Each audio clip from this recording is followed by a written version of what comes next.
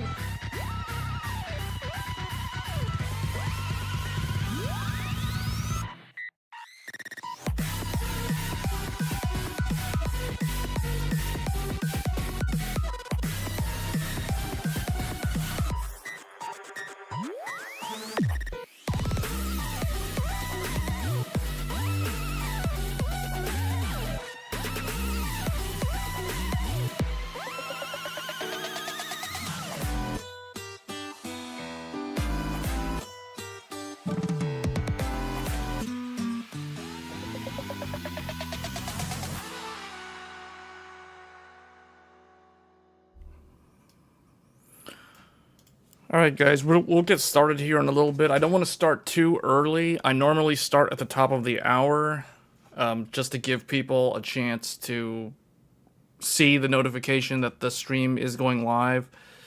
But yeah, we typically start at 9 p.m. Eastern, 6 p.m. Pacific, 8 p.m. Central, North American time. So just for those that are tuning in and you're new to the channel.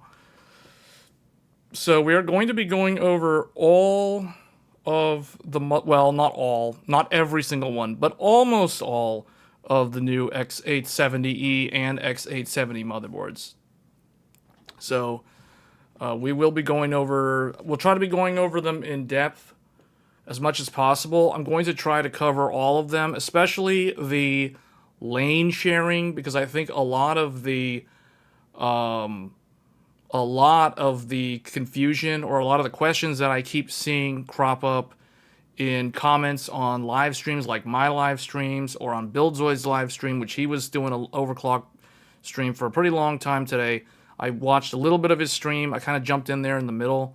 I saw what he was doing. So we're going to talk about overclocking toward the end of the stream, but I feel like I want to cover the things that are lesser known. Like, for example, the lane sharing, what to be aware of, which motherboard to get if you're somebody who doesn't want the GPU to lose bandwidth lanes, because there are options. Not every single one of these motherboards steal lanes from the graphics card, and we're going to go into all of them, so just keep that in mind. But yeah, so if you're new to the channel, we do these live streams that are kind of more formal live streams compared to the ones where you see me playing a game and stuff like that, and people will just talk about random things. So on Thursdays, we dedicate the live stream to going over to something. Usually it's a tech-related topic, so today we're going to be covering motherboards, specifically the new X870 motherboards. Is it worth getting those? If you're on an older motherboard, like an X670 motherboard or a B650 motherboard, or if you're somebody who is upgrading or thinking of upgrading from a much older platform So this is probably going to be a pretty useful video or live stream for you to tune into. And then we're going to talk about overclocking at the end of the stream. So if you stick around till the end, we will go over overclocking, both DDR5 overclocking as well as CPU overclocking, because there are some new tools and new benefits that you can get, at least technically. I don't know if it's guaranteed because it's overclocking. Overclocking is never guaranteed, but there are some new useful features here that you can get if you are someone who's looking to upgrade. So anyway, with that said, let's see what people are saying here. Yeah, we're going to talk about the Nova. We are definitely going to talk about the Nova. There's going to be a whole segment dedicated to that one motherboard. You finished the NVIDIA advisory panel questionnaire and named you as one of the 2 most watched hardware channels. The other being, ooh, interesting. Okay, I appreciate it. I appreciate it, man. Yeah. Either someone from NVIDIA needs to reach out to me, or I need to probably start contacting them, because I would love to get a review sample from them of the 5090 or the 5080. I don't have to keep it. If they want me to send it back, I'll gladly ship it back to them. But just to have it in hand so I can create some videos about it and kind of go over it. But yeah, that would be cool. But anyway, let's get into it. We have a lot to cover. This might be a very long live stream, depending on how many or how quickly we go through some of the motherboards, as well as answer questions. So I do have here the official, now that the embargo is up, we can show the official documentation from AMD and the motherboard partners that showcases how the chipset is engineered, how it's laid out in terms of a functional block diagram. So what you see here, this is the X870E chipset diagram. It is basically identical to X670E. The one difference is down here, you might notice there's this ASM 4242. Now, there's something interesting here that I want to point out. One of the things that I notice in this diagram is the ASM 4242, which is also known as the USB 4 chipset from ASMedia. AMD shows officially that it should take 4 lanes of PCIe Gen 4, as we already know. If you've been watching my streams, you would have already known that this USB 4 chipset requires 4 lanes of PCIe Gen 4 for bandwidth.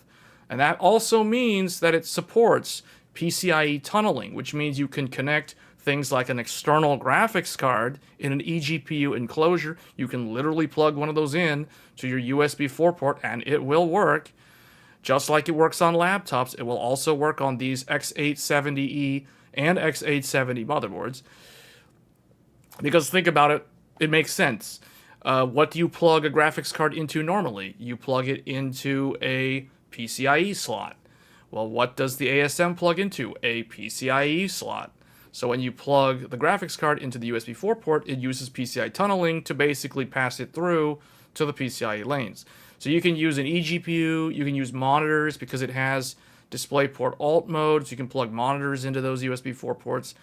You can plug a Thunderbolt device, like a Thunderbolt 3 storage device or a Thunderbolt 4 storage device.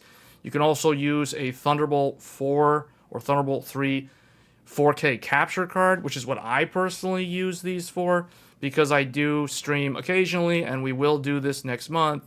We will be streaming and doing some comparisons of the PlayStation 5 Pro. So the PlayStation 5 Pro, I can basically combine it with my computer, so I can basically play all my PS game or my PlayStation 5 games on my PC as though they were PC games. So that's one of the benefits of having USB 4 that no one really talks about. People kind of yawn or roll their eyes when they hear, oh, USB 4, USB 4, but I don't think they really think of what this technology actually offers. It actually offers a lot of things that you can't do with normal USB-C. So anyway, that's number one. But the main thing is AMD is showing that it connects to the chipset. However, as we know from studying a lot of these motherboards, the manufacturers like ASUS and the others are for some reason opting to wire the USB 4 chip directly to the CPU socket.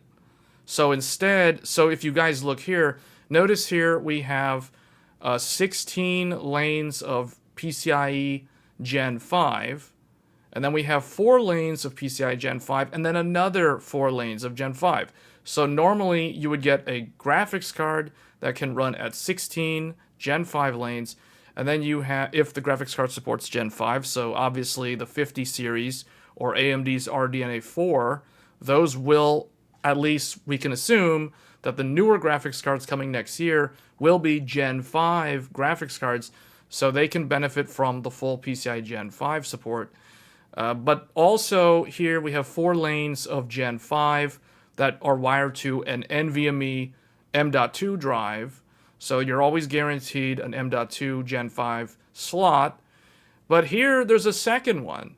So there's a second one just like X670E. However, for some reason, a lot of these motherboards are, the manufacturers have decided, for whatever reason, to use up, they basically burn the second set of 4 lanes because they're connecting it straight to the ASM 4242 for USB 4. Now, technically, that is a waste, because these are Gen 5 lanes. These are precious Gen 5 lanes, and, you know, companies like MSI, Gigabyte, ASUS, those 3, for some reason, well, okay, ASRock as well, but we'll talk about ASRock a little bit because they're doing something unique.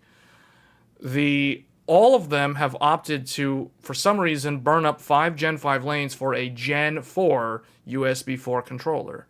So I don't understand why they do that. I have no idea, because AMD, literally right here, they show in the reference document that it's supposed to go to the chipset, which is exactly how the X670E motherboards that offered USB 4 operate. For example, the X670E Crosshair Hero from ASUS didn't use CPU Gen 5 lanes for their USB 4 controller. They used the chipset lanes to do that on the previous gen. However, for some reason on the X870E Hero, this time around, they used the Gen 5 lanes, which I think is kind of a waste.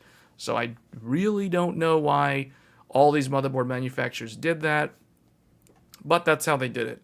So what that means is, if your motherboard, if an X870E motherboard only includes 1 Gen 5 SSD slot, that means that there's a pretty good chance, there's a very high chance that that motherboard does not steal lanes from the graphics card to provide additional M.2 slots. So this is the rule of thumb. If you look at a motherboard, an X870E motherboard, and if you see that it only advertises 1 Gen 5 slot, there's a good chance that that GPU on that motherboard always runs at 16 lanes, with the one caveat being that there's a multiplexer included for the second PCIe slot, an X8 PCIe slot, to take lanes from the GPU. But that's how they've always operated. So that's completely standard procedure for most motherboards. So that's not a big deal. But it's the use of M.2, or the use of what could have been GPU lanes, but instead they're giving those to NVMe drives. That is where I think a lot of the hang-up occurs, where people are getting confused in terms of what motherboard to get. So the perfect motherboard does exist. We will get into it. It just kind of depends on what exactly you're looking for. So anyway, that's kind of the main takeaway. And then you can see, so the primary chip has all these USB ports connected, and then the second one has more USB ports connected, but then it has NVMe. So typically you'll see 2 NVMe Gen 4 off of the second chip. You'll see 1 NVMe or no NVMe off of the primary chip, and then you'll see at least 1 NVMe Gen 5 off of the CPU directly, if not 2. However, I have yet to see a motherboard, unless the Godlike is doing it, where the Godlike is giving you 2 Gen 5 without taking lanes, which means the Godlike possibly wired the USB 4 to the chipset like they're supposed to, because that's what AMD is showing what you're supposed to do. So I don't know. We'll get into it, but that's kind of the overall layout for this. And then just to go over the X870. So I don't know why. Okay, it's hilarious how they put X870E here, because it's like, no, but that's confusing because this is an X870 motherboard block diagram. But anyway, so for X870, it's very easy. All you do is you subtract the middle chipset. So if you want to derive X870 from X870E, you basically erase the primary chipset. You take the CPU and you take the second chip, you connect them together, and you get X870. That's what X870 is. So X870 is basically a rebrand of B650E with USB 4. Just like X870E is basically X670E with mandatory USB 4. That's really the only significant difference. Now, obviously, Wi-Fi 7 is also a newer technology that all of these motherboards have, which the older ones don't, because the older ones are 2 years old now. Just keep that in mind. So anyway, that's part of the details there. And then also, if we go over the AM5 chipset family, where they list all of them, the main thing I want to call out here is look at the X870, and then also pay attention to the B650E.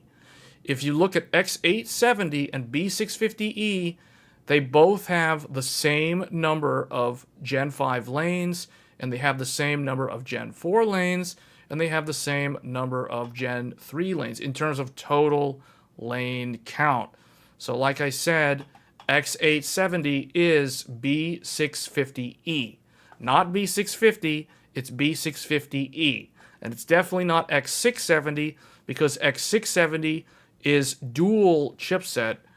However, it operates 20 of the CPU lanes at Gen 4 instead of Gen 5. So that is the main difference between X670 and X870. All right, so that is the chipset family, and then I guess the last thing, well, we'll probably talk about this later. The other thing, too, I think everybody at this point knows is the main talking point is DDR5 8000. DDR5 8000, AMD is claiming this is the new sweet spot. So if you're getting an X870 motherboard or an X870E motherboard, and you're trying to go for the highest end offering in terms of the DDR5 memory, so what does that look like? That would be something like these, for instance, the G.Skill Trident Z5s.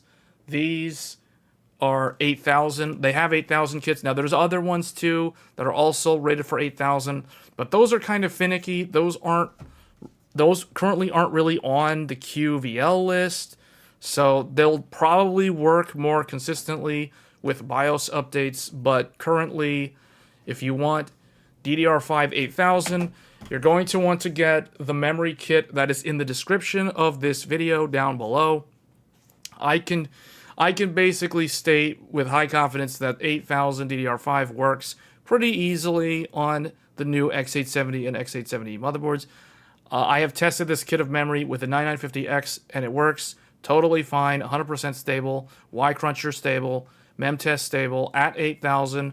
On the X870E Hero, it works 100% stable on the older X670E Aorus Master and an X670E Steel Legend. So I've tested it on actually 4 motherboards, because I've also tested it on an Aorus Elite, and it works perfectly stable on that as well. And I have tested 4 different CPUs and 2 Gigabyte, 1 ASRock, 1 ASUS, 4 motherboards, 4 CPUs, same kit of memory, actually 2 different kits of 8000. Both of them work, all CPUs work, and all motherboards work. So yeah, this is kind of the new sweet spot. Why do I recommend this? Why does AMD recommend 8000 over the old sweet spot? Because 8000 is faster than 6000. However, I want to caveat this. If your CPU's memory controller can handle 6400 in a 1-to-1 ratio, that will give you virtually the exact same performance as the DDR5 8000, as Tech PowerUp has shown. However, 6000, or no, not 6000, 6400 at Gear 1 or 1-to-1 ratio is harder to do on most average CPUs compared to DDR5 8000, believe it or not.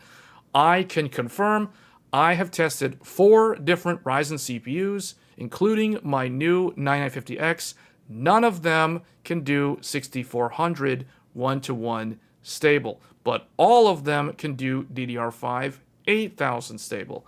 So from my own testing, and I've been testing this for over a year now with various different CPUs, including X3D CPUs, non-X3D CPUs, as well as the new 9000 CPUs, all of them can do 8000 very consistently, and none of them can do 6400 in Gear 1. So that is the reason why AMD is recommending 8000, because they know internally that it is easier to do this than 6400 Gear 1. So that is the reason why this is in the marketing material and 6400 is never mentioned. My 9950X is the opposite of Buildzoid's. I kind of question the type of memory kit that he's using. That memory kit that he's using doesn't look like it's on any QVL list that I've seen. I don't have that memory kit that he has, so I don't know. I don't know exactly what's going on over there. I was in his chat. I think some of you guys probably saw me in his chat. I was the guy that kept telling him I remember he had VSOC at 1.3 volts. I kept telling him, put 1.2, put 1.2. Finally, he did 1.2. Then he started making a little bit more progress.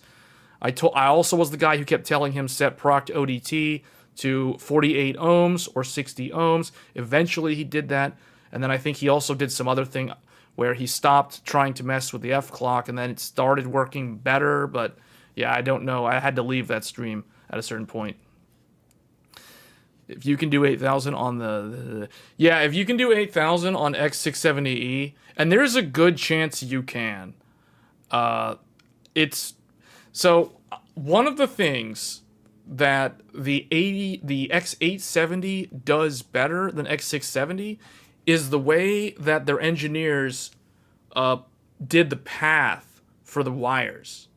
So when they made the first generation motherboards, they're basically basing the technology off of the first generation or the first attempt at DDR5 motherboards.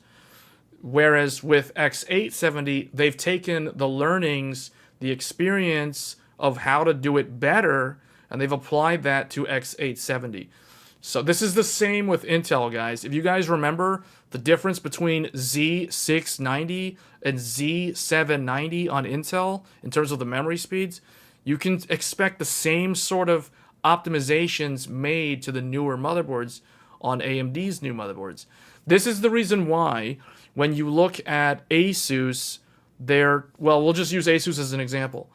ASUS is touting a technology called Nitro Path technology, which is basically, all that means is they've done a better job with laying out the wire connections for lower noise and lower interference. That's basically what that means. Same thing with others like MSI, with the Carbon. The Carbon has the same, they're touting better memory support on the Carbon. So yeah, we're gonna get into all of these. We're gonna go through every single one, all of these different tabs that I have open. We're gonna go through every single motherboard, including some special motherboards like the NZXT new motherboard and the Biostar Valkyrie. Assuming we have enough time, we'll go over those as well. But the rule of thumb is if you can do 8000 on X670E, then yeah, it'll definitely work on X870E. assuming you're using the same CPU. But even if you had the newer CPU, it would work also. So, okay. Let's... RK, you've been running the ASUS 8000 for over a year. Yeah, me too, man. I've been running 8000 like no problem on the Aorus. Like on the Steel Legend from ASRock, I've been running 8000 on that thing all year. I've been running 8000 all year. So I recommend. So here's the thing, guys. Look at if you look at the description of my video, if you look at the description of the live stream, you will see I have posted this memory kit. This is the memory kit that I have done all of the DDR5 8000 testing with, so I can attest that it works. One of the secrets of this memory kit compared to other 8000 memory kits, including the one that Buildzoid uses, this memory kit does 8000 at 1.35 volts. 1.35 volts. Which means the memory runs cold. The memory doesn't heat up. Now, if you're running higher voltages like 1.4, 1.43, 1.45, etc., if you're running that type of voltage, you need to have active cooling, like a cooling fan, over your RAM. Otherwise, you are going to have difficulty with stability. Because once memory, that's the other thing too, once DDR5 gets above, say, 55 degrees Celsius, you can encounter instability very quickly. So you want to keep the memory temperatures down. And that is the reason why my rule of thumb is highest speed at lowest voltage, because that guarantees an easier time trying to overclock the memory. And you don't have to worry about a system fan or some cooling fan over your RAM at that kind of voltage.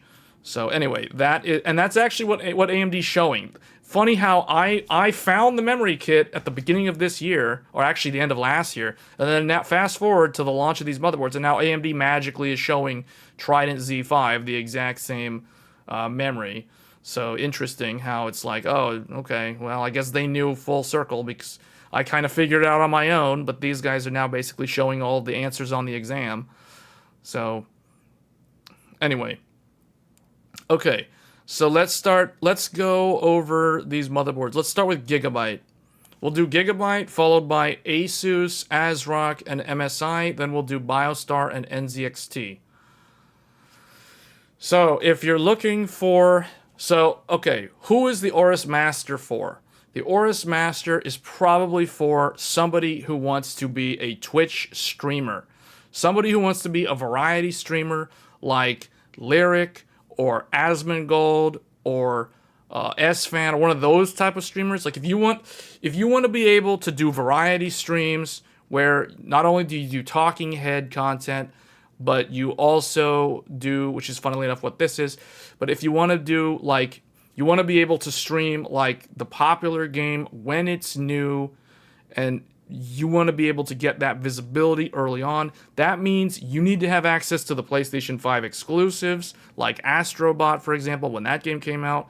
People who streamed that got all the people that were interested in that, while people who weren't streaming it, they didn't get the viewers for that. So that's an example of what this motherboard's for. Why? Because this motherboard offers two PCI X4 lanes at the bottom slot. So I could literally plug in a capture card for the PlayStation 5 Pro, and I could plug another capture card in for a high-end DSLR camera for the live stream, or I could plug it in for the Xbox Series X. So I could literally stream either PlayStation or Xbox or PC all in one. The Aorus Master can do that. So the Aorus Master is definitely a good choice for kind of that creator slash TV personality, streamer, entertainer type A personality. That's kind of who the Aorus Master is for. At least this version of it, the new one. Should you wait for 99 for the X3D if I'm streaming, or just go with... To To be honest, the 8 core is going to be totally fine for streaming because nowadays everyone uses the GPU to do the encoding. So like in this case, I'm streaming 1440p 60 frames per second right now, but I'm not using the CPU to encode the stream. Even though I have a 16 core CPU in here, the graphics card, in this case the 7900 XTX, is what is encoding the live stream. So you don't actually need a big, heavy core count CPU for live streaming, believe it or not. Now, if we were talking 10 years ago, yes, you would need the most powerful CPU you could find, which back then was 6 core. A 6 core CPU 10 years ago was the best. It was an HEDT Intel Sandy Bridge E or Ivy Bridge E. And I think Haswell E might have been the latest and greatest at the time. So, you know, the 5960X on Intel's X99 platform. I can't believe that thing is 10 years old now. That's crazy, man. And that was a 6 core. Actually, I think they had an 8 core. But it was $1,000 for an 8 core CPU. Think about that. Okay. We will save any discussion on Intel to the end of the stream. So if you want to hear about the upcoming Intel CPUs, you got to stick around to the end because we are going to dedicate most of this stream to the motherboards because the motherboards are the new thing. And at this point, all the Intel stuff is mostly speculation. So, okay, so this is basically the streamer's motherboard. That's basically what it is. You can run a ton of capture cards. You can run 2 capture cards internal. You can run 2 capture cards external. All the capture cards can do 4K 60 with HDR. So this is like the entertainer type motherboard, as far as I can tell. I was trying to think long and hard about who this motherboard's for, what is the use case, and I thought, okay, entertainer type, content creation, media, that's basically what this is. So that's the Aorus Master. That being said, it is an 8-layer PCB, low loss, 2x copper PCB, premium choke and capacitor. Dennis D with the sub, thanks for the sub, much appreciated. So if you're new to the channel, you're thinking of building a PC, or you're a long-time hobbyist that has built lots of PCs, this is definitely the sort of content that you're going to be interested in. So, you know, this motherboard, you can overclock. It is one of Gigabyte's higher-end motherboards.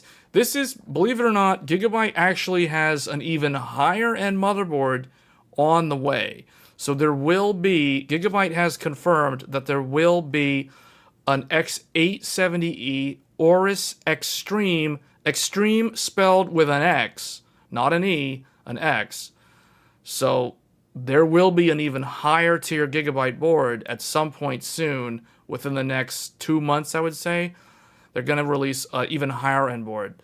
So I don't know what that means in terms of how that would line up with the 9000X3D launch, but just know that Gigabyte has one more SKU that is higher end than the Master. But the Master is typically where it kind of levels off in terms of the value. Like once you go beyond the Aorus Master, you severely run into something called diminishing returns, where you're just throwing more money at a product and you're not really getting much in return for that extra spend.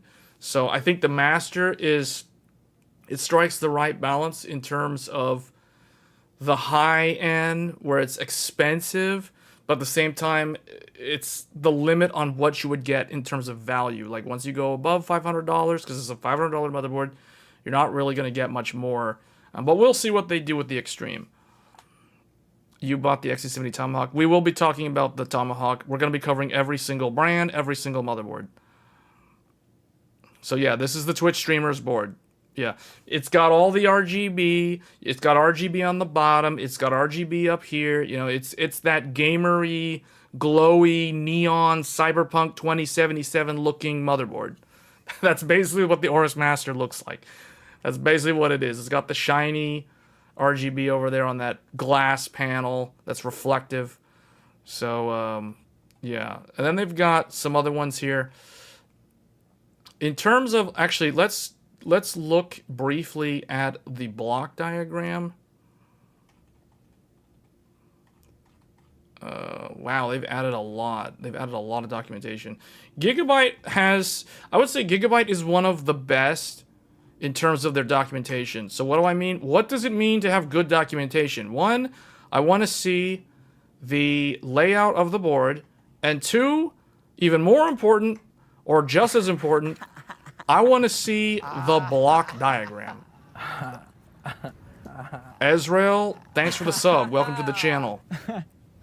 But this is very nice. The Gigabyte provides the detailed block diagram because this way you can easily visualize, for example, if the motherboard takes lanes from the graphics card slot to power additional Gen 5 capable M.2 slots. So as you can see, Gigabyte takes 8 lanes from the GPU to provide 2 additional Gen 5 SSDs. So you get one guaranteed one that has its own dedicated lanes. Then you have 2 additional that take lanes, that share lanes, I should say, with the GPU. So as soon as you plug in either one of these, which are going to be M2B and M2C, which would be this one, this bottom one here, and this one next to it. So the nice thing about it is if you're looking at, if you're building your PC and you're looking at the motherboard, they label it.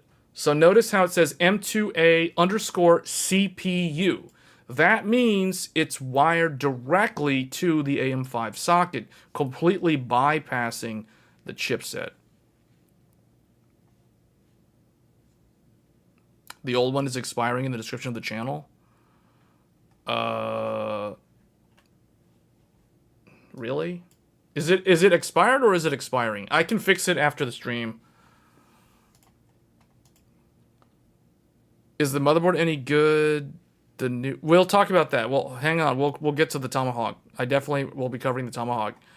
So, if it says CPU, it means that it connects directly to the CPU. If it says SB, how many of you in the chat knows what SB stands for? But they also have the letters. See, like A, that means this is the first one. B, this is the second one. C is the third one. D is the fourth one. But does anybody know what SB stands for? This will determine if you've been a PC builder for a long time. Southbridge. Shared bandwidth? Shared bandwidth. South Beach. All right, the correct answer is South Bridge. SB stands for South Bridge. Long ago, motherboards used to have something called a North Bridge and a South Bridge. But at a certain point, AMD, when AMD made our new memory architecture, they basically unified the North Bridge. They basically integrated the North Bridge that used to live on the motherboard. They pulled it into the CPU and effectively made an SoC, or a system on chip. So the North Bridge plus an AMD CPU becomes a system on a chip, which is basically what the AM5 socket is. So you can kind of think of anything that says CPU means that it's wired to a North Bridge. If we go back to this, you can think of the socket AM5 as the traditional North Bridge. And then you also remember there's an SB, a South Bridge. So the South Bridge is the downstream chip. It's the second chip that typically is responsible for things like USB, SATA connections, and other peripherals. So that's what the South Bridge does. But in the modern era, we no longer use North Bridge and South Bridge. Now there's just the socket, which used to be the North Bridge, but it's now inside the CPU.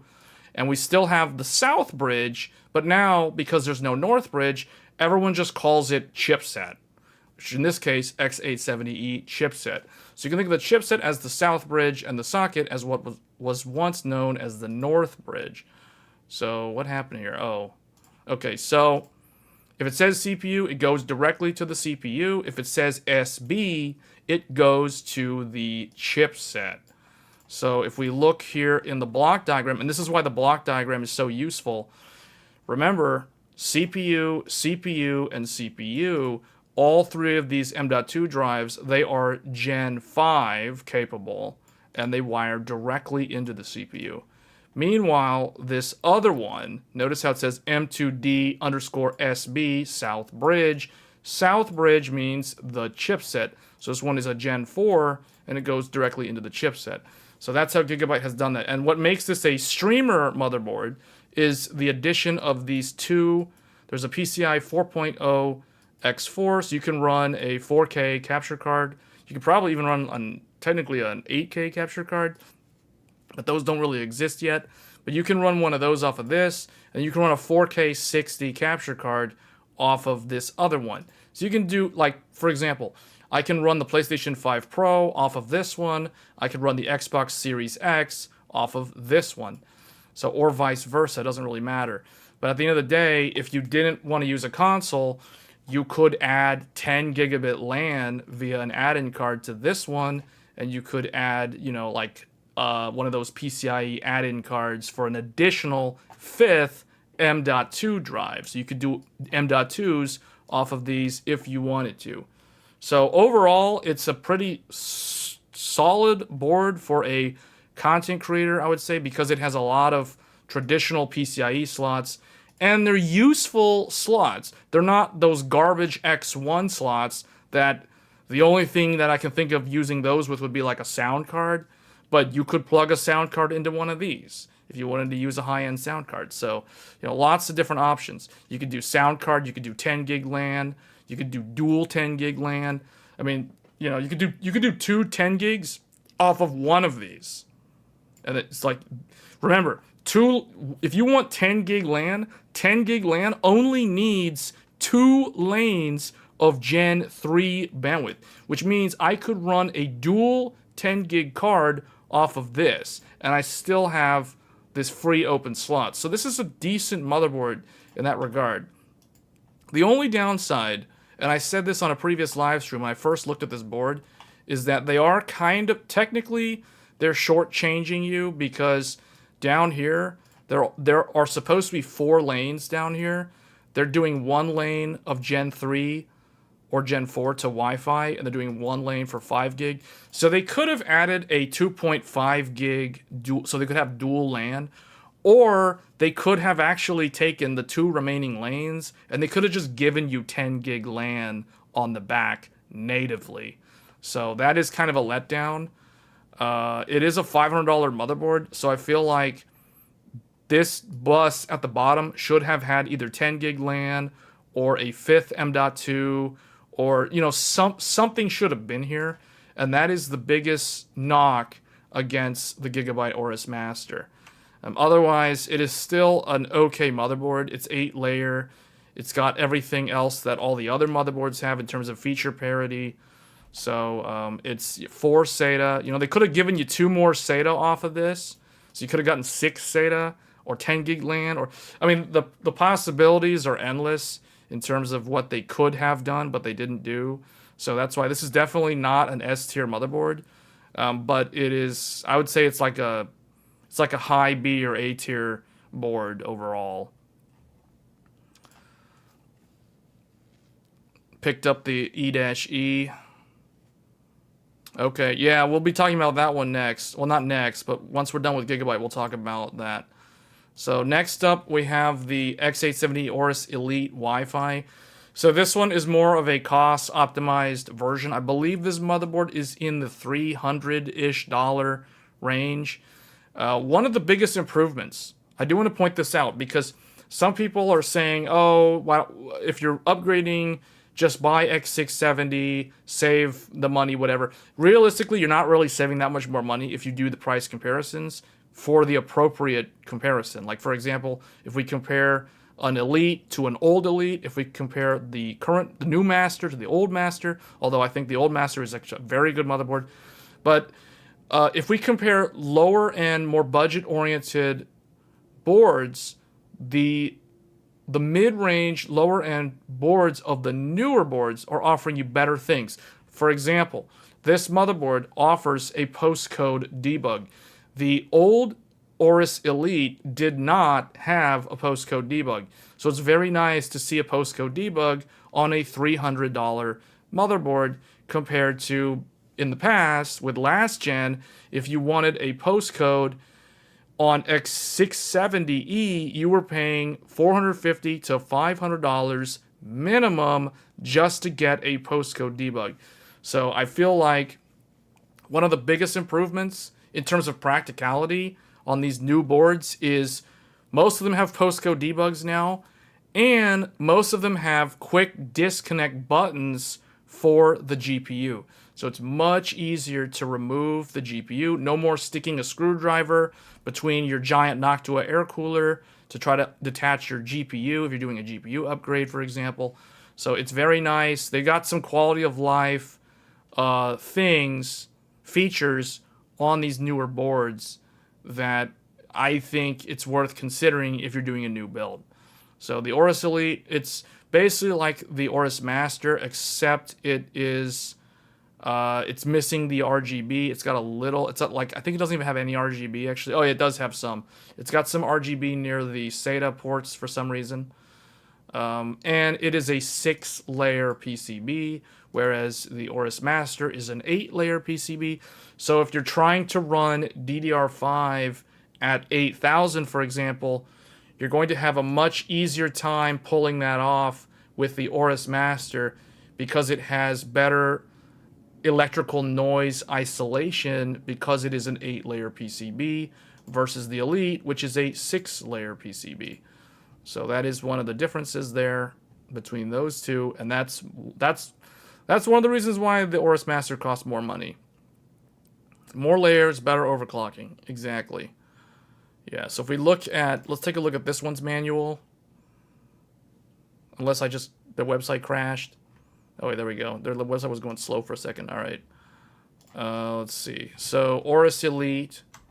So, similar to the Master. So, I like that it has the postcode. That's very nice to see on a $300 motherboard. Because it's like, that's a $200 price drop. Now they have the thing that I wanted. Okay, so CPU, CPU, CPU, and then SB. So just like the Master, they're doing the same thing where they're basically doing, you know, like lane sharing. So that's a popular thing for some reason. Share lanes with the GPU for M.2 drives. But they're doing the same thing. So this is also a streamer motherboard. It's got dual X4 down there. And then it has this. Okay, so this one has 2.5 gig LAN, whereas the Master has 5 gig LAN. So there's a downgrade on the LAN. There's a downgrade on the layers and the RGB. Other than that, everything is pretty much the same. Unless the Master has a few more USB ports on the back or something, but otherwise they're virtually very, very similar in terms of the actual I/O. So that is the Elite, and then if we look at the Pro Ice, so this is the Pro. The nice thing about the Pro, you still get the button to disconnect the GPU. You still get a postcode debug, so it's very nice to see. It, just like the Elite, it is a 6-layer PCB. So it's probably going to be of a similar price point to the Elite. The difference may be that one of them has more connectivity on the back, if I had to guess. Let's see. So the Elite has 2, 4, 6, 8, 10 USB Type A. Some of them are Gen 2 or USB 2.0. Some of them are 5 gig. Some of them are 10 gig. So it's kind of a mix. 2.5 gig LAN. This one has 2.5 gig LAN, 2, 4, 6, 8, 9. So 9. So this one has one less USB port compared to the Elite. However, this, I feel like if you've got 8 USB Type A and the 2 USB 4, which is the Type C, that's good enough. I feel like the minimum would be 6 USB Type A. Just because, like, if we look at the the master, right? The master. So remember how I was saying content creator or streamer? This is definitely a streamer's backplate because, or I guess the I/O on the back, because imagine how many things a streamer needs to plug into this. They need to plug in the webcam or the camera, or both if they're running multiple. They need to plug in a USB microphone like the Elgato Wave 3. That's 2 already, or maybe 3. They need the mouse, the keyboard, unless they're using wireless. But if they're hardcore, they're using wired because it's lower latency and they don't have to worry about batteries dying. So that's already we're already up to 5 USB Type A ports. And then if they need a game controller, like if you need to plug in a game controller, for example, that's another USB Type A. So that's already 6 USBs for a streamer. Like, take it from me as someone who is doing live streams like this. I can already count. 1, 2, 3, 4, 5, 6, 7. I'm already using 7 Type A ports on the back of my motherboard. So it fills up pretty quick. So that's really good. It looks like these don't fail there. I would imagine that this one... Did I already open the... No, I didn't open the block diagram on this yet.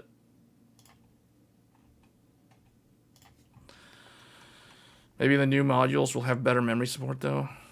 Yeah, maybe. We're going to be talking about overclocking toward the end. We just have to get through all of these. For people that are interested in upgrading it, I need to kind of cover all of this. So, looks like Gigabyte is doing the same thing on all of these boards. So, this is basically identical to the Elite, except it has one less USB port on the back. So, they're still doing the 2 X4s. Which is interesting, because I think Gigabyte is the only motherboard manufacturer that went with dual X4 PCIe slots. So they probably took the criticism of everybody with the last gen, although Gigabyte was still pretty good at that. So a lot of people were like, where are all the PCIe? Well, Gigabyte heard them loud and clear because they're offering a bunch of PCIe. Like, there's a bunch of PCIe slots, and these are usable X4 slots, which are the good ones. Not X1, those are the lousy ones.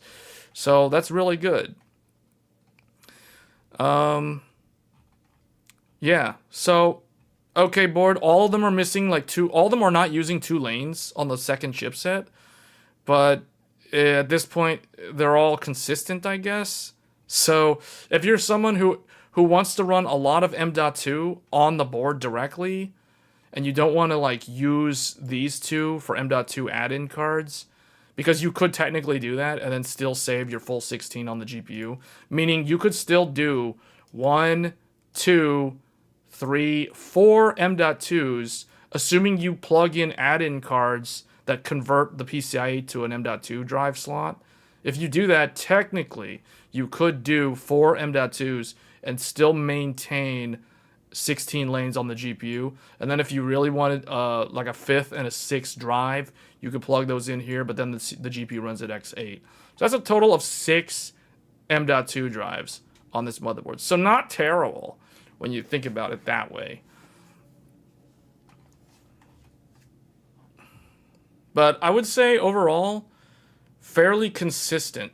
Gigabyte seems fairly consistent in terms of all of these boards essentially use the same layout. They all have a consistent spacing in terms of where the PCIe slot placement is.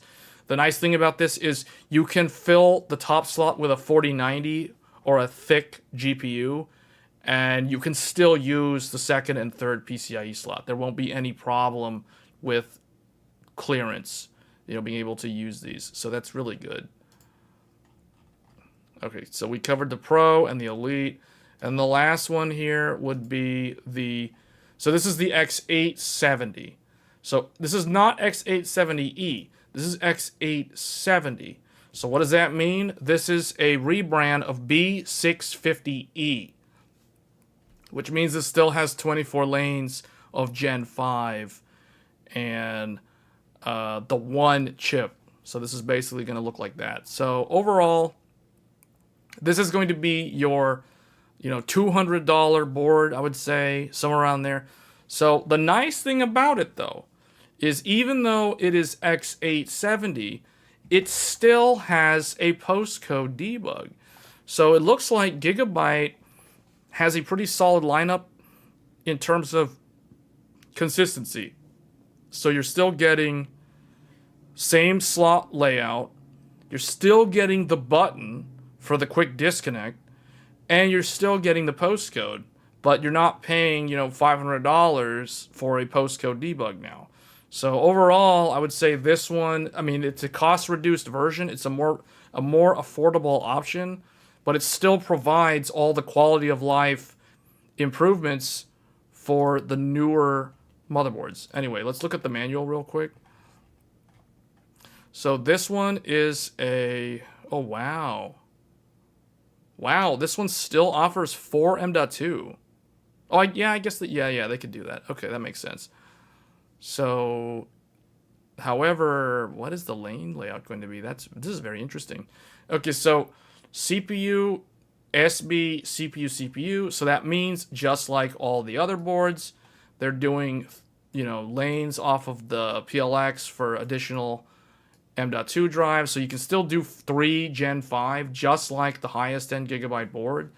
And then, okay, so here they have more lane sharing because it is a single chip. Notice there's only one. They don't have the daisy chain because this is an X870, not an X870E.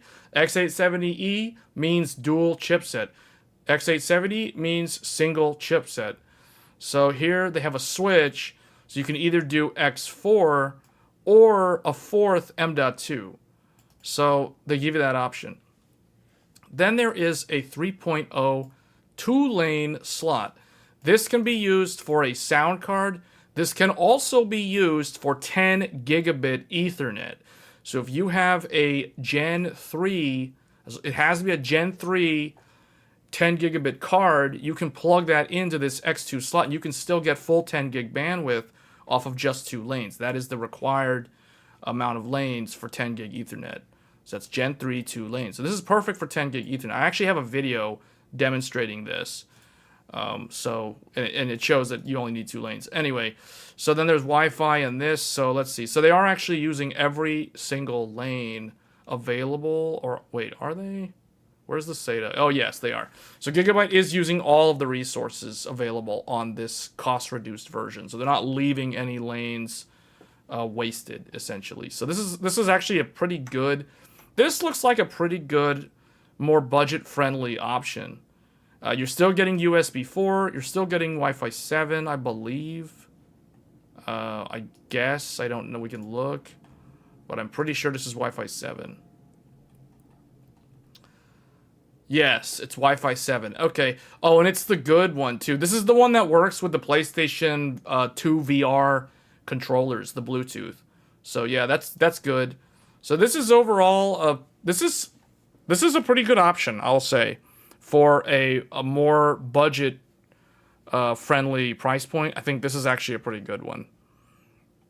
One of the trade-offs of saving money on the motherboard is you're going to encounter a lot of like this type of stuff, a lot of this, where it's like choose one. You either get this or you either get that, but you can't do both. That is the drawback of X870. If you want to do both simultaneously, you need to step up to X870E. So that is a difference. Because you can see here, why is X870E superior? Well, because it's got 2 chipsets, it basically gives you more lanes. So now, instead of this having to share with this, they both get their own dedicated lanes off of 2 different chipsets. Whereas this one, it's like there's no second chip, so they have to share. This is a very good example of why X870E has its benefits and costs more than X870, because you're literally getting 2 chips on the motherboard versus 1. All right, so that's Gigabyte. That covers Gigabyte. We've done, like, they have different variants. So they have the white version and the black version of the Pro and the Elite. So if you're doing a white build, Gigabyte has some decent options there. Both an X870E option and an X870 option.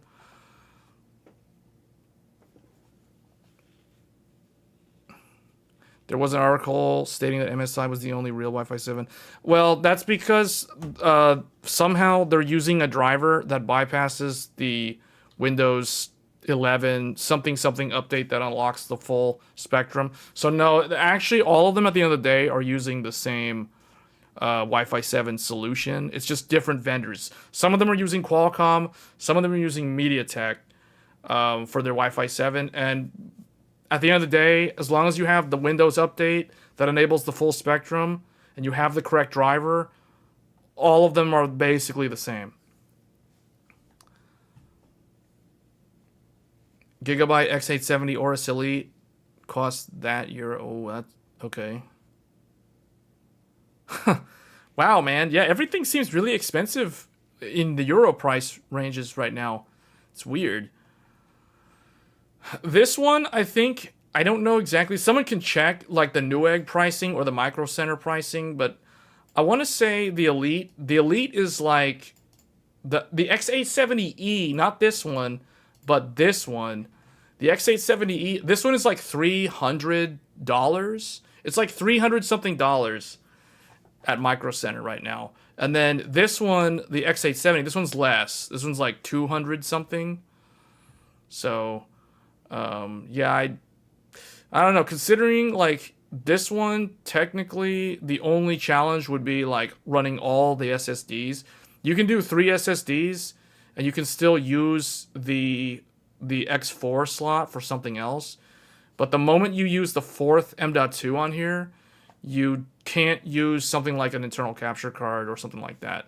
You can still do 10 gig LAN, you can still do a sound card, but you know, that's where the lower end, the entry level motherboards, that's where you start seeing the problems, where there's not enough lanes to do everything and all that kind of stuff. Versus like if you go with this one, you don't have to worry about that.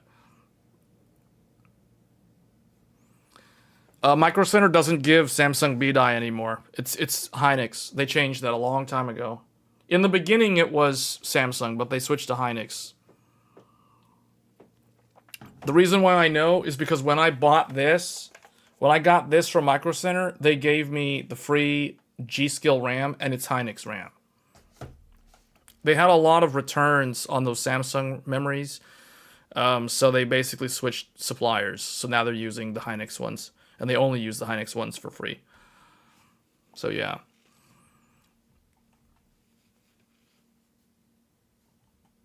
Okay, so that covers Gigabyte. So now we're gonna move on to let's do ASUS. Let's get ASUS next, and then we'll talk about ASRock, then MSI, and then the last two. So ASUS, I've already covered the Hero in depth in a previous live stream, but I know that a bunch of people that are watching this probably didn't see that, so we're gonna go over it again. We'll try to summarize it here. So the Hero, who is the Hero for? Because we talked about kind of like who these motherboards seem like they're tailored for. I feel like Gigabyte, where Gigabyte was targeting the live streamer or the up and coming, wanting to be the next big thing on Twitch, you know, like that's where I feel Gigabyte is homing in on who they're trying to sell to, with the RGB, with the stylish gunmetal gray and black color scheme. And, you know, like the grungy, angled metal blocks and things. And that's basically what they're going for. They're going for, like, that live streamer lifestyle, that whole archetype, basically. But the Crosshair is completely different. This has style. This is probably one of the most beautiful-looking motherboards I have ever seen. It does not have a beautiful price tag, though. Like, I'll tell you that. This is currently the most expensive X870E motherboard at the launch. Now, there will be more expensive motherboards that will come out soon, but currently the Hero is the most expensive X870E motherboard. This motherboard is $700 US. So it is definitely not for everyone. It is, who is this motherboard for? This motherboard is for an overclocker. It is for somebody who wants to overclock. However, not all overclockers. I would say this is more for like the how do I put this? Like the halfway overclockers, like the people who dabble in overclocking, but only really casually, not super hardcore. Because the hardcore overclockers, although you can put this, you can put a pot on this, and Vaseline it up and get it ready for LN2. Like you can do that with the Hero. However, I feel like the real true hardcore overclockers are going to be looking for the ROG Crosshair Gene, or the Apex. The Apex is the Intel version. The Gene is the AMD version. So those are the two DIMM ROG Crosshair motherboards, which are meant for overclocking. And I mean, you can also do small form factor builds with them, but I feel like that is a lot of money for a small motherboard, just for a small form factor build. So it's really more for overclockers.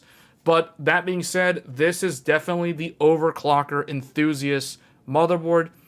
It is also probably a good alternative to the ProArt, or like for productivity. I feel like this is technically a better choice than the ProArt, even though the ProArt is targeted to the prosumer, you know, that sophisticated content creator, the person who drinks Starbucks and might have a Mac as their laptop, but they do all their design work and whatever on a desktop, and they're probably using something like a ProArt. If not a ProArt, it's probably going to be one of these motherboards, because this motherboard has enterprise grade things. As an example, it has something called Slim SAS. So you can do, for example, and I will be testing this in the near future. So it has support for something called Slim SAS. So I have a Slim SAS cable here. If I remove the plastic cover. So this is a Slim SAS. It looks kind of like a SATA connector, but it is not. It is a Slim SAS connector. So right above my head, this silver connector, I would literally plug this into that. Well, it's facing the wrong way, isn't it? Yeah. This would plug in right there. This would plug into the motherboard right there. This is PCI Gen 4 speeds. You can run an external, or I guess internal, but it would not be physically on the motherboard. You can run a wired Gen 4 M.2 drive off of the Slim SAS, and then it would use something like this on the other end, which is called a U.2 or U.3 connector. So this would plug into an enterprise grade NVMe drive, or an enclosure that can run an M.2 drive, and you can get an additional enterprise grade SSD off of this. So kind of an interesting feature. This is the only motherboard that has this feature currently in the consumer market. Now, obviously, there are workstation boards for Threadripper and Xeon that also have this functionality. But I guess kind of the one weird exclusive that the Hero has, it has Slim SAS. So, interesting feature there. Could also have a capture card. Is there a Slim SAS capture card? I'm not aware of a Slim SAS capture card.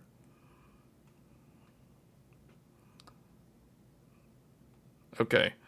So, what else do I want to say about this? So this board is one of the few. This one has 5 M.2 drives. However, just like Gigabyte, 3 of them are Gen 5. The top one is wired directly to the CPU. The second and third one, they share lanes with the graphics card slot, just like on those Gigabyte boards that we just looked at. So, other than that, technically speaking, and I'll show this in a video because I have this motherboard, but if you wanted to avoid using GPU lanes for M.2, you would have to leave the second and third M.2 slots blank, and you could still run the top Gen 5, the third or the fourth and the fifth, which are both Gen 4, and then you could run the slim SAS as well. So I guess here's where we have to bring in Paint to illustrate that.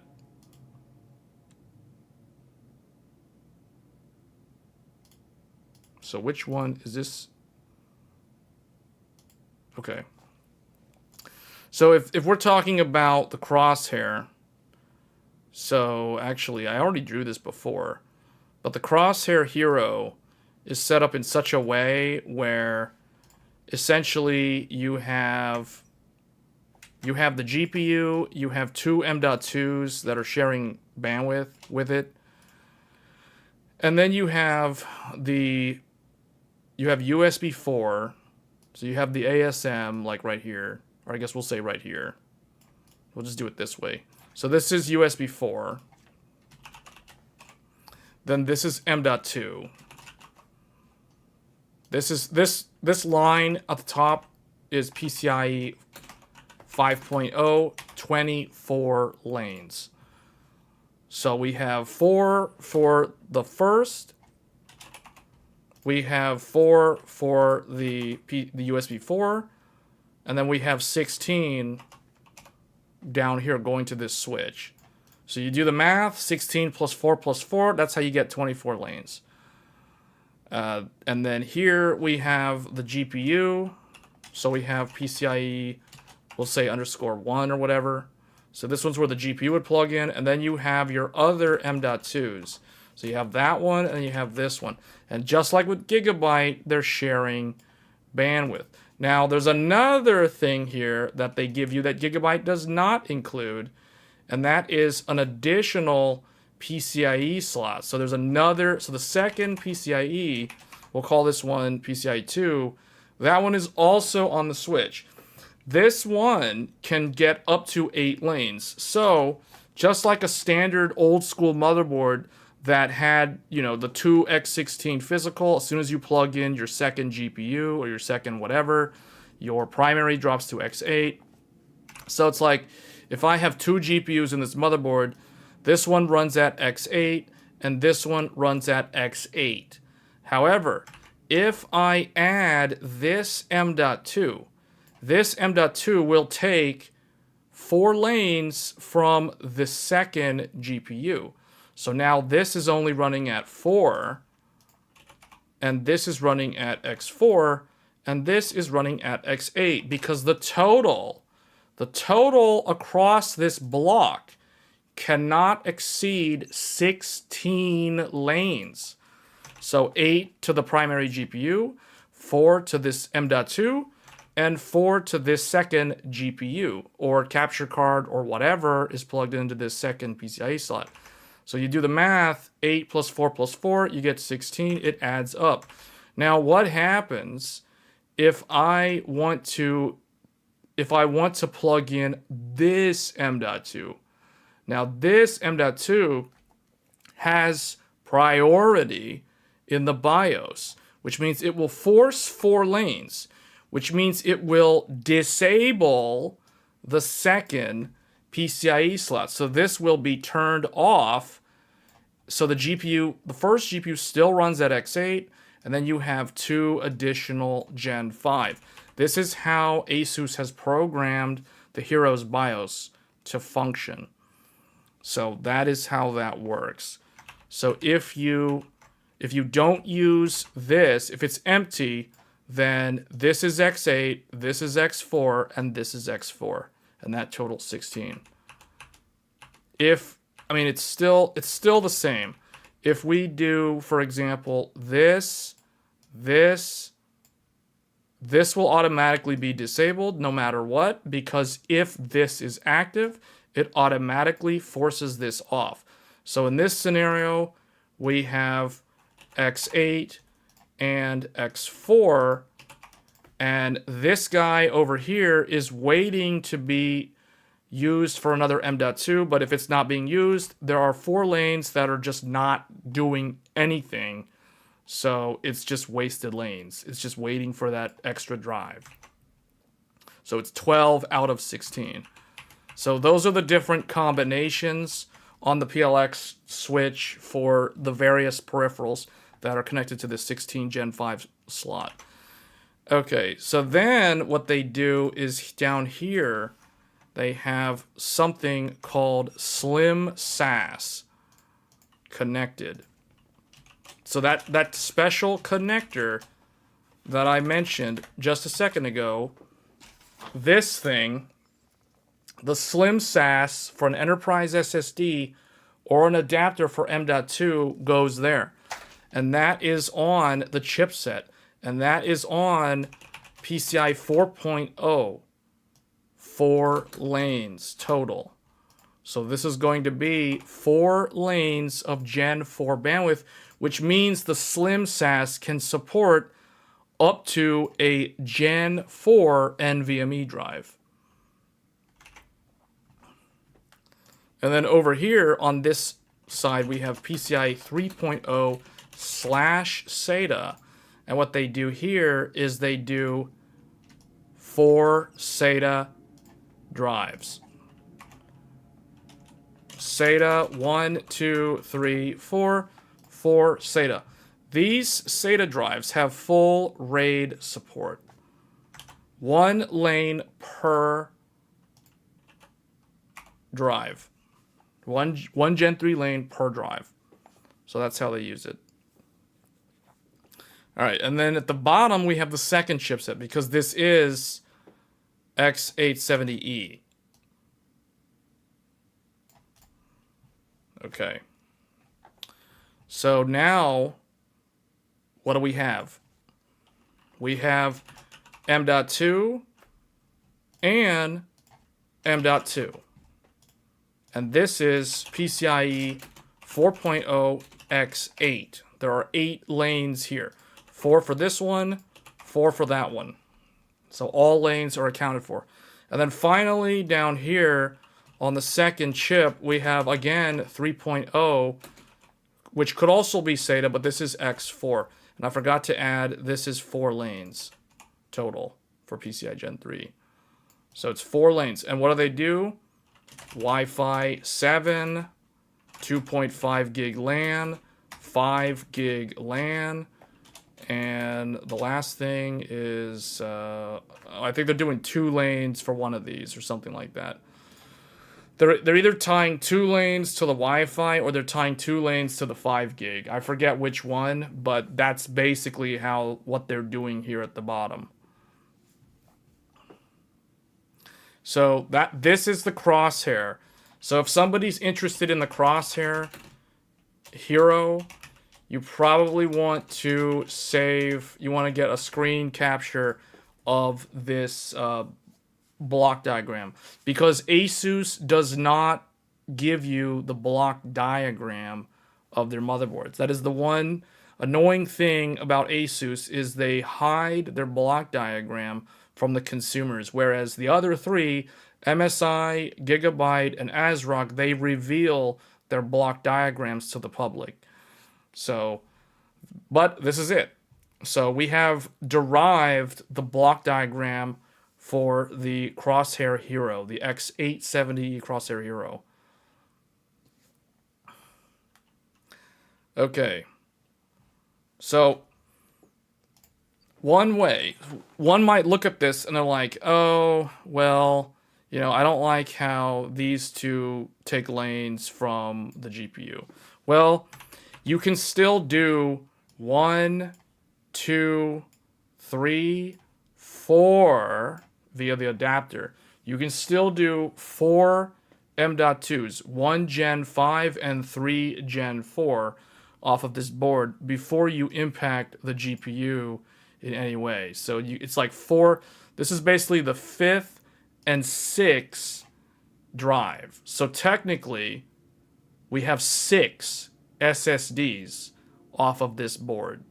So keep in mind, there is a way to avoid taking bandwidth from the GPU, and you can still achieve 4 drives. I will be showing in the future a video of how to use Slim SAS with a M.2 drive. We're going to be using an enclosure that adapts U.2 to M.2, and then the Slim SAS connects to the motherboard. So that way I don't have to use lanes from the graphics card on my Hero motherboard. So you can still do 4 drives without impacting the GPU on the Crosshair Hero. So it does give you that flexibility. Dual LAN, and then Wi-Fi 7 and USB 4. So it basically is fully loaded. At the end of the day, the Crosshair Hero is a fully loaded motherboard.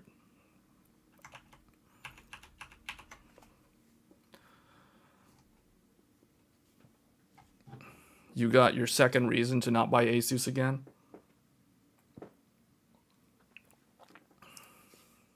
Okay, so let's go over... Let's move on to the next one. All right, so that's the Hero. Then we have the Strix. So the Strix is $200 less than the Hero. This is a $500 motherboard. So the Strix E-E goes head-to-head with Gigabyte's Aorus Master and ASRock's Tai Chi, although technically the Tai Chi is even lower. This is a $450 motherboard, as well as MSI's Carbon Wi-Fi. So in that $500-ish point, you have lots of different options. You've got the Master from Gigabyte, the Strix E-E from ASUS, the Tai Chi from ASRock, and the Carbon Wi-Fi from MSI. So these are all the big boy motherboards in terms of they're at that $500 point where you're right on the cusp of diminishing returns. Once you go over $500, you're not getting a whole lot more for your money. This is basically where it kind of flatlines in terms of value, and then after $500, you're just throwing more money at a product. You're basically throwing money into a black hole, and you're not really getting a whole lot more for the money. So, yeah. I mean, the Hero, at the end of the day, the Hero has the gimmicks like Slim SAS, the infinity mirror logo thing on the back, on the I/O shroud. But, you know, is it worth $700? You know, you got to be a real enthusiast. You got to really be into overclocking, because one of the hidden gems of this board is the asynchronous E clock. This thing allows B clock overclocking. There are very few motherboards that offer that, and that's one of the ways ASUS charges like extra money for the higher end board, because they know that it's like that's the thing that lets this motherboard differentiate itself in a way that the others can't. All right, so Strix, technically, I actually think the Strix E-E has better M.2 cooling than the Hero. So for $200 less, you get better heat sinks for 3 of the M.2s. And these, I'm going to guess by looking at this, that these 3 really thick heat sinks are for the Gen 5 drives. So if we look at, let's take a look at this real quick. Tech specs, let's see. So the Strix, ASUS says the Strix E-E supports up to 8,000 megatransfers on the Ryzen 9000, 8,400 megatransfers or more on the Ryzen 8000. That's because the APU is monolithic and has a newer memory controller than the chiplet-based Zen 5. So that's why the APU technically can get the really, really high memory overclocks. Like, we're talking like 9600 plus.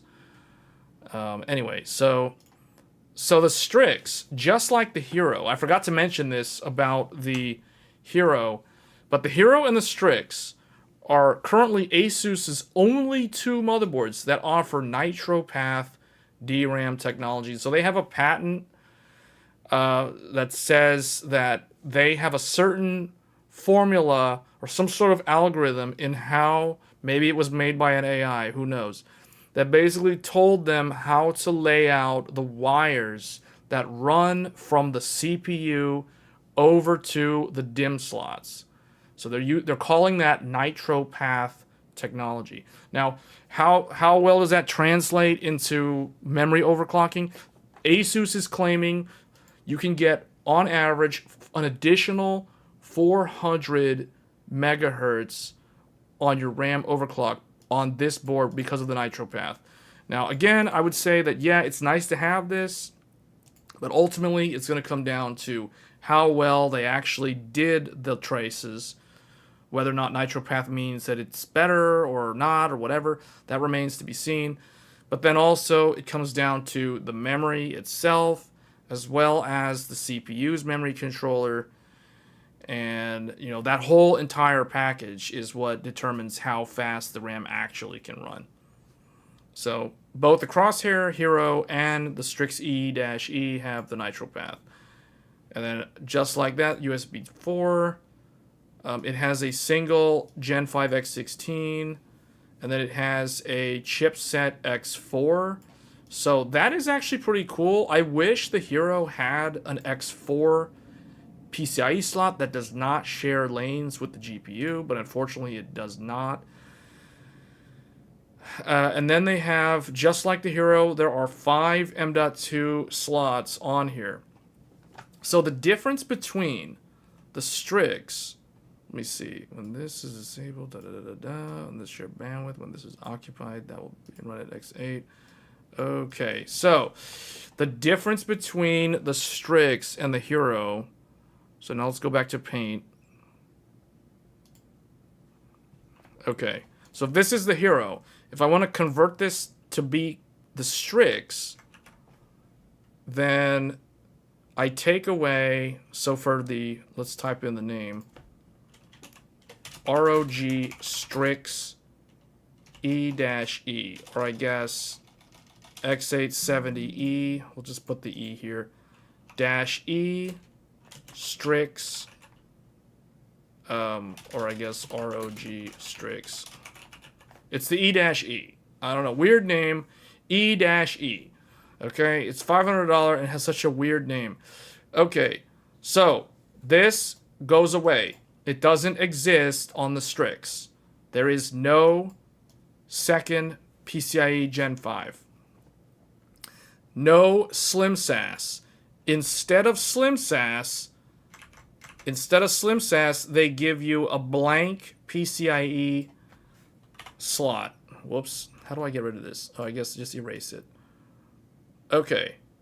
So, the difference between the Strix and the Hero is the Strix gives you a blank PCIe 4.0 electrically X4 slot, which some people might actually think is better than the Hero, because a lot of people are probably not going to need Slim SAS, because Slim SAS forces them into only using those 4 lanes for storage, primarily storage. You know, you have to buy adapter cables, you have to do whatever. There's extra steps. Whereas this, the Strix is giving you an X4 blank open slot. So this is actually a lot more flexible in a lot of ways. So I actually kind of like what the Strix is doing versus the Hero, because this is great for a 10 gigabit LAN card. It's great for a capture card. You know, it's great if you wanted to put an M.2 in a PCIe add-in, you could put an M.2 in there. So I feel like this is actually more flexible, so it would have been nice to see the Hero having this. I feel like Slim SAS is really a weird... I mean, it's cool, but at the end of the day, I feel like the average consumer is really not going to need Slim SAS, and they could probably benefit more universally from a regular PCI X4 slot. So that's really the only difference, though. Like, the main difference is no Slim SAS, and no second PCIe that takes lanes from the GPU. So in a lot of ways, the Strix might actually be more optimal for a lot of different people. So, yeah. And it's $200 less than the Hero. The one thing, though, I don't think this board has the asynchronous mode. So maybe that's how ASUS gets people to pay the ASUS tax, or at least gets overclockers to pay the ASUS tax.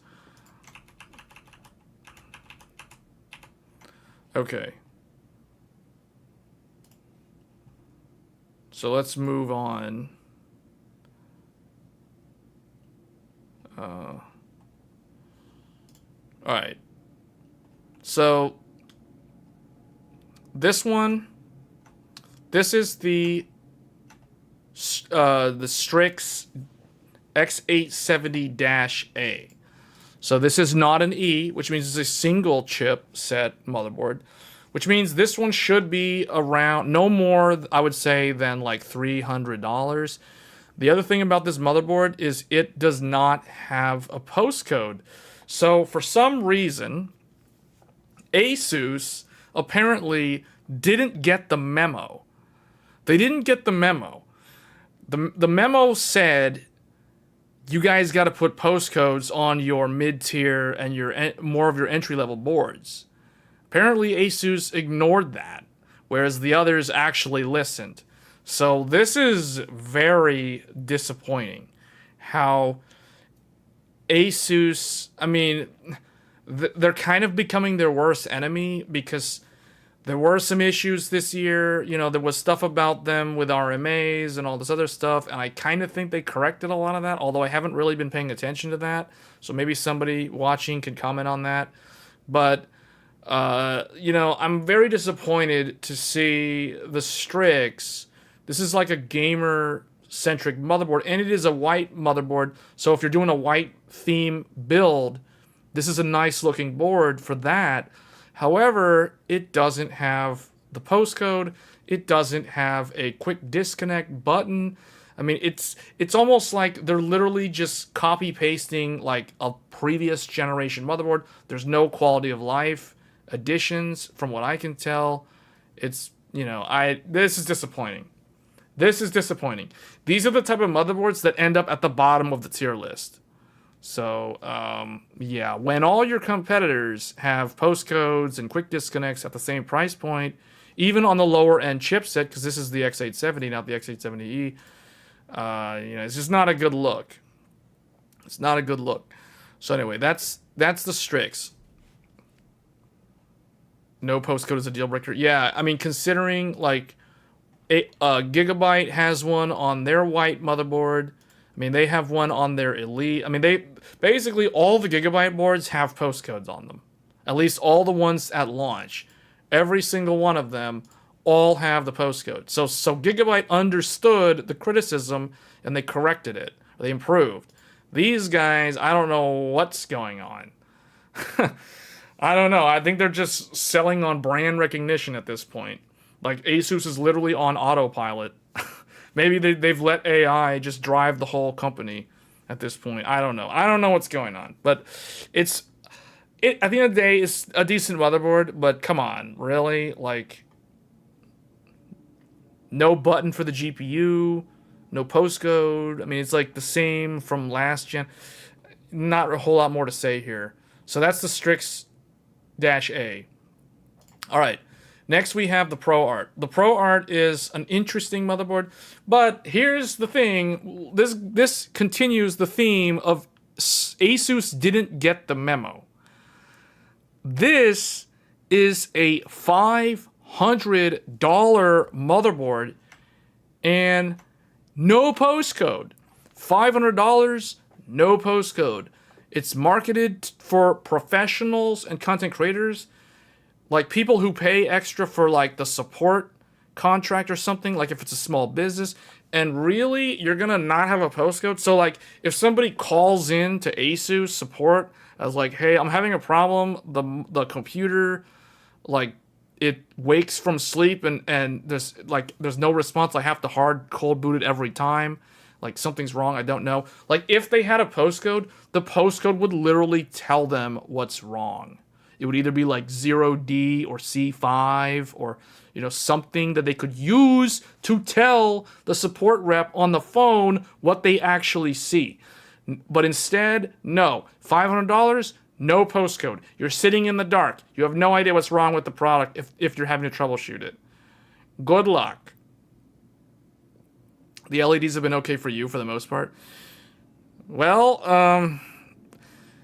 I guess, but I mean, $500 is a lot of money for a motherboard. You know, last I checked, the Aorus Master is $500. It has a postcode. ASUS's very own Strix E-E. This is also $500. It has a postcode. It's marketed toward gamers. This one's supposed to be upscale professionals. Same exact price as the Strix E-E, but no postcode for some reason. I don't know. And then the other weird thing, if anything, the Pro Art would be the one to have the Slim SAS, but instead Slim SAS is on the $700 Hero.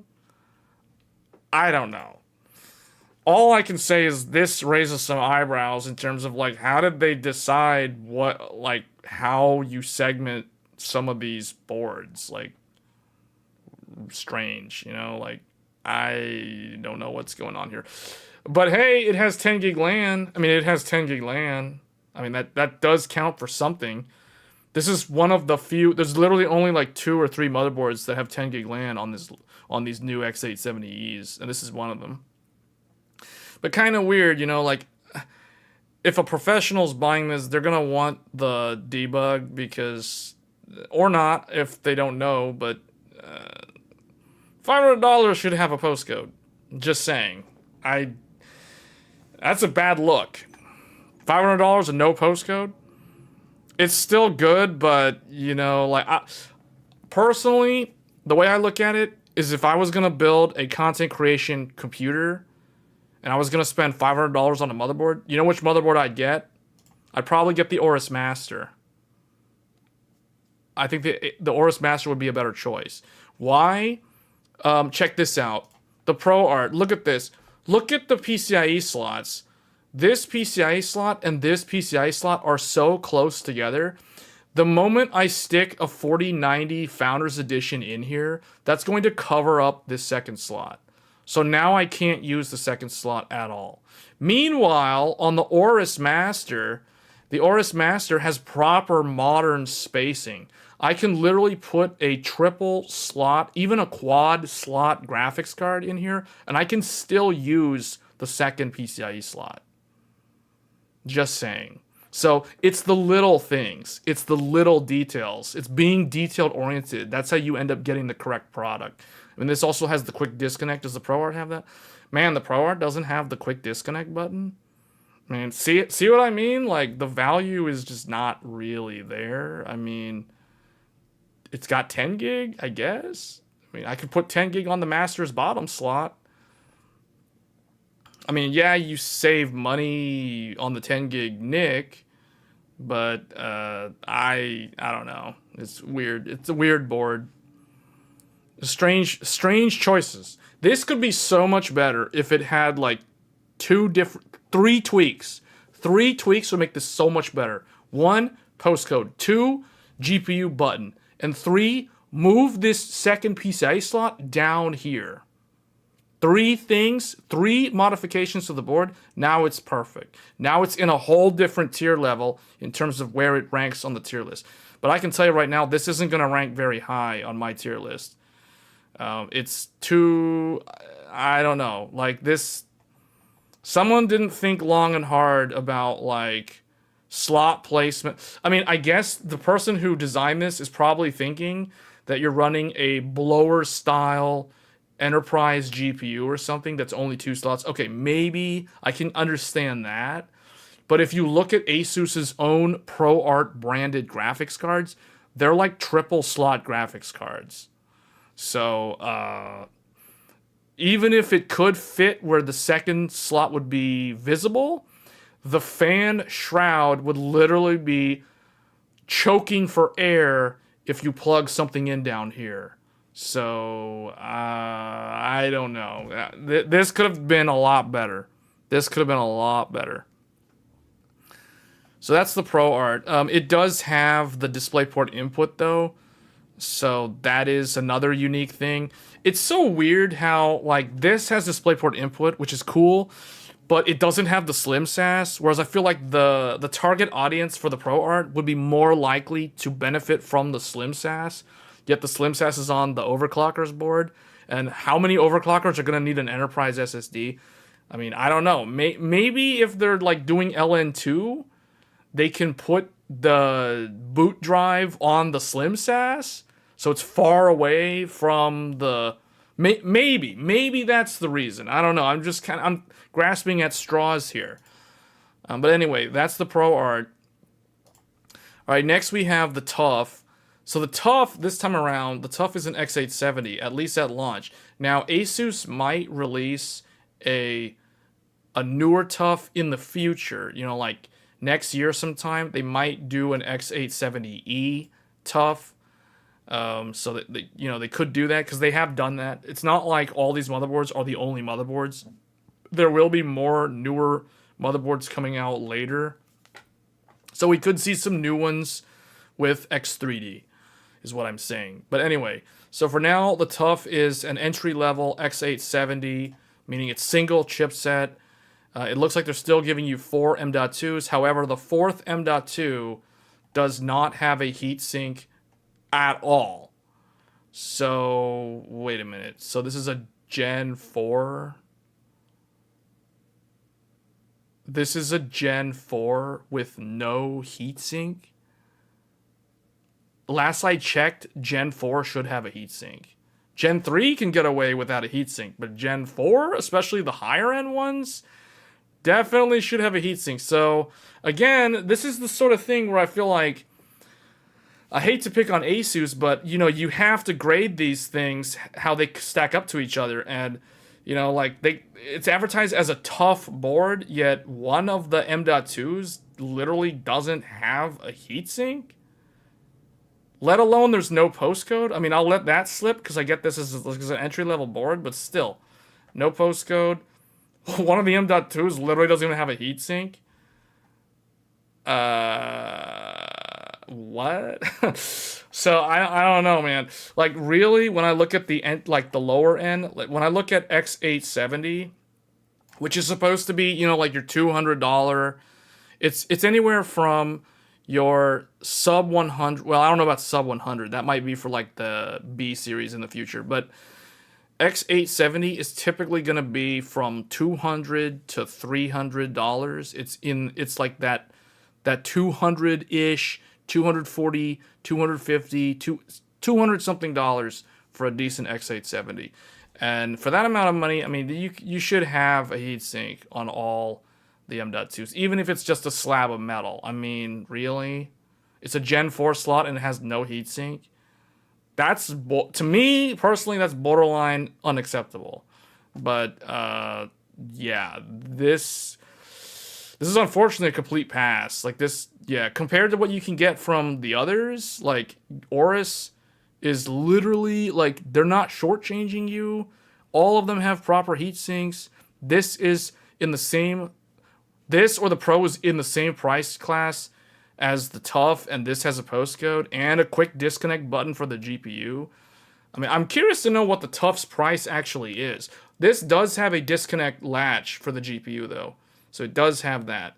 It just doesn't have a heatsink for the bottom M.2, which is really weird. This is $310, and it doesn't have a heatsink for the bottom M.2.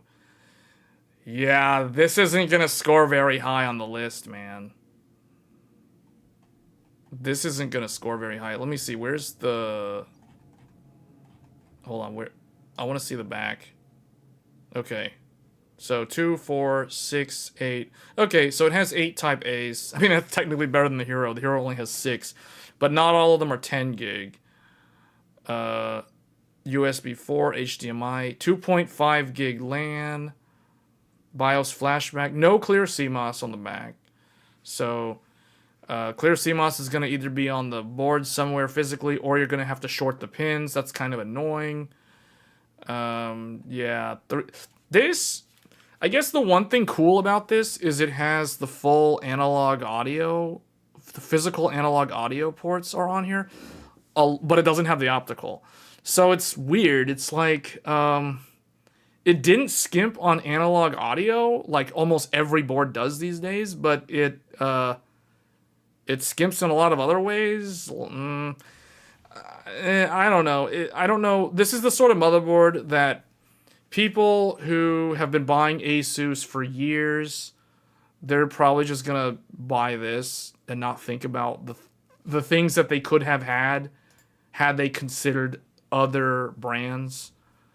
Yeah, I think that's kind of what this is gonna end up being. Is this 8-layer? Is it really 8-layer? Where does it say 8-layer?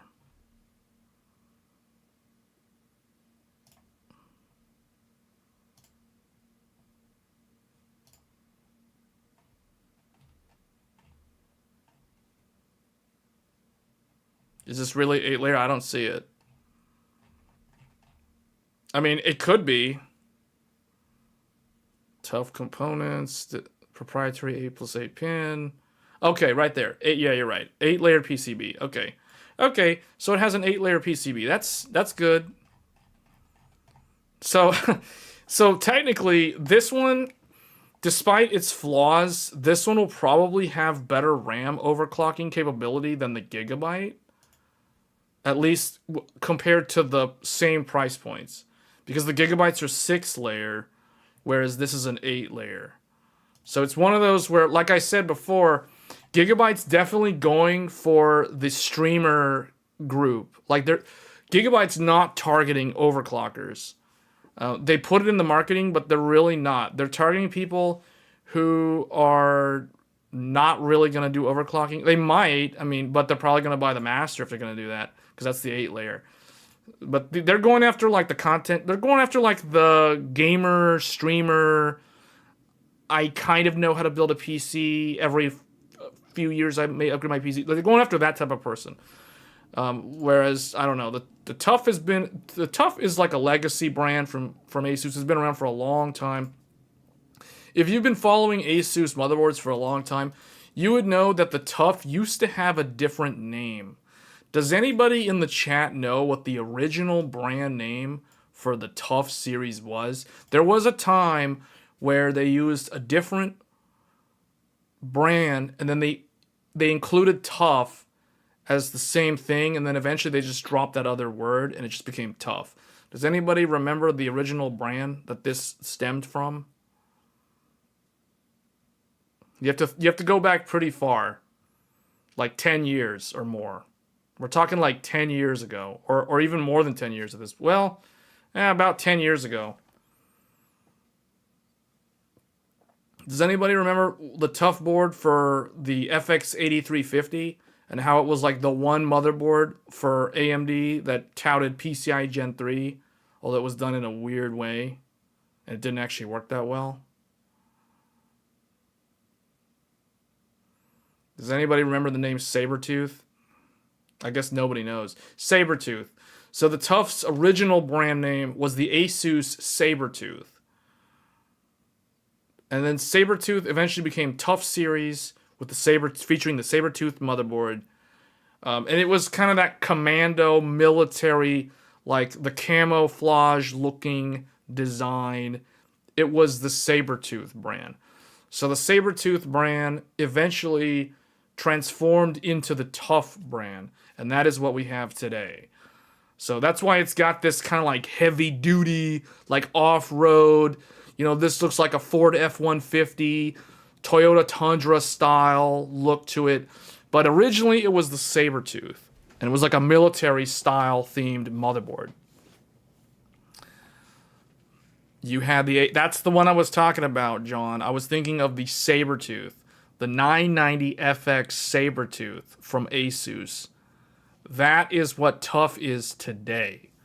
So that is the legacy of the brand.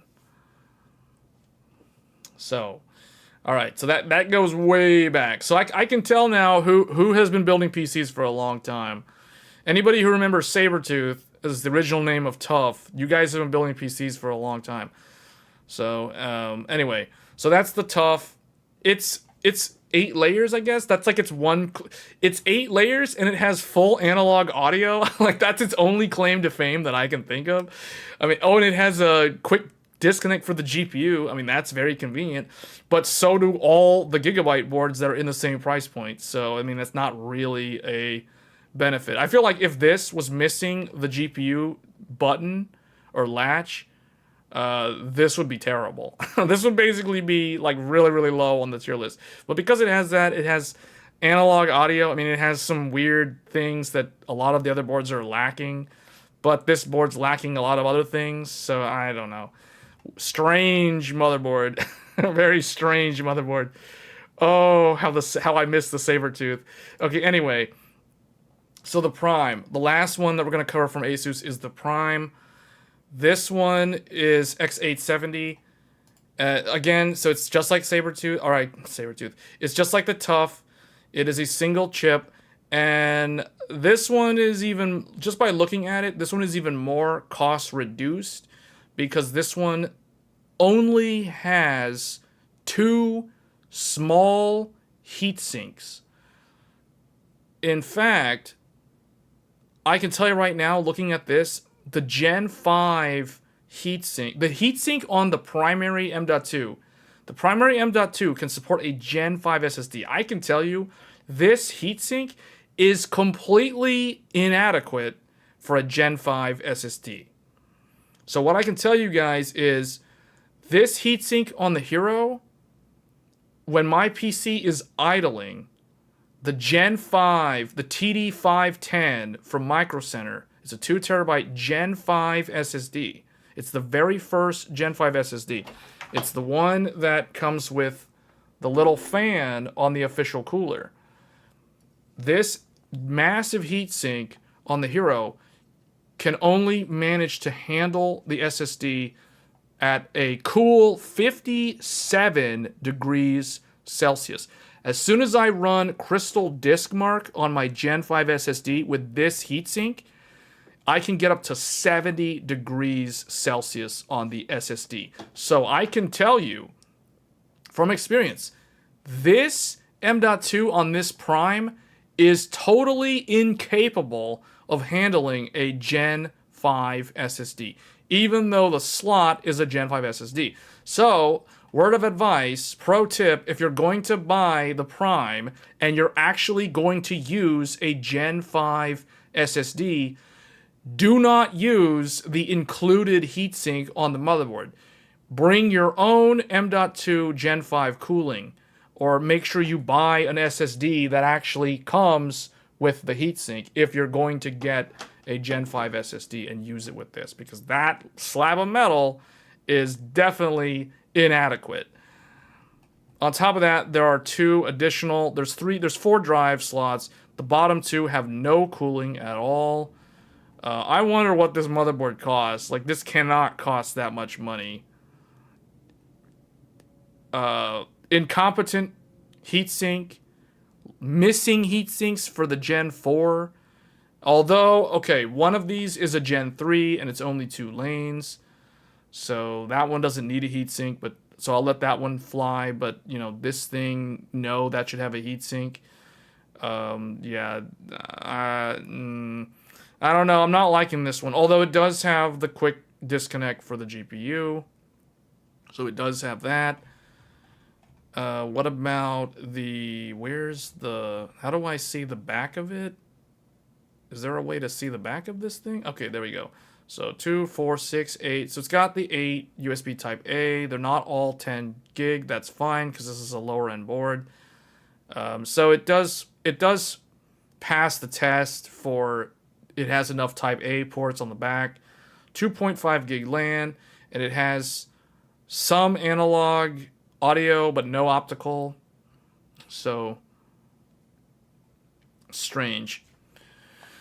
The Gen 5 drive that I have throttles at 80 degrees Celsius. It's designed to go up to 80 degrees. At 80 degrees, it will throttle. So the ASUS Crosshair Hero can handle it because it doesn't go up. I think the hottest I've seen it get is like 72 degrees Celsius with my passively cooled heatsink. But yeah, this is... I don't know. I would say there's better options, but I guess it depends on how much this costs. Price is going to factor in on how well these do. in the grand scheme of things. You notice the ASUS X870E crosshair supports 256 gig RAM. The Taichi only supports. So all of them can support up to 256 gigabytes. It requires a BIOS update. So I wouldn't worry about the maximum RAM. That'll change over time. Oh, we haven't gotten there yet. I already have a top recommendation for $300 something. We'll get to that soon. It's coming up real soon, actually. So that's the end of the ASUS lineup. So overall, I would say probably the ProArt is a no. The Tough is almost passable, I would say, and the Prime is kind of a no. Just because it... Well, let me see. What is the Tough's? The Tough's M.2 heatsink is also kind of inadequate looking. It looks long, but I don't know how thick it is. It's hard to tell from the picture. But yeah, this, I don't know. I personally would not run Gen 5 SSDs with any of the cooling on these $300 motherboards. I would bring my own. I would make sure I get a Gen 5 that has its own heatsink if I was going to use an actual Gen 5 SSD. So, okay. So let's move on. Now we're going to move on to ASRock. So I think if you're somebody who is a little bit disappointed by all the lane sharing of the PCIe from the... Basically, if you're someone who doesn't want your graphics card to lose lanes for M.2 drives, ASRock has your back. ASRock is the brand for you because ASRock has a whole bunch of motherboards that do not steal lanes from the GPU to provide M.2. One of those is the Taichi. The Taichi will guarantee 4 M.2s and the GPU running at 16 lanes. All right, and we'll look at the block diagram. Fully loaded backplate, or not backplate, fully loaded I/O. You can see it's got 2, 4, 6, 8, 10 USB Type A. Not all of them are 10 gig, but realistically, do you actually need all of them to be 10 gig? Does the keyboard and the mouse need 10 gigabit Type A? No.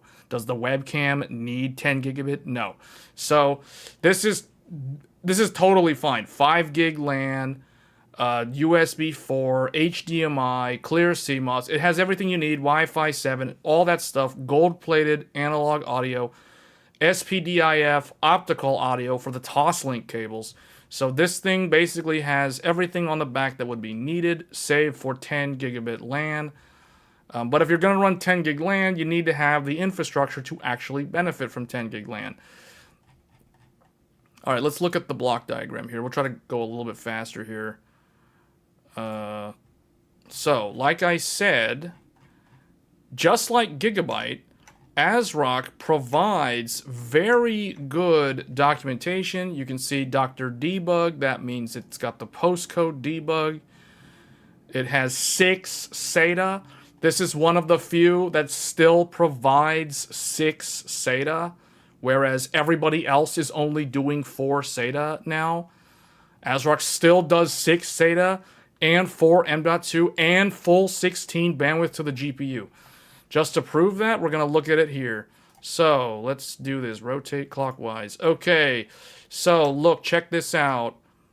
X16 GPU, and if you want to run a second graphics card, you can run dual GPUs. Both of them will run at Gen 5 X8, provided you have a Gen 5 graphics card for both of them. Then we have the guaranteed Gen 5 SSD.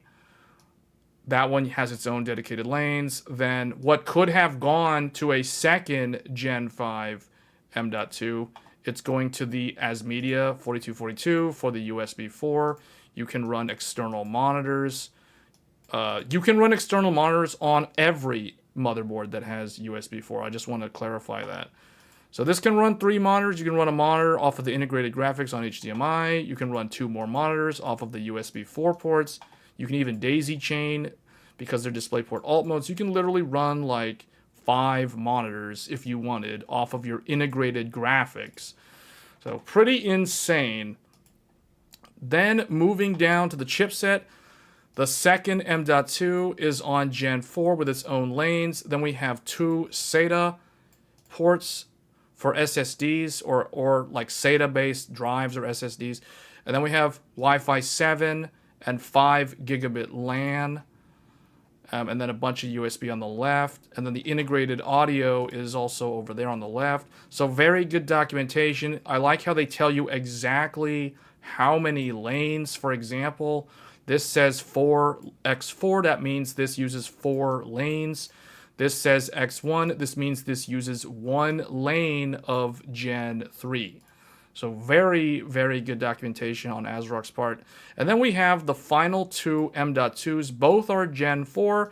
So like I said, if you want a motherboard, if you want a brand new, latest and greatest motherboard, this is a flagship motherboard that does not take lanes from the GPU for storage drives, Taichi is an excellent choice. You can do 4 M.2s and still have 16 lanes to the graphics card, and then 4 more SATA, so 6 SATA.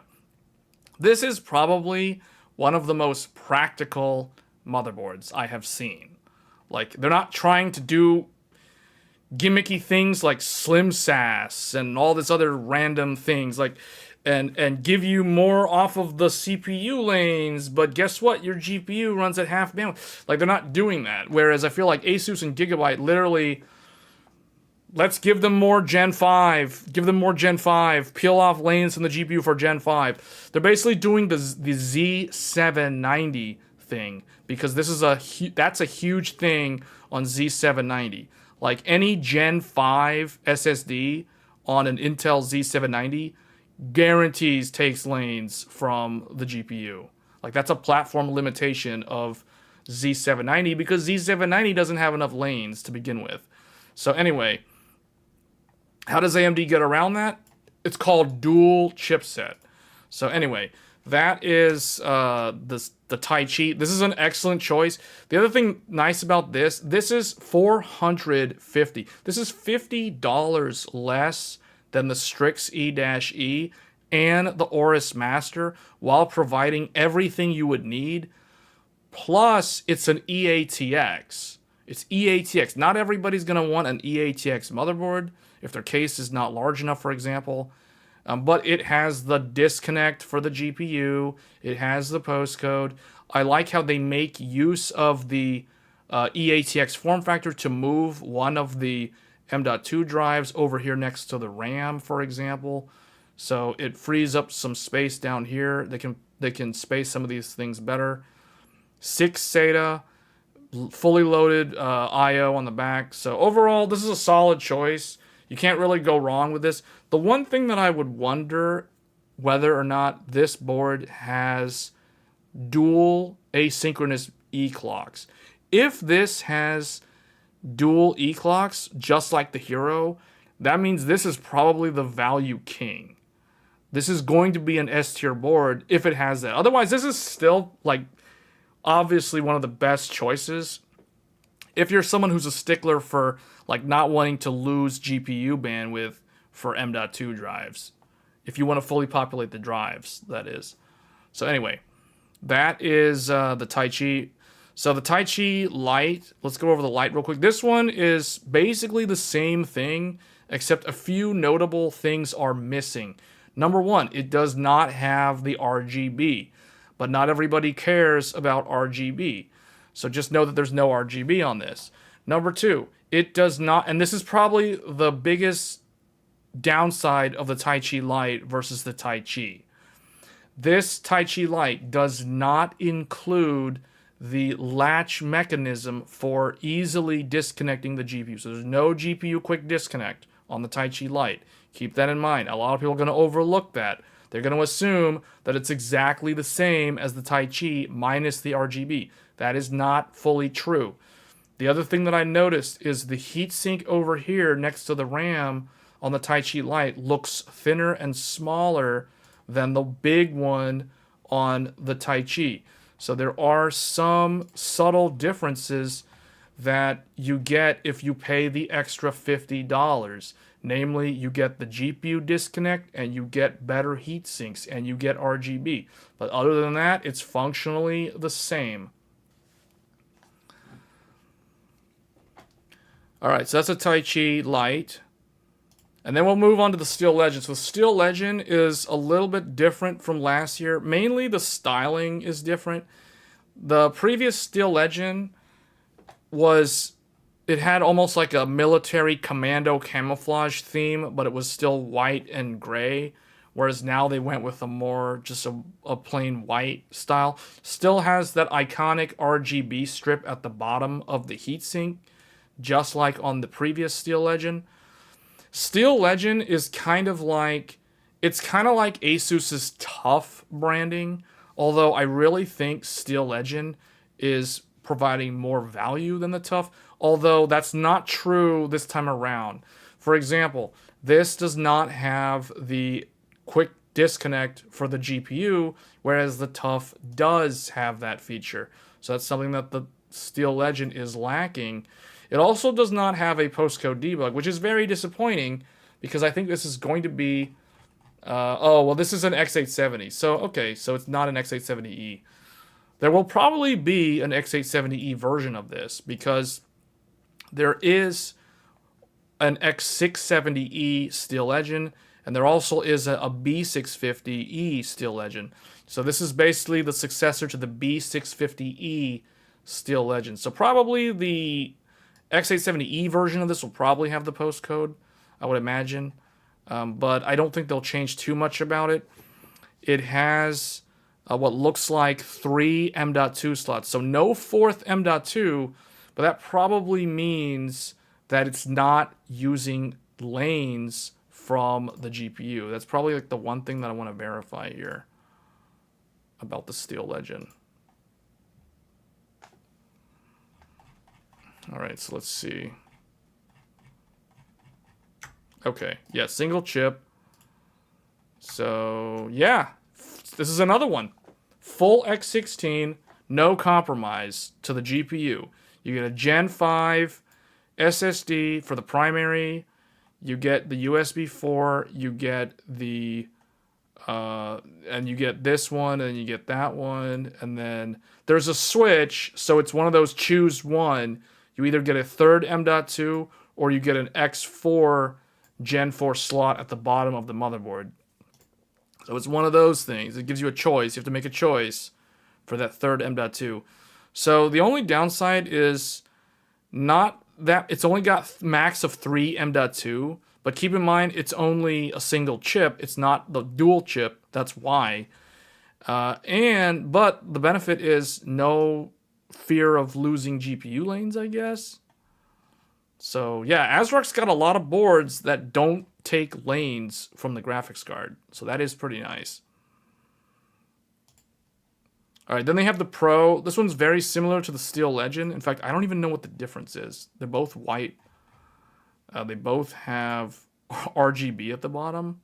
I guess the color scheme is different. This one has warm colors. This one has cool colors. What is actually different? They're both X870. They're both single chip. I really don't know what the difference is. The 3.0 front panel header is... Oh, there's 2 of them on the Steel Legend, whereas this one has only 1. Okay, so the RS is going to be lower cost than the... This is coming in at a lower price point, probably. It looks like it's missing some of the things over here. But yeah, no postcode.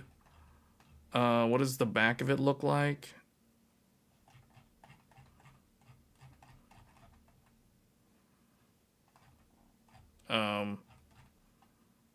Do they not have a... Oh, there we go. Well, okay, it's got a lot of USB. 2, 4, 6, 8, 10. Okay, so 10 USB. 2.5 gig LAN. Optical audio. So optical audio. So did the Steel Legend have that?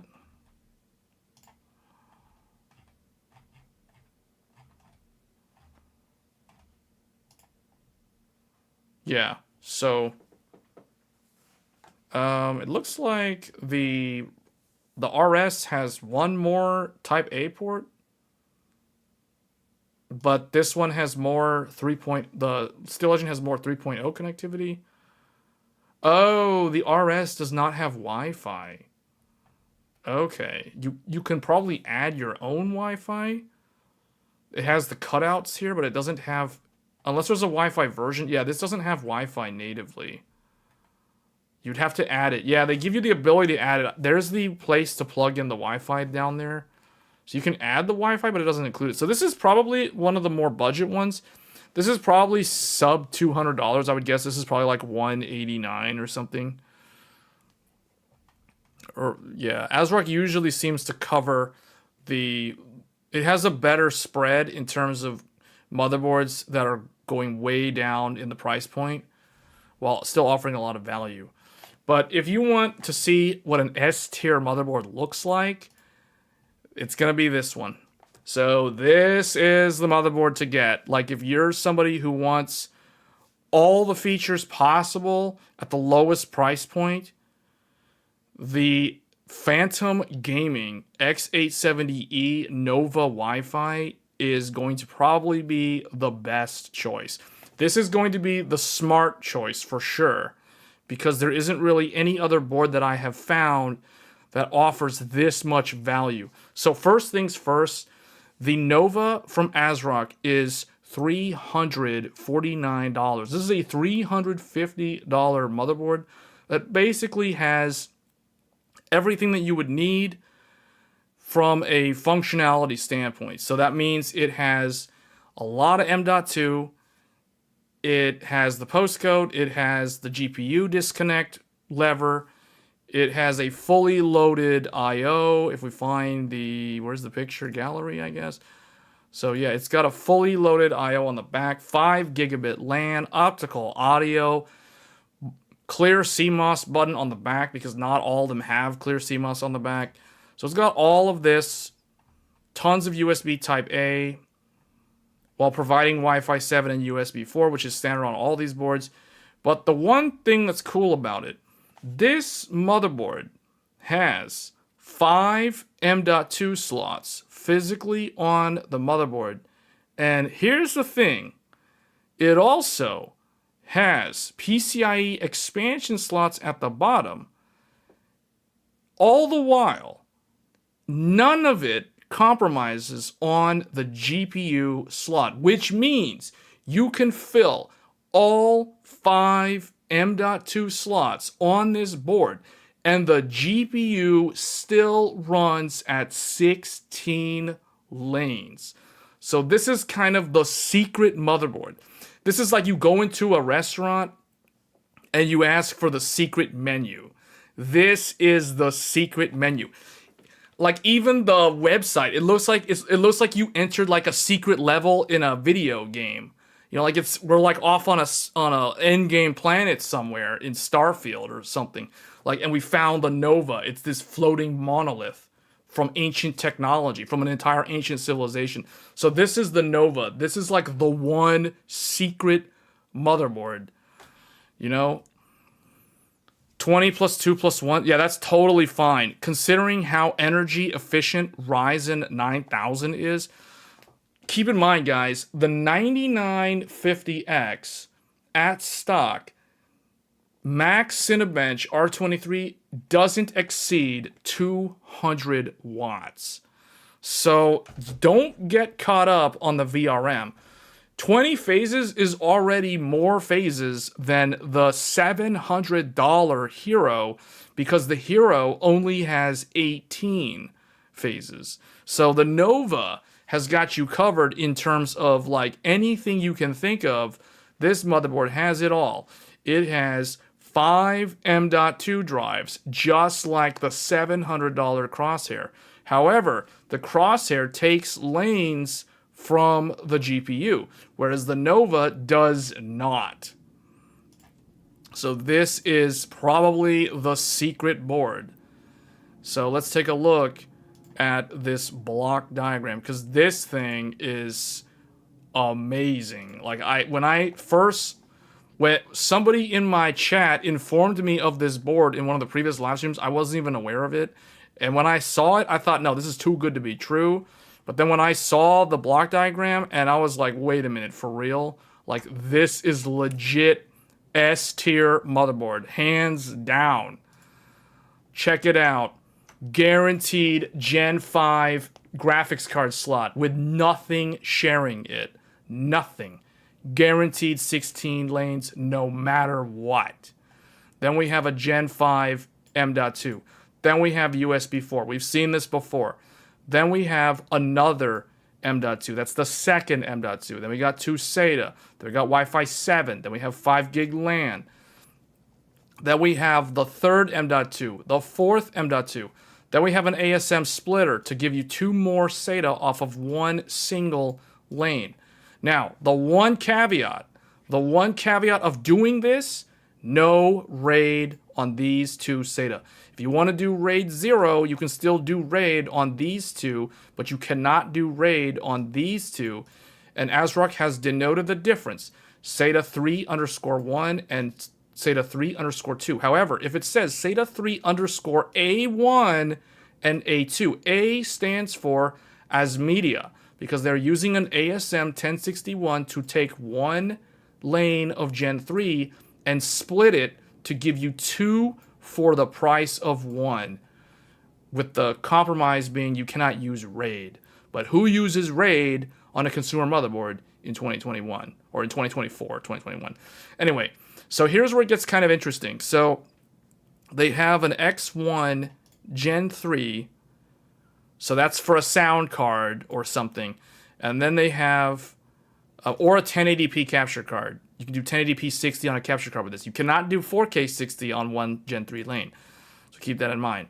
So then they have, here's where it gets kind of interesting. This is the secret sauce. So instead of stealing lanes from the GPU, they're like, well, I think it's a better value if we take lanes from something else. So what they did is they took the remaining 2 Gen 3 lanes, they wired that to a PLX switch, and they have 2 lanes of Gen 3 or 2 lanes of a fifth M.2, which is a rare M.2 that is backwards compatible with old school SATA based M.2. So you can do either a NVMe Gen 3, but only up to 2 lanes, or an old school SATA M.2, which is very rare to see. So this is what I mean by S-tier class board, because this board doesn't compromise on the graphics card's performance. It will ensure full lanes for the GPU while still providing up to 5 M.2s. And that fifth M.2 secretly supports, its dual function. It can support SATA-based M.2. That is something that you almost never see. Why is this useful? If somebody has an ancient computer, like let's say you have either first gen Ryzen, you're on an 1800X, or you're on an Intel Skylake 6700K, and you're thinking of upgrading to a modern era, but your boot drive is on a SATA-based M.2. You can literally plug that into this motherboard, and it will still work. It will still work, because this is backwards compatible with SATA-based M.2. That is insane. This is what it means to be an S-tier motherboard. All the while, it's $350. $350 for everything that you could ask for. 5 M.2s and full 16-lane bandwidth. Is it a good switch from a Crosshair X670 Hero?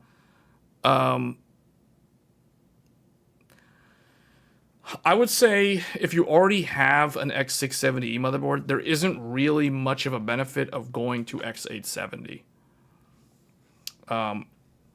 But this is like this is the best option. This is literally the best option. It is very hard to argue against what ASRock has done here with the Nova, because this has like pretty much everything.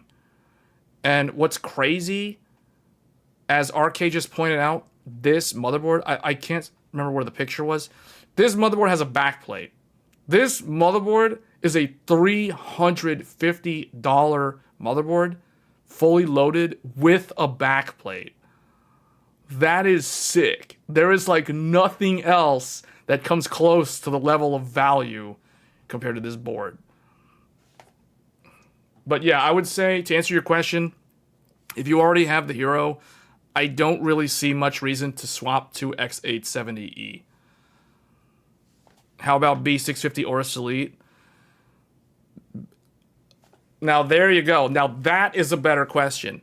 So, if you have B650, this is a good upgrade. This is a good upgrade from that. Because B650 is a single chipset. This is a dual chipset. So, this is going to give you way more connectivity. This is also, as far as I know, an 8-layer board. Yeah, this is an 8-layer. This is an 8-layer PCB. 8-layer PCB. This is the same. This is in the same class as a $700 Crosshair Hero in terms of the layer count. But you're paying ASUS $700 for that. ASRock is asking for $350. Keep that in mind. And the ASUS board shares lanes. Oh man, this thing has no lane sharing for the GPU. That's crazy. This ensures that the GPU is always 16 lanes. Why doesn't I know, right? Like, that was the thing that I was wondering. Like, where is this board, Micro Center?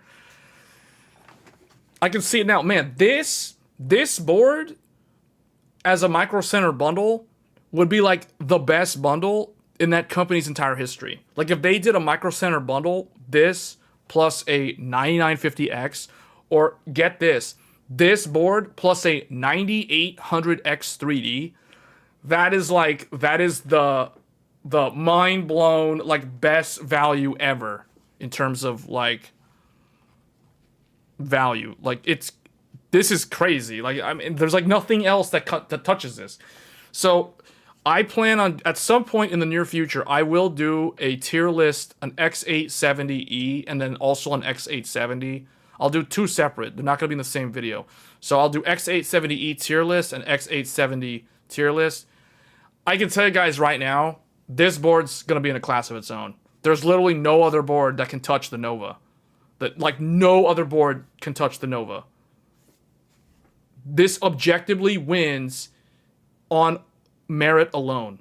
It wins on price. It wins on value. It wins on features. It wins on no compromise. Like, there's literally like nothing else out there that can touch this board. $350, everything's there. Like, that's it. That's it. It's like, in an age where the price of these electronics has just gone up so much, we've seen so much power creep in terms of like price inflation, whatever the excuse is. Like, all these boards have gotten so much more expensive. Meanwhile, ASRock's like, here you go, $350. Guess what? 5 M.2s, full 16 bandwidth. Oh, and by the way, it's got a postcode on here. And it has a GPU quick disconnect latch. It has the GPU disconnect. It has the postcode. I mean, everything. Like, everything. 5 M.2s, really? One of them can be backwards compatible with SATA? It wins. Boundary, thanks for the sub. Much appreciated. This is the winner. This is the board to get. Is Newegg better at returns now? I think they fixed that. That hasn't really been a problem in recent history.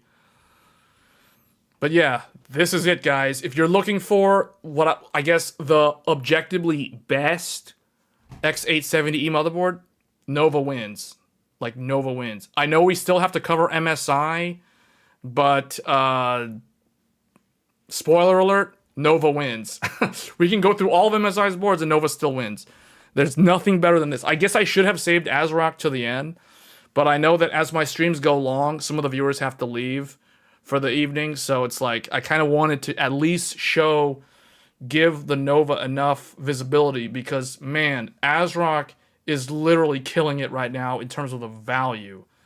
So, and ASRock also historically has really good ECC support. And they're also good Linux support too, like for PCIe pass-through and things like that in their BIOS. So if you've never used an ASRock board before, don't shy away from ASRock because these guys, man, you're getting a lot. They give you a lot for the money. Like they're kind of like that secret brand, that underrated, underappreciated, flying under the radar. No one talks about them, but yeah. You got to give credit where credit's due, and they have knocked it out of the park with this Nova. This is the winner. This is either going to be S tier by itself, and everything else is going to be like A or lower, or this is going to be like S plus, or it's just going to be off by itself. It's just like off in a class by itself. 8-layer postcode. It's got all the things that the overclockers want. It's got heat sinks for all 5 M.2s. And it has the quick disconnect for the GPU. Like, I mean, you can't debate against this. Like, I don't know what to tell you. It's like, it's crazy. So how does it compare to Taichi? So Taichi has two more SATA. You got 6 SATA on Taichi. You only have 4 on the Nova. So that is one difference. The Taichi is also eATX. This is an extended ATX board, whereas the Nova is a standard ATX motherboard. And this could actually be a pro for a lot of people because not everybody has a case that can fit an eATX board, whereas this is a standard ATX. So, I mean, this is like that crazy Yu-Gi-Oh card that's like super broken and it's going to go on ban list because it's just way too good. If you know what I'm talking about. Anyone who played like card games like MTG or Yu-Gi-Oh back in the day, this is something that needs to go on the ban list. It's just too good. The value is way too good. Yeah, this thing is basically Pot of Greed. Like straight up graceful charity. Man, like what is this? And it has RGB. It's got like everything. It appeals to like any PC enthusiast. The gamers, you want RGB, it has RGB. Overclockers, you want postcode, you want quality of life, like easy release for the GPU, it has it. Like it basically has everything. There's no complaints. You can't complain. There's just so much plus. This motherboard has so much plus. Anyway. If I keep talking about this, we're not going to get to MSI all night. So let's talk about MSI. So speaking of MSI, actually, wait, is there any more? No, that's the Nova's block diagram. Okay. So yeah, that's the winner. Anyway, moving on, godlike. So moving in the complete opposite direction in terms of value. Like if you want to splurge on a motherboard that basically is super fully featured,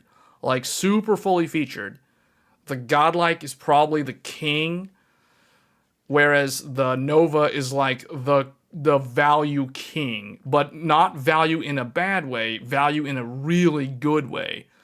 So, like if the Nova is Pot of Greed, this is like Dark Arm Dragon in the Dark Arm Dragon meta of Yu-Gi-Oh! Like way back. If anyone understands that reference, well, congratulations. But this is the godlike from MSI. This is their highest end motherboard. It will launch probably within the next couple of weeks here, I don't know how long exactly, but expect this to show up at some point soon. It was not available at launch, but it is coming out soon. But this board basically has like everything, just like the Nova. But unlike the Nova, this board is not going to be $350. This is probably going to be the most expensive X870E motherboard. I would imagine if I had to give this a price estimate, I would say this is going to be either $1,300 or more.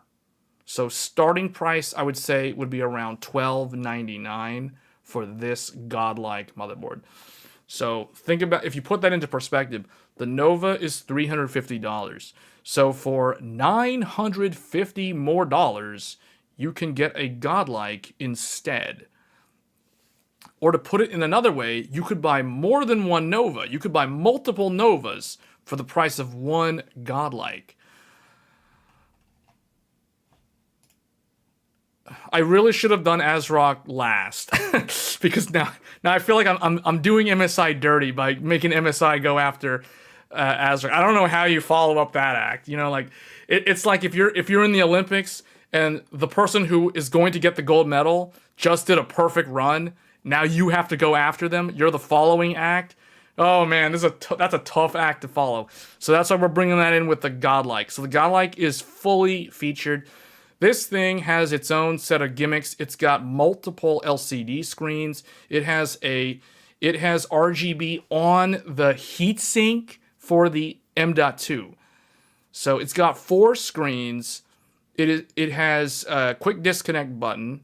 It has a detachable module that this part of the board on the right literally removes itself. You can literally detach it almost like a remote control from the motherboard.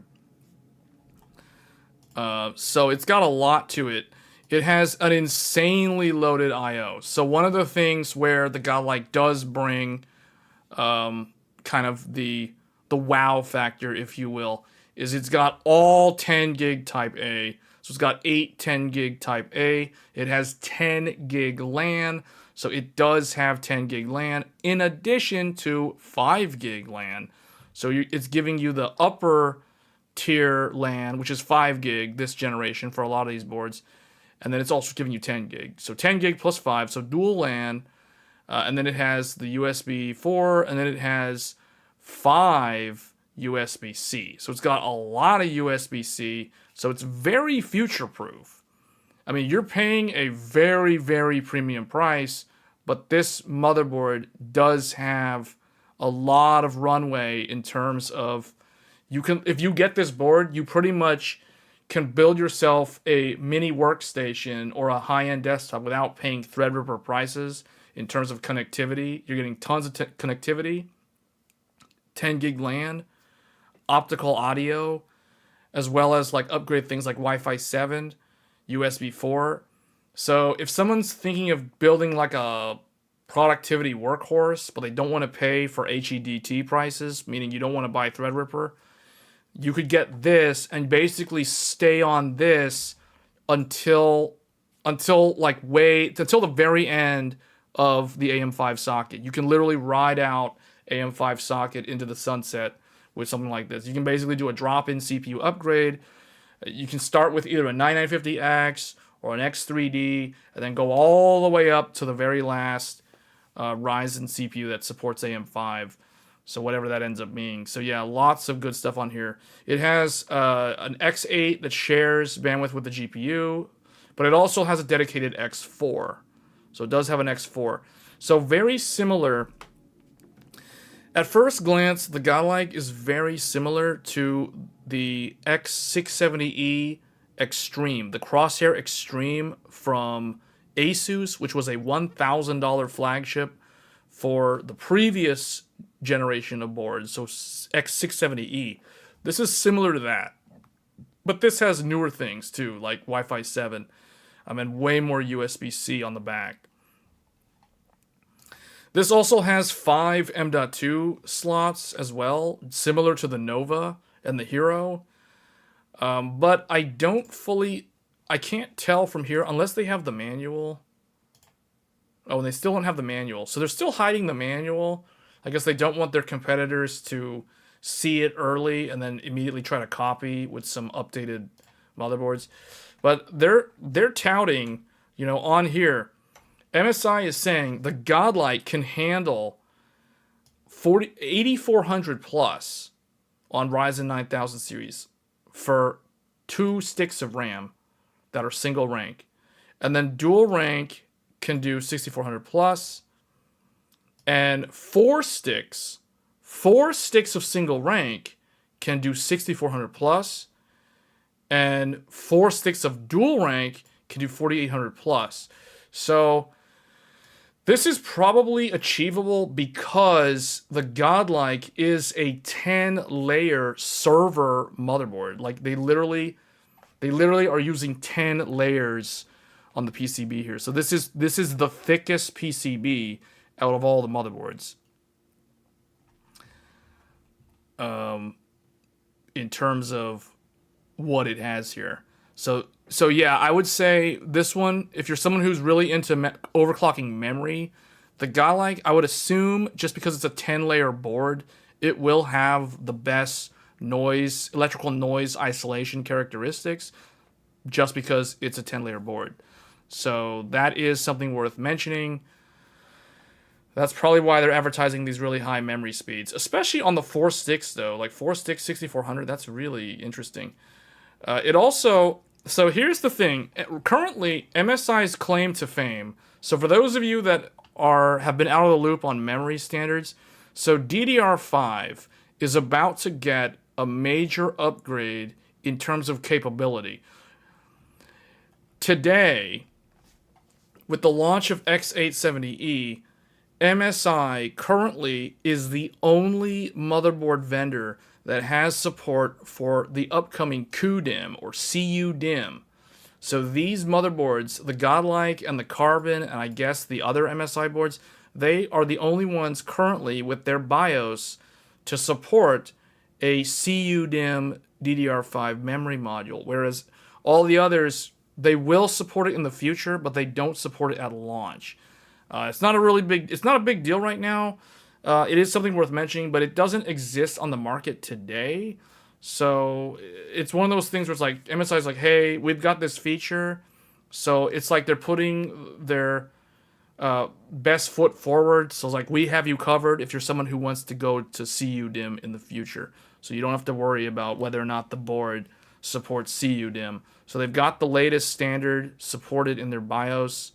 And that memory will help. That memory will help a ton at being able to run higher densities at higher speeds. Because that memory has a clock redriver. It's basically a signal regenerator on the motherboard. And a lot of the reasons why speeds above 8,000 are really hard to do is because when you run the memory clock so high, we're talking, like 4 gigahertz. If you're running 8,000 DDR5, your memory clock is 4 gigahertz. You have to sit back and think about that for a second. The memory clock is running 4 gigahertz. So the memory transfer is going to be 8,000 megatransfers per second. So you would imagine the wires between the CPU's memory controller across the motherboard to the actual DIMM, like having to manage the electrical noise and the integrity of the signal across that trace when you're running the speed that fast can become very challenging. And that is where CUDIMM and CAM2 will solve that problem. They'll do it in slightly different ways. The CUDIMM has a regenerator. So the idea is it'll take the signal from the memory controller and it will clean up the signal and regenerate it into the memory modules. So that will help with achieving better memory speeds much more easily. And I would imagine that CUDIMM probably also trains on the initial memory training. CUDIMM will probably train faster and more consistently because of that redriver on the DIMM. So that is something to look forward to in the future, but that's probably something that we will see. At the earliest, it'll probably be at the very end of this year. Or sometime in the first half of next year is when you'll start seeing those. How will that affect latency? It really shouldn't change things that much because all it's doing is regenerating the signal. So at the end of the day, it remains to be seen what it does for latency, but I don't think it would impact anything. Let's put this another way. Having the regenerator, the benefit of being able to run the memory at a much higher speed will offset any sort of slight increase in the latency that the redriver adds, assuming it adds latency. So it may not even be an issue, so just keep that in mind. So 16 to the CPU, to the GPU, 8 on the second one, so it's got that by 8x8 config that we've seen on a lot of boards like the Hero. Then it has a dedicated X4 from the chipset to the, just like the Strix from ASUS and the Aorus Master, although the Aorus Master had 2 of these. So then it has EC1 or E1 and E2. These are, okay, yeah, this is just basically telling you if you populate the second PCIe slot, the GPU slot will run at half bandwidth. That's standard. That's normal behavior. Then it has this. Okay, it says right here, the third PCIe slot, which means this is the one at the very bottom. This means it's the small one. It's that little one down there. This one will run at X2 when installing M.2_4. Now keep in mind, the Godlike, just like the Nova and the Hero, this motherboard has 5 M.2 slots. So it looks like the 4th M.2 is sharing bandwidth with the bottom PCIe slot. It says you can switch the bottom slot to Force X4 in the BIOS, but this will disable the 4th M.2 drive or the 4th M.2 slot. So here are the, okay, this is interesting. So they've got a CPU, they got the standard Gen 5 that everybody has, guaranteed, no lane sharing. Then they have this one, and they're claiming, as far as I can tell, there's no lane sharing. Okay. Which means the Godlike functions the way AMD intended. In the sense that, if you guys remember the block diagram, AMD, the reference from AMD says that you should run your USB 4 off of the chipset. So you can provide 2 Gen 5 drives off of the CPU without any lane sharing. So it looks like the Godlike actually implemented that correctly, whereas everybody else, except for ASRock, everyone else did it wrong. Or they did it in a weird way. Okay, then we've got M.2_3. This is an X4. Okay, that's a Gen 4 off the chip, so that's fine. Then there's this one, which is 2 lane. Okay, that's the one that shares with the bottom slot. And then there's this one. So the one thing that is confusing here is where are the lanes for the USB 4? This does have USB 4. It does have USB 4. So what? How are they? This is a mystery. I don't know how they're doing this unless this is sharing lanes with the GPU. Like what the Hero did. It doesn't say it anywhere though. This will be disabled when that is running. Switch this. Oh no, it'll disable that one. Yeah, I don't know how they're doing this. Unless they have some kind of switch for the USB 4. Like, meaning if they plug in this M.2, they disable USB 4, but they don't say that. So I'm not actually sure how they are achieving this. Or maybe this one disables USB 4? Something is weird here. Like, I don't know how they're achieving what they're advertising here. They may bring an Ace to market later. So keep in mind, guys, all the motherboards that are launching this week, this is not all the motherboards for AM5. There are going to be more motherboards coming later on. Gigabyte has already planned to launch an Extreme, so there will be an Aorus Extreme. I would imagine the others will introduce more motherboards. Like, I think ASUS will probably bring like a Gene or something, or like an ITX, some MATX boards will show up at some point. So this is not all the motherboards. More motherboards will show up later. The Ace might be one of them. But yeah, I don't know how this is, yeah, they got 3 on the chipset. I understand how this works. I don't understand where the lanes for the USB 4 are. Unless this is sharing with that or something, or the GPU is sharing lanes. Something is missing here. And I don't know what it is. I don't know where the USB 4 is going. Yeah, it'd be really nice to see the block diagram for this. And then they've got 10 gig LAN, and that takes 2 lanes of Gen 3. So that means... Okay, let's try to draw the block diagram.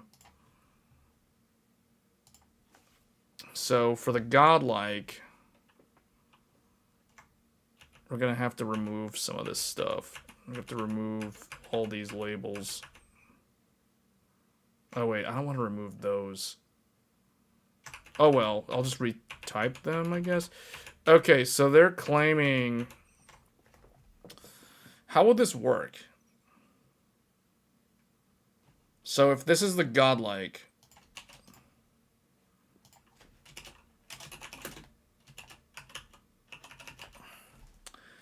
They're doing... They claim they're doing 2 M.2s. So they're doing... Actually, we need to delete some of this other stuff. Okay. So they're claiming... M.2... M.2... And then... Oh, I should have kept this thing. Actually, whoops, hold on. I want to do this. Well, I'll put the name at the end. Anyway, so they're claiming... Oh, wait, is there a switch? Yeah, there is. Okay, there's a switch. So they've got a switch, but they're claiming that it's only for the graphics card and the second PCIe slot. So this is either going to be X16 or X8, and this is going to be either X0 or X8, depending on if they're both populated or not.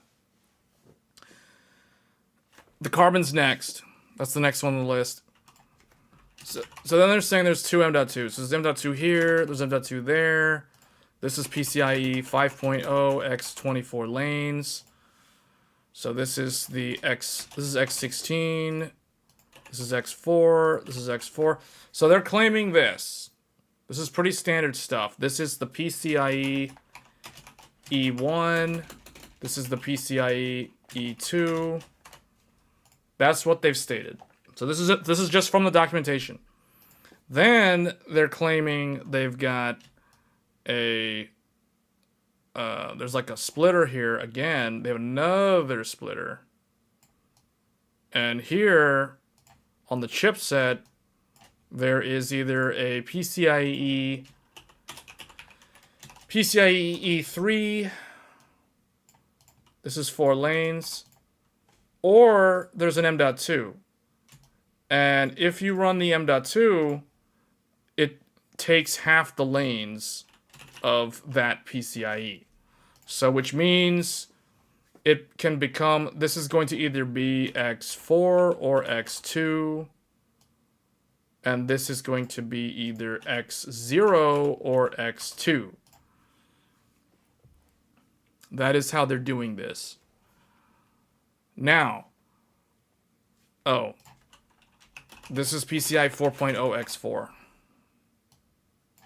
This is PCIe 3.0 X4, which can also be SATA. Then they're saying, I think, well, how many SATA did it have? It said it had 4 SATA, which is weird because the pictures look like it only has 2. Is this documented correctly? This is weird. They've got 4 SATA, but the pictures look like it only has 2 SATA. So I don't know where the other 2 SATA are, unless they're buried under the thing. They're buried under that backplate shroud. That, not backplate, the heatsink shroud or something for the M.2. So here they've got... well, we can just do it this way. So I'll just say... They got 4... They got SATA 1, 2, 3, 4. They got 4 SATA. That takes 4 lanes. That's all the lanes.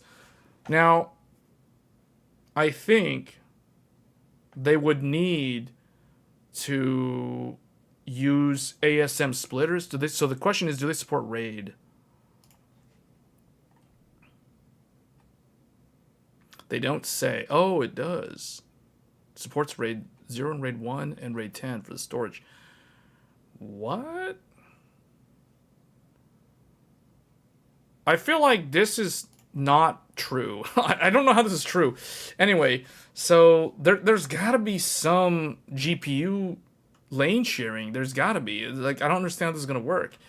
So then they're going to do 1, 2, 3, 4, 5. We still need 2 more M.2. So we got M.2 and another M.2. These are both 4. This is Gen 4, so 4 and 4. That's all the Gen 4 available because there's 8 lanes down here. So that's how they do 5 drives according to them. 1, 2, 3, 4, 5.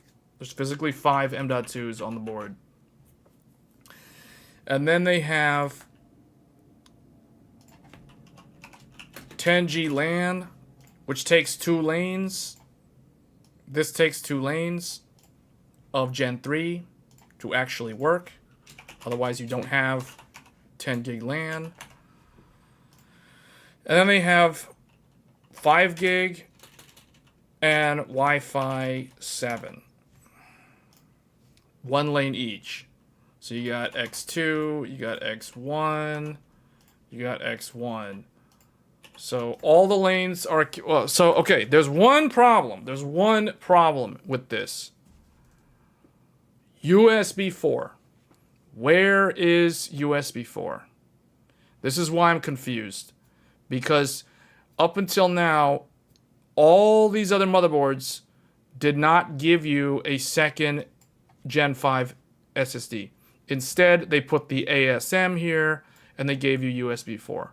So I don't know, and MSI, the godlike lists USB 4, and it's literally shown in the pictures on the back I.O. They've got those 40 gigabit ports on there.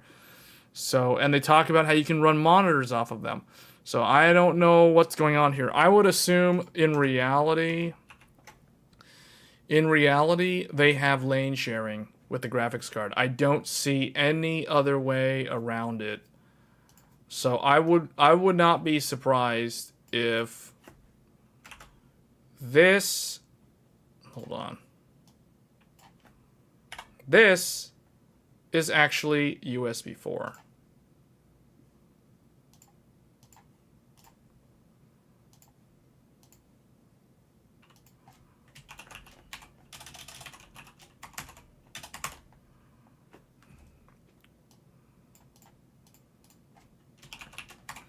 So I would not be surprised at the slightest if in reality, if they have errors in their documentation and this is actually USB 4 and the final M.2 is actually hanging off of this, the other Gen 5, which means unfortunately the graphics card runs at X8 if you use the 5th one. I would assume that is how this works. I can't see this working in any other way. I mean, there's no way they can do 5 M.2s and have USB 4 and like have it all work. So, yeah. So it's 5 M.2s. So it would be 1, 2, 3, 4, 5. So that one peels lanes from the GPU. That's the only way this can work. I know they're not saying it on the website, but there's no way they're doing dual Gen 5 SSDs with the second one not taking lanes, because they got to do USB 4.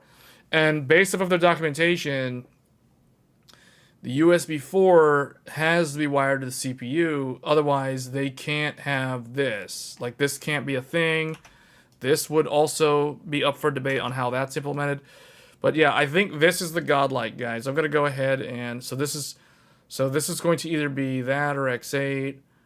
And then this is going to be either X8 or X4 when the when the M.2 is installed here, this second slot is running at X4 speeds.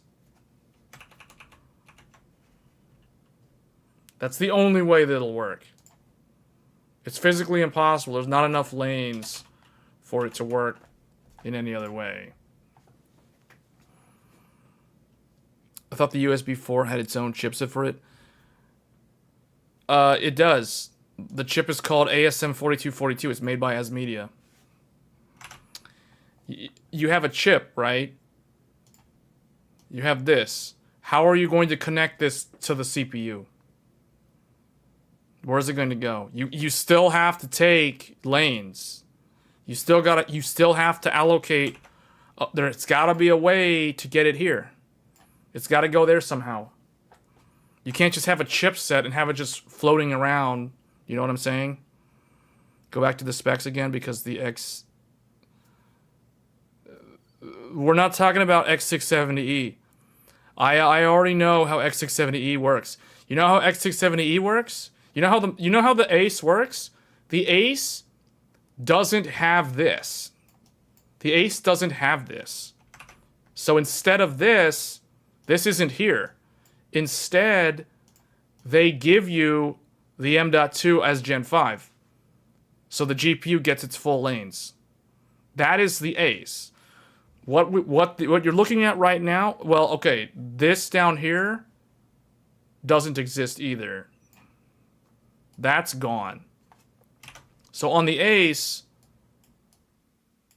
this is the ACE, for those wondering, and this is an X4.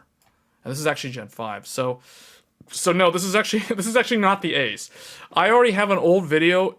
I've shown the ACE. I've drawn the ACE like 2 or 3 times 2 years ago. We've covered the ACE in depth. I know exactly how the ACE is wired. Like the back of my hand, I know exactly where everything goes on the ACE. So, but this is not the ACE. This is the Godlike, and this is X870. And so, guys, the ACE doesn't have the X670E ACE doesn't have USB 4. It doesn't have that. So guess what? That frees up 4 lanes for something else. See?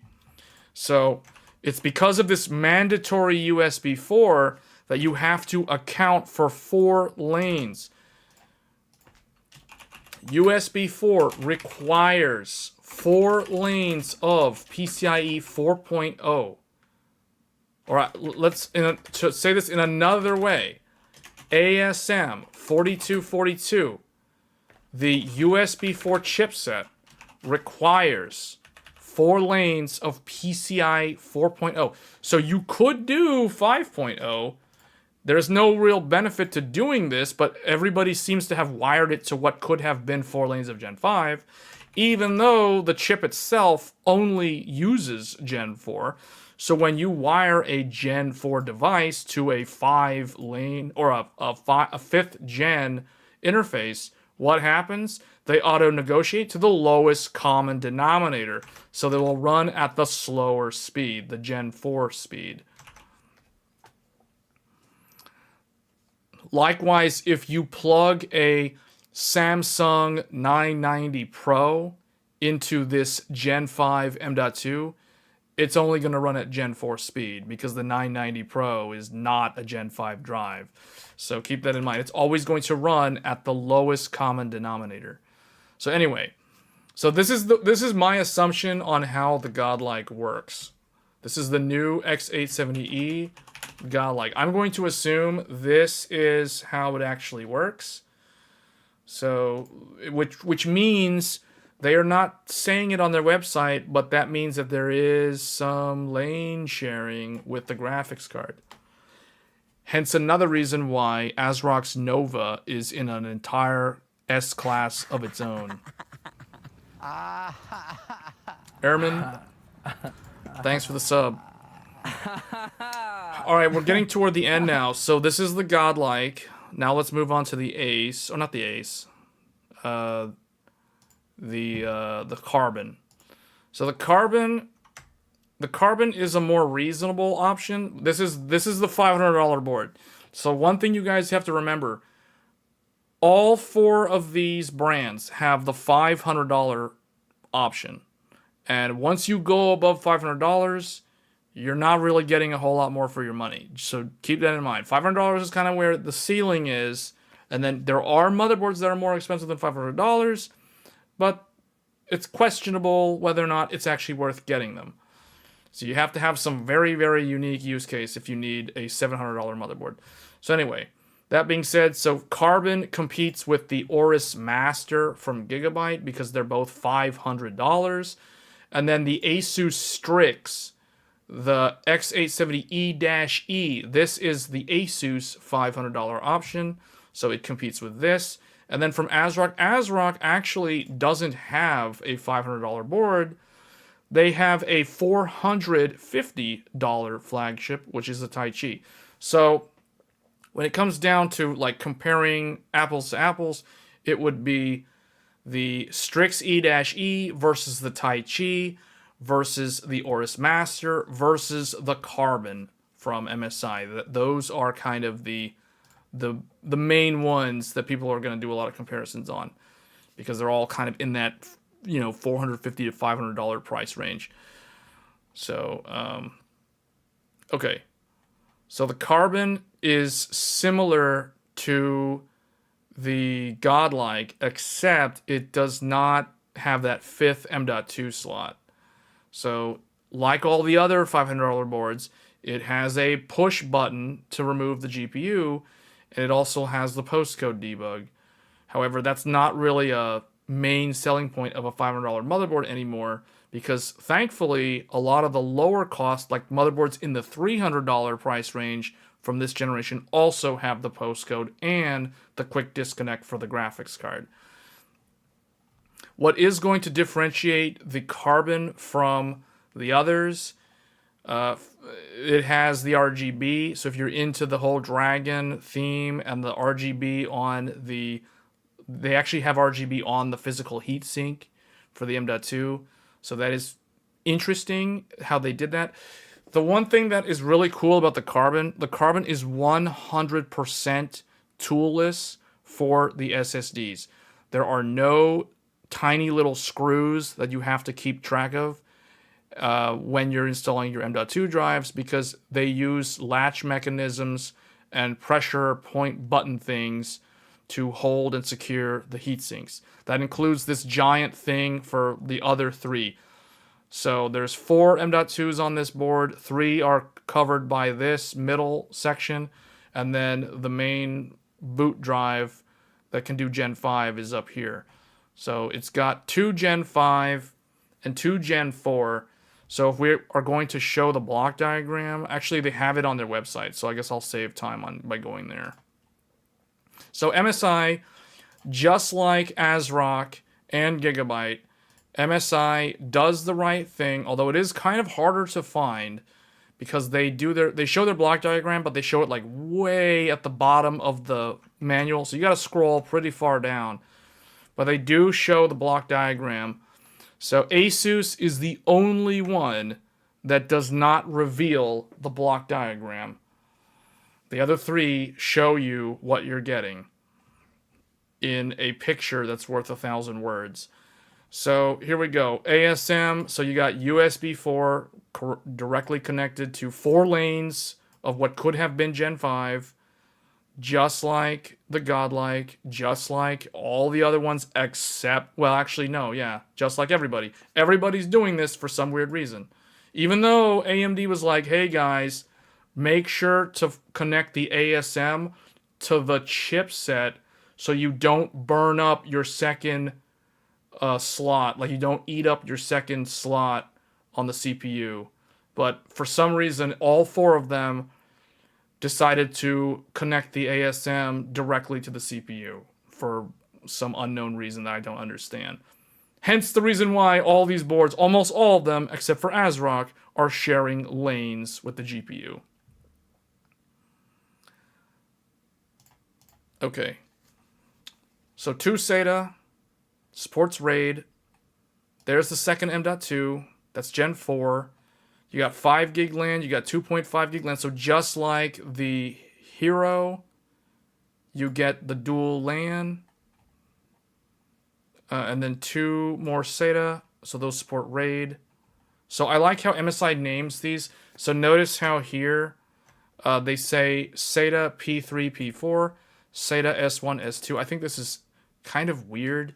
So S1, S means secondary chipset, P means primary chipset. So why is it not P1, P2, and S3, S4? Instead, it's S1, S2, P3, P4.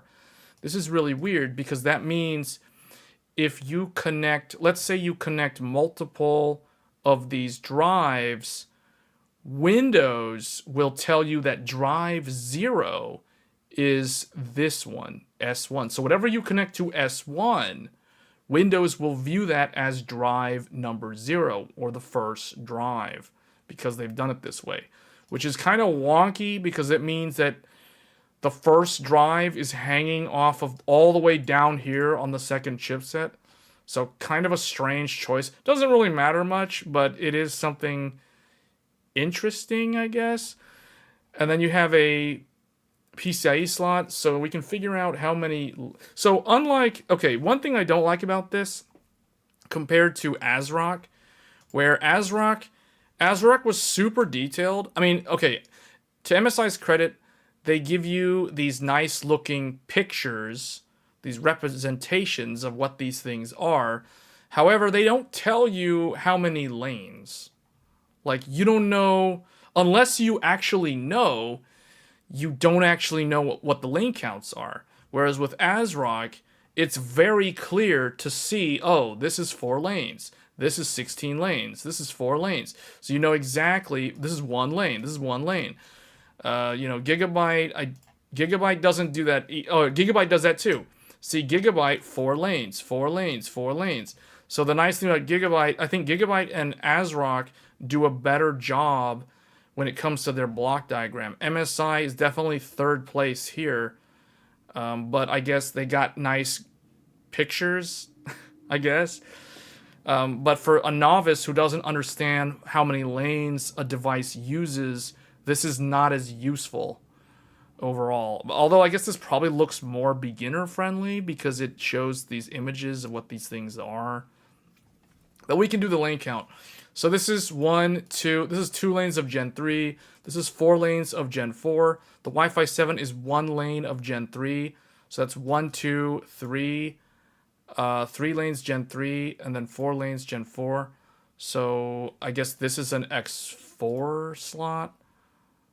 So let's confirm that here.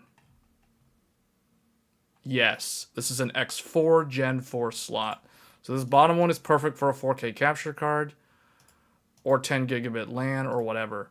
Or another M.2 via an expansion card. So that's really nice. Okay, so that's 8 lanes. So remember, chipset number 2 has 8 lanes total of Gen 4. 4 of them go to this drive, 4 of them go to this slot. And then it has 4 lanes of Gen 3.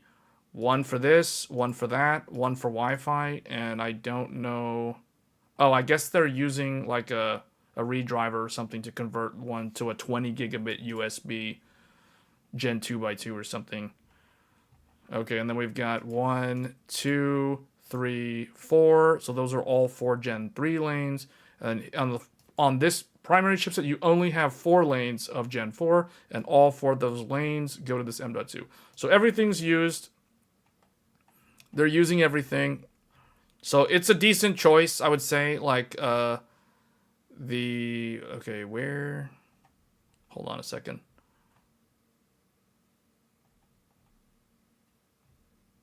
This can't be right.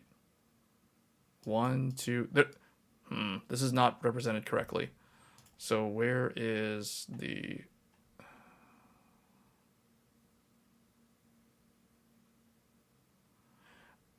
Am I looking at the right? No, this is the godlike. No wonder. Hold on. What did I do? Oh, did I get rid of the thing? I didn't open the tab.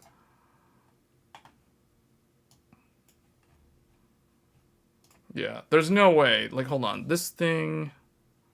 Yeah, PCIe. Hold on, that shares bandwidth.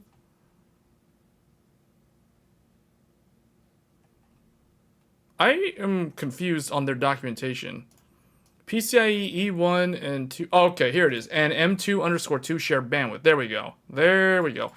They need to update this diagram. This diagram is actually wrong. This is misleading.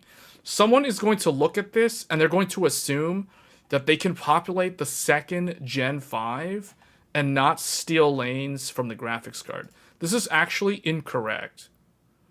The truth is, as soon as they use the second Gen 5 M.2 slot, they will run their graphics card at X8. So this is a misrepresentation in their block diagram. So this is definitely incorrect. This almost is borderline false advertising. So they do need to correct this, because this is very misleading. But the website explains it. So it says here, PCIe E1 and E2 and the second M.2 share the bandwidth. And the PCI version supports blah, blah, blah. Okay, so yeah, I mean, they literally have the same splitter. Like what I drew on the Godlike, I'm pretty sure the Godlike and the Carbon are wired identically when it comes to the CPU lanes. So, if we go back to here. So if we want to draw the Carbon instead of the Godlike, the difference is, to make this a Carbon, all of this is identical to the Godlike. The Godlike and the Carbon, this is exactly the same. The second M.2 shares bandwidth with the graphics card and the second PCIe slot, because of that USB 4 there, taking up its spot. AMD said, put this down here. Apparently nobody got the memo. Yeah, that's... Hold on. The other thing... this is not here. This is full X4. So this is just a plain X4. And that's pretty much it, right? 1, 2, 3... Yeah, that's it. Okay, so this is it. This is the Carbon. Very similar to the Godlike, except the Godlike adds this unique... They do this unique thing in here with a splitter to get a fifth M.2, whereas the Carbon basically doesn't offer that. So this is the true Carbon Wi-Fi block diagram. This is the correct version of it. Hold on, I gotta delete this thing. This thing's not here. There. That's the Carbon. But yeah, MSI needs to fix that documentation. That block diagram's wrong. The website's correct, though. Oh, wait. There's one thing. No, there's no 10 gig. There's no 10 gig. Instead, what they do is... They do...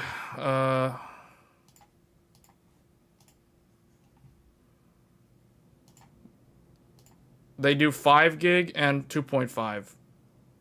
So they do dual. So there's the 5 gig. They have 2.5, and then they give you like a 20 gig USB-C redriver or something. So you got like a 20 gig USB-C down here. That. And then there's like a 2.5 there. And these are both one lane. That's one Gen 3 lane, and that's one Gen 3 lane. There you go. This is the Carbon Wi-Fi. So overall, this is a decent choice. I mean, the only drawback is this. That's kind of annoying. Because as soon as you populate that second CPU-connected drive, you're running your GPU at X8. So that's the one thing. That's like the one thing that's kind of a knock against it. If you want to avoid doing that, and you still want 4 M.2s, you can still do 4 M.2s. It would be this one, these two, and then what you'd have to do is you'd have to buy an add-in card to convert this bottom X4 into an NVMe add-in card. So you could still technically do 4 M.2 and still retain the full 16 lanes. So it's possible. Just like with the ASUS Hero, the Hero can do it because the Hero has the slim SAS. The Carbon doesn't have the slim sets, although I think technically the Carbon option is cheaper, because I think an X4 Gen 4 add-in card, you know, is pretty cheap compared to buying like an enterprise SSD or the enclosure and the adapter cable and all that other stuff. So yeah, Carbon is actually pretty okay. Like, this is an okay board, I would say. It's the other thing too is it has MSI's new BIOS, so the UEFI interface is very modern from what I have seen. So it's pretty good. It has CUDIMM support. So this motherboard already, as of launch, already supports the new CUDIMM. I'm calling it CUDIMM, but CUDIMM DDR5, the newer DDR5. This motherboard already supports it.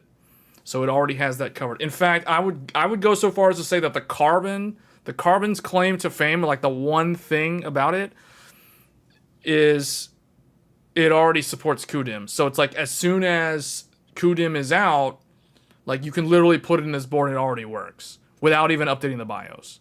So that's kind of unique about it, I guess. So that's its interesting, unique thing that it does, is that it has CUDIMM support right out the gate. Whereas like Hero's little gimmick was that it had Slim SAS. I mean, that's kind of what I'm thinking. Does Nova do CUDIMM? Not at launch. It will, as far as I know, unless it does and ASRock does not mention it, it will do it via a BIOS update. So it's not a big deal that it doesn't have it, because currently there are no CUDIMM on the market. So even if you have the Carbon, you still can't benefit from it because they're literally not on the market yet. So you're gonna have to wait. So I have a feeling by the time CUDIMM shows up, all the other brands will have BIOS updates that add support. So that's the Carbon. Okay. We need to kind of move a little bit faster here. Alright, the Tomahawk. Oh boy, this is an interesting one. So the Tomahawk is actually pretty good, I would say. Compared to the previous generation Tomahawk, this is an example of MSI listening to the criticisms of the previous motherboards. So how have they improved? Well, this motherboard is in that $300 range. It also provides a postcode debug. It also has a quick disconnect for the GPU. So if you're someone who doesn't already have a B650 or B650E motherboard, this is a much better choice than B650 or B650E, because you are getting the quality of life improvements at a lower price point compared to what you had to pay for previously if you wanted these, you know, these simple things like a GPU disconnect button and a postcode debug to tell you that your memory is training. So, you know, it's nice to have. I mean, it's nice to see these things on a lower cost board. The Tomahawk has always historically been a very popular board. It is a bestseller for MSI, for both AMD and Intel-based platforms. So it is nice to see the Tomahawk now actually is worth recommending again, because it actually has things that are tangibly useful. So, in addition to USB 4 and Wi-Fi 7, it actually has good stuff now. So, decent motherboard overall. Unlike ASUS, it has heat sinks on all of the M.2 at this lower price point. Keep in mind, it is a single chip. It is an X870. It is not an X870E, which means it is single chipset. So if we look at the block diagram, hopefully they show the block diagram. Sometimes MSI doesn't reveal the block diagram if the motherboard is a lower tier product, like if it's a lower cost. Okay, so that's actually really nice. So they do have it. So here we can look at this real quick. So it has the I don't know what's up with this. Why is this blurry? There we go. Anyway, looks kind of blurry to me. Anyway, so the GPU, the good thing on the Tomahawk, well, let me make sure. 1, 2, 3, What is this? Hold on a second. What are they doing? ASM 4242 and the second Gen 5 are connected to the same lanes? Did they just reveal the secret for the Godlike? Is this how the Godlike is doing this? I think we may have discovered something new that I've never seen before. So if this is true, this reveals the Tomahawk block diagram is revealing the secret method that MSI has utilized to give you M.2s and USB 4. But what are they doing? Are they running a splitter or something? What is this? I've never seen this.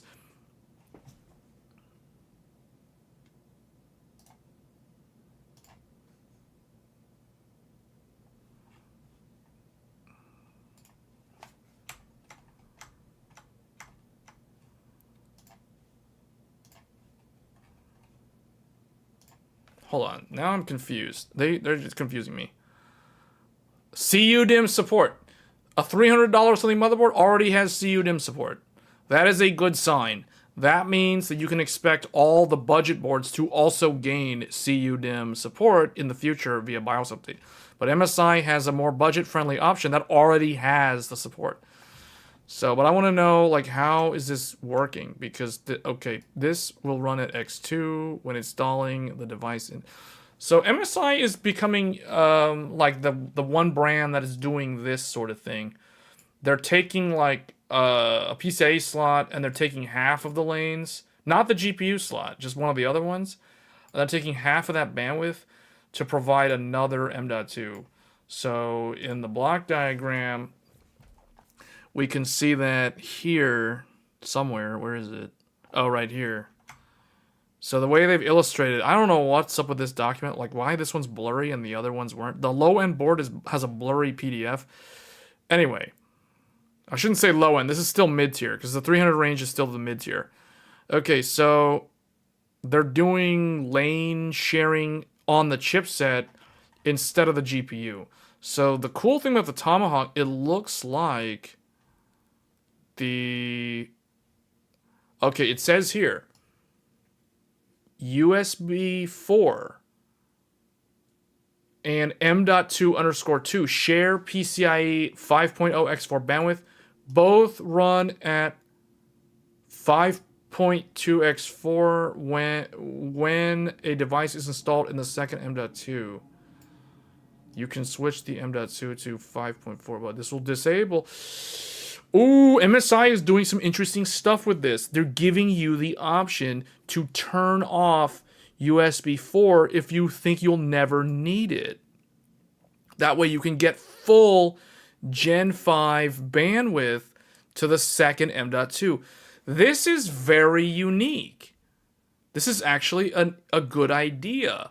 Rather than steal lanes from the graphics card, they're taking lanes and they're like making features optional. Like if you want USB 4, then your second Gen 5 will run at half bandwidth. But keep in mind, if you truly have a Gen 5 SSD, like the Inland from Micro Center, or maybe you have a Crucial T700 or a newer T705. These are Gen 5 SSDs. These are the world's fastest SSDs. If you run this in this Tomahawk in the second slot and you want USB 4, your Gen 5 drive will run at half speed, which means it will run as fast as a Gen 4 SSD. That's actually not a bad thing considering how fast Gen 4 SSDs already are. So I feel like this is a happy compromise compared to stealing lanes with no way around it from the GPU. So I like this idea. I actually really like this idea. So I feel like MSI is definitely thinking outside the box with this approach. So they show it in the block diagram. I wonder now, Carbon was wrong. Carbon. Yeah, Carbon actually is sharing bandwidth with the GPU.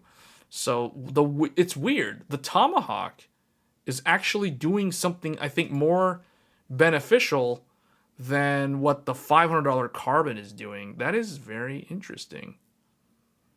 If you buy Gen 5 SSD, you want Gen 5 speeds. Yeah. Yeah.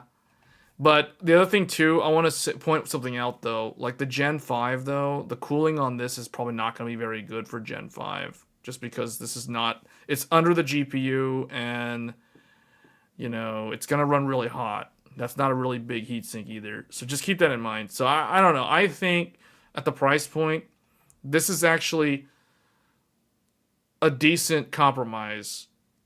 It's like if you want, you can still maintain USB 4. But this makes me wonder, how would the USB 4 devices handle like being at half bandwidth? As far as I know, ASM 4242 doesn't do Gen 5. So you like they're saying both run at Gen 5x2, but the ASM doesn't do Gen 5. It would be Gen 4x2. So, which would be even worse. So that's this would be an interesting motherboard to test. Like this would be a lot of fun to just test these features and see how they behave when you're fully populating the board with drives and peripherals and stuff, and see how the bandwidth is getting divided. But anyway, this is an okay board. Like I think overall for the price point, this is actually a solid choice. This is definitely a better choice than the Tough. And this is definitely a better choice than the Prime. This is definitely more in line with the Aorus Elite in terms of what I think it's a better price comparison. Tough didn't even have a postcode. No postcode. Prime, no postcode. Like, I mean, at least they have the tool for removing the GPU. But Tough also, there's like no heatsink for the bottom M.2. Like, what? Really? Prime only has heatsinks for 2 out of the 4 M.2 slots. And there's no postcode. So it's like ASUS is actually failing really hard at the lower price points. You know, at that like from $200 to $400, ASUS is failing really bad right now in terms of the value. You're getting like way better value if you go with MSI, Gigabyte, or ASRock. But you know what's even crazy though? Like we talked about how broken S tier Dark Arm Dragon, the Nova from ASRock is. This is $350. $350 for this versus like the Tomahawk. I mean, there isn't really, although yeah, Tomahawk's cheaper, but still, I mean, really? I mean, yeah, there's a reason why the Nova is basically the winner. Best in class, hands down. All right, and that brings us to the Pro X870E Wi-Fi from MSI. So this is more of like their, I don't know why they call this Pro. It's so weird. This is almost like the ASUS Prime. It's white aesthetic, just like the Prime. It also fails to cover all the M.2s, just like the Prime. But hey, it's got a bunch of probably X1 PCIe's here for like sound cards and 1080p capture cards and stuff like that. But, you know, no GPU disconnect, although it looks like they have the tab thing, so that's probably okay, and no postcode. So, I don't think we need to spend too much time on this one. This one is probably their more like entry level X870 single chipset. Well, I guess let's see if the block diagram's here.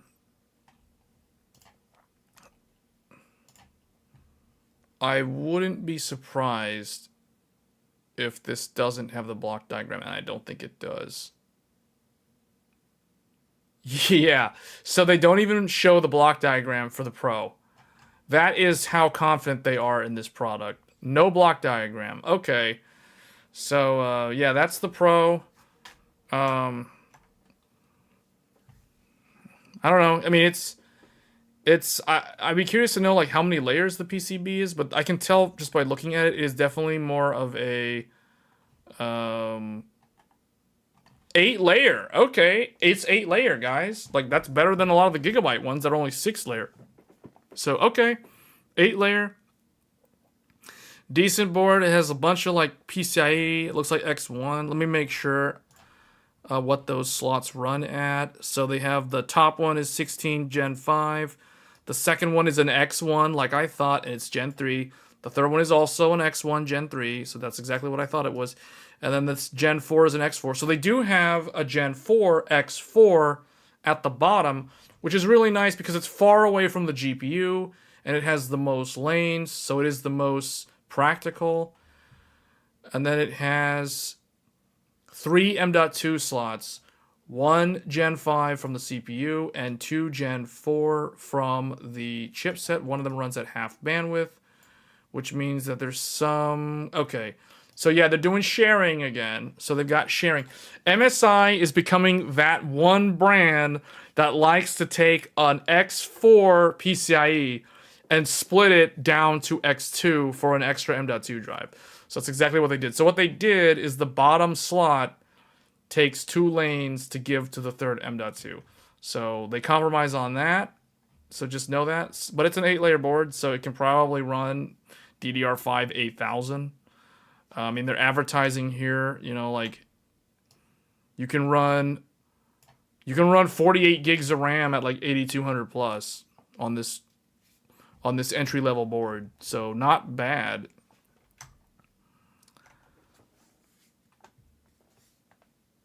You need to know if I can run a graphics card on an X16 on the first PCI slot and 4K capture card on the last. Yeah, you can do that on this MSI Pro. Now, the 4K capture card, well, okay, this Pro is not what I would recommend for that, because as soon as you plug in the third M.2, your Elgato is running at half bandwidth. So, oh, it's got CUDIMM out of the box. Okay, so it looks like, okay, so here's the thing that's cool about MSI. MSI has CUDIMM right out of the box for all their X870 boards. From day one, they already have it built in. No BIOS update necessary. It's there. So that's like the one cool thing worth talking about for MSI.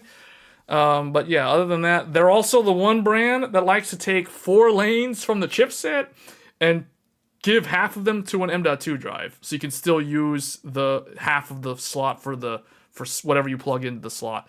So that is kind of their one thing. So the key takeaway is, okay, well, now let's do a breakdown here of all of these. Let's kind of do full circle here on this. So do I want to delete this? I guess we'll delete this. Elgato needs Gen 2 X4 according to its specs. There was, what was the motherboard, guys? There was the Carbon could do that. The Carbon can do that. Right here. You're looking at a motherboard that can drive the Elgato and not take lanes from the GPU. However, there's an M.2 that takes lanes from the GPU. Hold on. Where's the Nova? Where's the Nova? What does the Nova have again?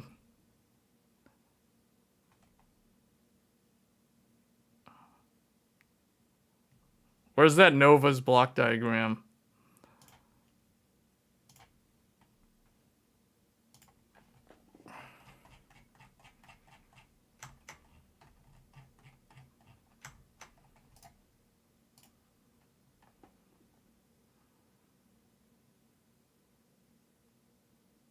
So how many lanes did it need? 4? 4 Gen 2?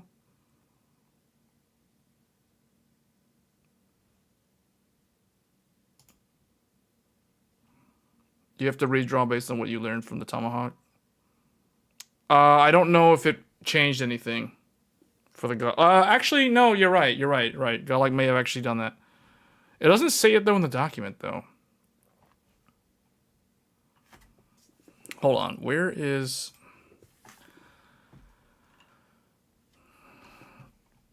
Tomahawk's good. Nova's the best.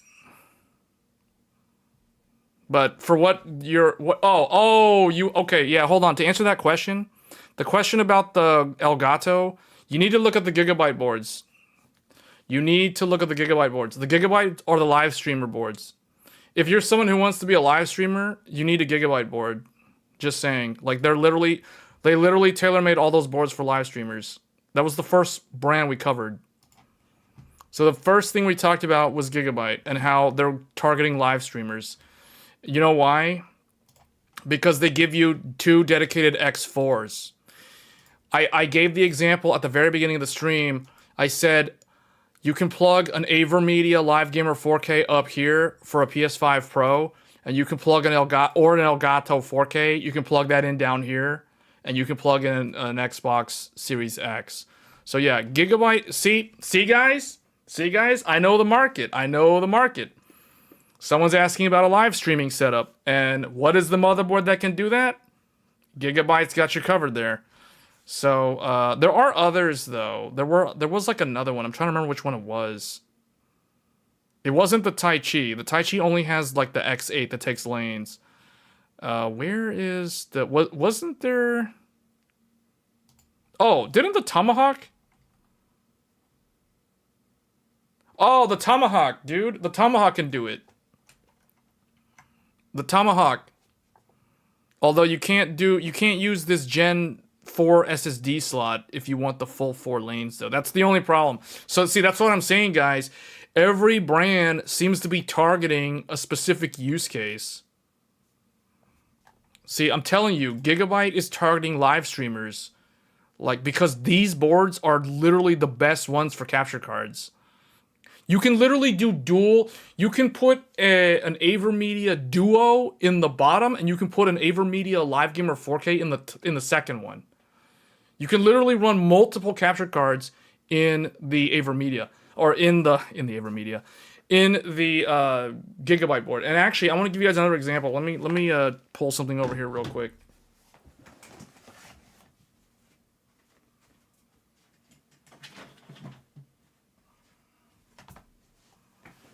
All right, just to give you guys an example. So check this out. I've got some. So case in point, we're currently streaming on an X670E Aorus Master, and I have an AverMedia Live Gamer 4K physically in my X4 slot on my Aorus Master right now. So, and that's connected to the PlayStation 5. But that being said, I want to point something out. So AverMedia has this. This is a Thunderbolt 3 based capture card. This is an external capture card from AverMedia. This is a 4K 60 HDR. This is literally a Live Gamer 4K in an enclosure that has RGB. This is what an external 4K capture card looks like. It is a Live Gamer 4K in a enclosure. And you can use Thunderbolt 3 with USB 4. So what that means is it doesn't matter what motherboard you choose. All of these motherboards, all these X870 and X870E motherboards support external 4K Thunderbolt capture cards because USB 4 is fully backwards compatible with Thunderbolt 3 and Thunderbolt 4. And I can confirm, because I've already tested this AverMedia with my Crosshair Hero, that it works seamlessly. I literally plug it in and it works flawlessly. So the backwards compatibility with Thunderbolt-based capture cards works like a dream on these new motherboards. So that's another thing. If you don't have a USB 4, you can use something like this. This is the AverMedia Live Gamer 2.1 external. I don't like this. It is not as good as that Live Gamer Bolt. There's more latency, and it uses 10 gigabit USB-C. So it's not nearly as good as a USB 4 capture card, which is what this Live Gamer Bolt is. So that being said, I will be using this with the PlayStation 5 Pro when it comes out. You'd have to check. I don't remember off the top of my head if it does 1440, 120. I think the internal ones probably do, but you'd have to check the product page. Live Gamer Bolt AverMedia. Yeah, you want to check it out. Live Gamer Bolt. But you would have to have a motherboard. Keep in mind, if you're going to use that capture card, you're going to need one of these motherboards because these motherboards have USB 4. So, but anyway, the question was about internal capture cards, and Gigabyte seems to have the best choice because Gigabyte literally has like dual X4 PCIe slots. So see, they all seem to have really good use cases. It just kind of depends on what you're doing with the computer. Yeah, so Aorus Master is probably the best choice then. This is an 8-layer PCB. You can overclock on this. It can run the RAM consistently at higher speeds, etc., etc. So anyway, so to sum them up, we're at the end here. Oh, I forgot about 2 of them. So we got 2 more. We got to talk about this one and this one. All right.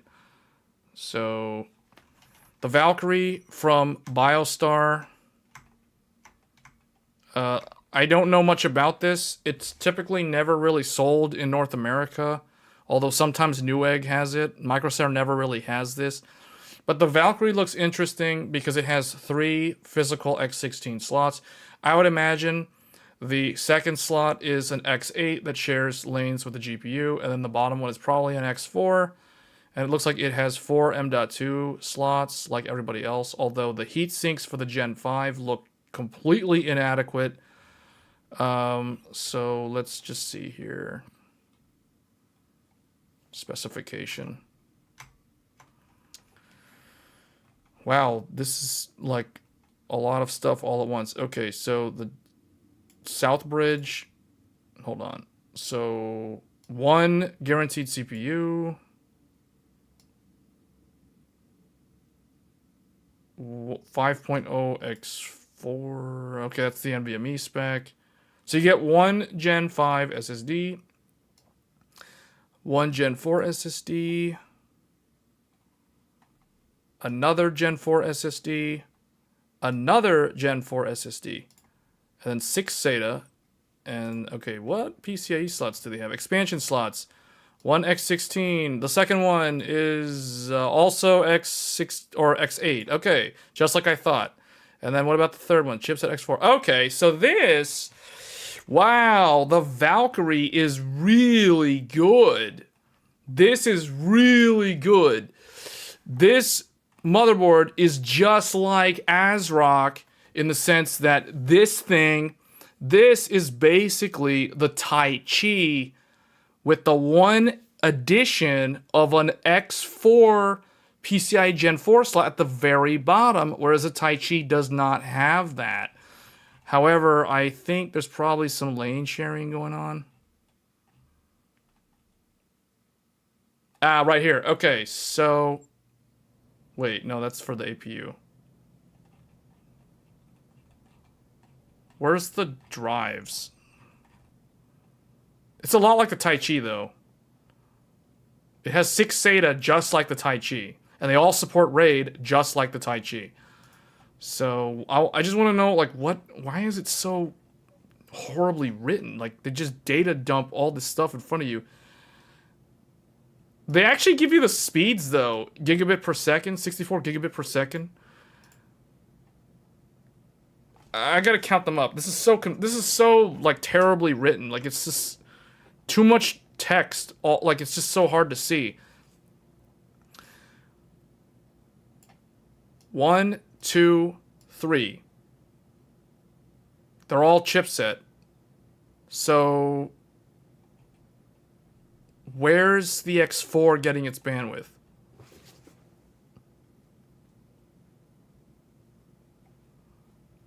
This is X4. There's only 12 lanes total. They're already giving you all 12 lanes to M.2. So this is sharing lanes with one of the M.2s. There is no other way for that to work otherwise. All right, so where is the...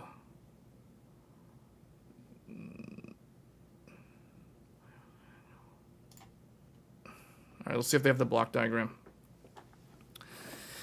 They're not documenting the sharing of lanes on that bottom PCIe with the last NVMe drive. But it's, okay guys, it's basically the Taichi. The Valkyrie is essentially, is it ATX form factor? Okay, this is an ATX form factor, whereas the Taichi is an eATX. It's the Taichi with an additional X4 that is sharing lanes with one of those Gen 4 drives at the bottom. So it's somewhat better. It's somewhat better because it gives you more options. You can choose. Do you want the fourth M.2 or do you want to run a capture card like an Elgato or something? So that's without impacting the GPU.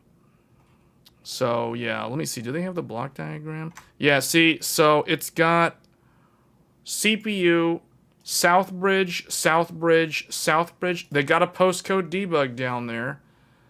They don't have any special... Okay, so one thing, no special quality of life, quick disconnect for the GPU. So this is still old school, where you gotta, you gotta use... I like to use one of these, a 3.5-inch hard drive rail. If I have to get my GPU out, I gotta like stick this thing down there to press on the tab to get my GPU out. So you're gonna be stuck functioning in the dark ages like it's 2010 trying to get your GPU out on this board. So just keep that in mind. Dual chipset, 6 SATA.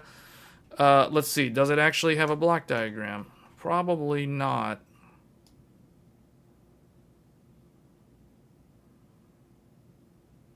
Let me see, maybe it's at the very bottom? No. Wow, so no block diagram, unless it's actually in the table of contents. Block diagram? No. So there's no block diagram. That's fine. Whatever. We already know the difference. It's basically the ASRock Taichi with an extra X4 slot that shares... Oh, what's the NIC? Good question. Let's see. 2.5 gig. Okay, 2.5 gig. I think the Taichi was 5. Yeah, Taichi was 5 gig. So Taichi's 5 gig. Valkyrie's 2.5 gig. Although it is fully loaded. It's got all that stuff on the back. It has a rare DisplayPort on there, too, which is interesting. So you have HDMI, DisplayPort, and DisplayPort alt mode on both USB 4 ports. So you can literally drive like 4 to 6 monitors off of this integrated graphics.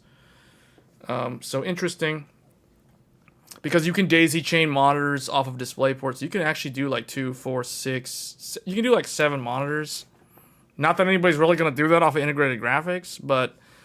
Yeah, some differences. You gain some, you lose some. That's a good way of putting it.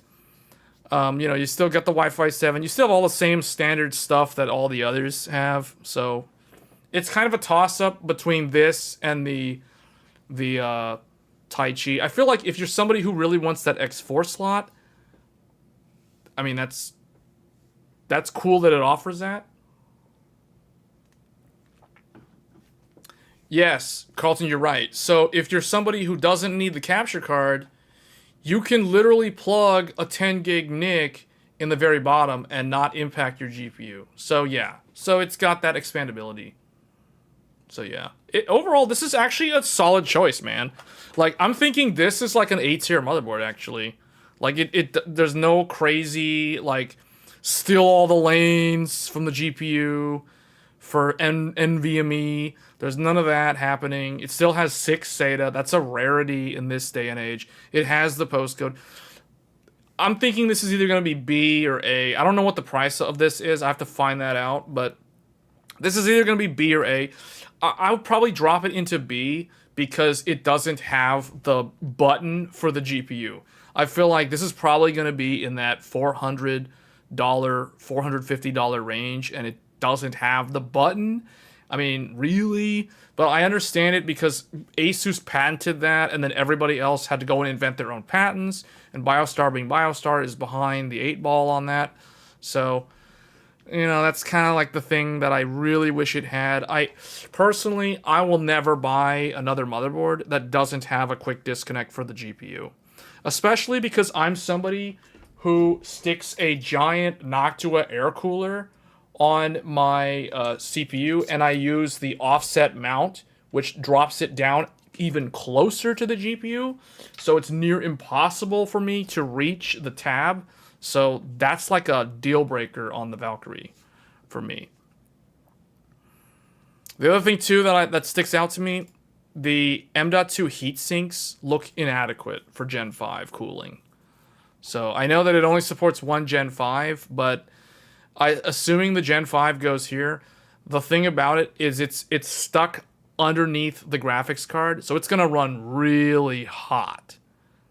It's going to run real hot. That Gen 5 SSD on this Valkyrie is going to be thermal throttling while gaming, especially if you install a game like Final Fantasy 16 or Forspoken, which use direct storage, and you install it on the Gen 5 drive. You are going to thermal throttle that Gen 5 drive with this Valkyrie motherboard.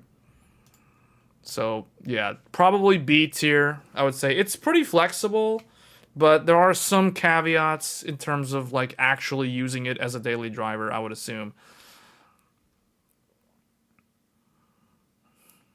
Alright, and then the very last one, the NZXT N9 X870E. Yes, NZXT has a motherboard. This is actually a very clean-looking motherboard. If you're doing a white build, this is probably the best looking motherboard for a white build. Like, this looks sleek. The GPU would just go there. It has a reinforced GPU slot. It has that thing over that covers up a lot of the random connectors there, so it doesn't look so messy. It looks like you could possibly use some of that as a cable guide for like your fan wires for the case fans. So NZXT, this looks pretty good. It's got a postcode up there. Power and reset button. It looks like it's got 4 SATA. It's got a bottom slot that's far away from the GPU, so you don't have to worry about a thick boy GPU covering up that slot. It has a decently loaded I/O. You got 2, 4, 6, 8, 10 USB Type A, the standard USB 4. I can't tell what that NIC is from this image. 5, it looks like 5? Yeah, that looks like 5 gig, and optical audio. And a clear CMOS. A lot of them still leave out the clear CMOS. But yeah, that actually doesn't look that bad. Thick heatsink. The Gen 5 one goes there. Now I'm curious to know, like, okay, see, look, there it is with a 4090. So you can see the 4090, there's a really good amount of room between the bottom of the 4090 and where the, why is this, okay, there we go. Yeah, see, there's plenty of space for like a capture card or something going down there, assuming that's an X4 slot. So that is a clean looking motherboard.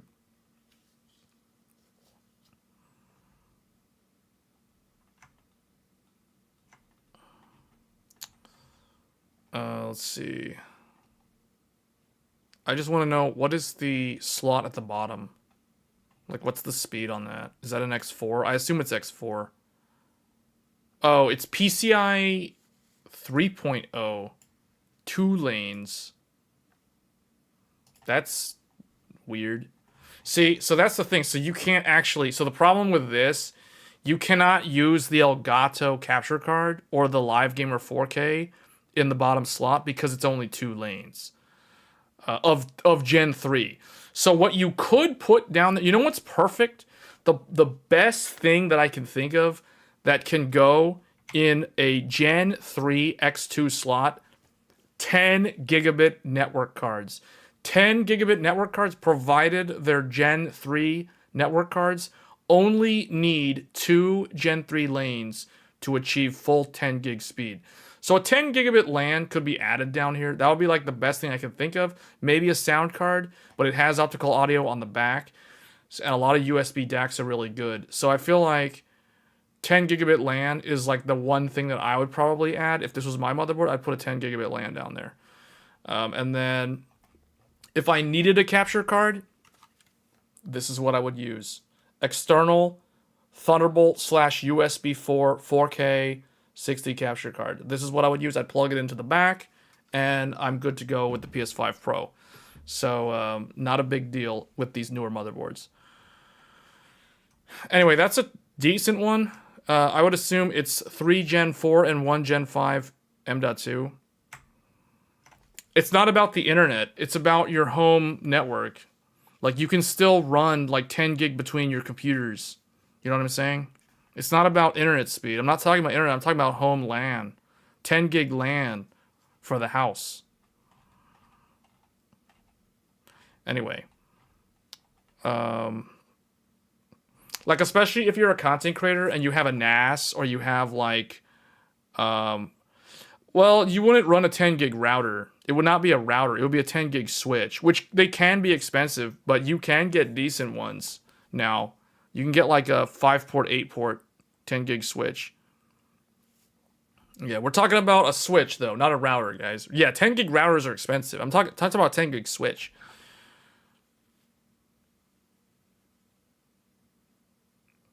Yeah. Anyway, so this one is actually pretty good. I mean, this one and the Valkyrie are pretty decent. Like, the NZXT is... I think the Valkyrie, if I had to choose one... actually, hold on. Oh, this one doesn't have... Okay, so both of them don't have a quick disconnect for the GPU. But they have the postcode. So they're both going to fall in, like, B tier, probably, if I had to guess. I think that's fair. It's a nice-looking board, though. Anyway, so that's NZXT. That basically covers all of them. It took 4 hours to cover every single motherboard from the X870E launch. So I guess, what's the conclusion? The conclusion is... Here, let me clean this up real quick. Let me bring this in.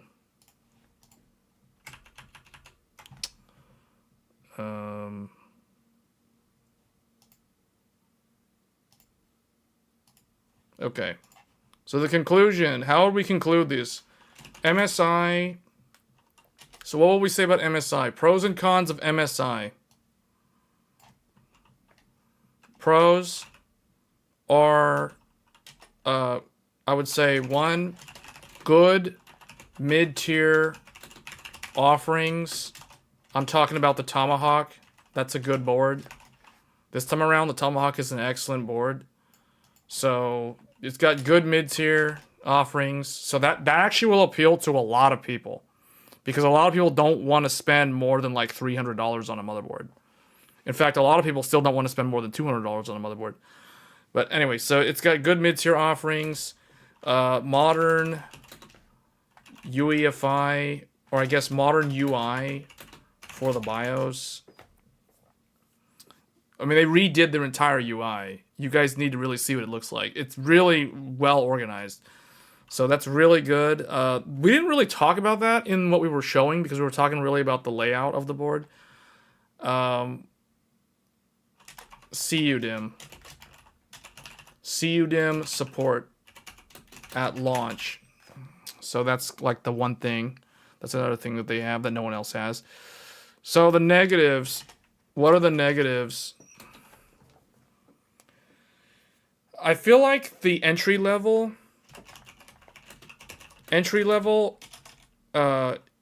is underperforming. Because I feel like ASRock and Gigabyte are offering slightly better options.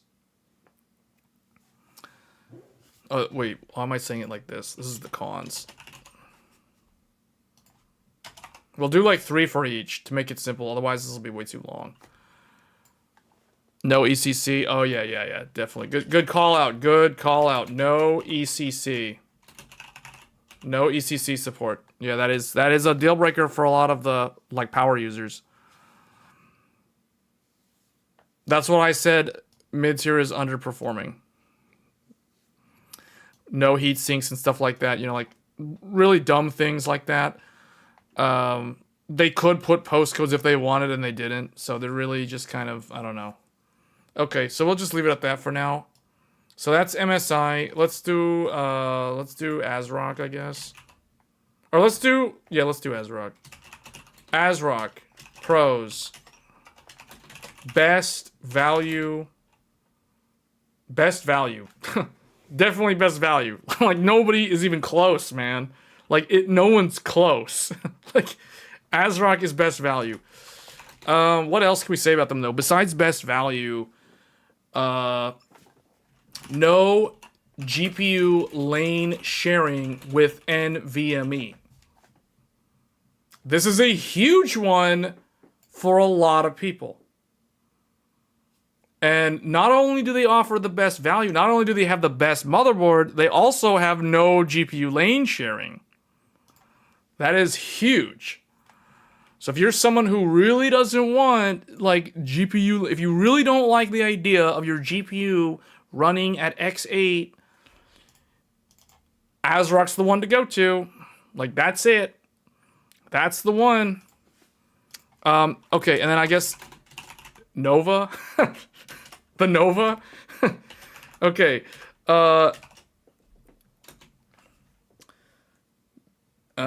Cons. What will be the cons of ASRock? Like, what will be the negatives?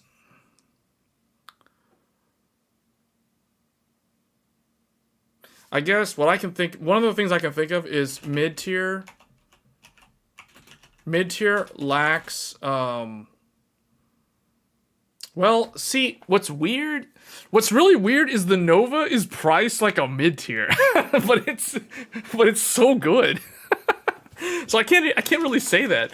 I'm thinking of this when I'm typing this, I'm thinking of the Steel Legend, and the other one, I forget, the RS Pro. No dedicated. Oh, good call out. Yeah, no dedicated PCIe X4. Yeah, that's a good one. That's a good one to point out. ASRock does support ECC. Yes. Oh, do we want to put ECC as like a pro? I guess Nova is like in the value one. So I guess we'll do ECC support. We'll do that. And then this one will be like best value, i.e. Nova. There. No dedicated PCI 4.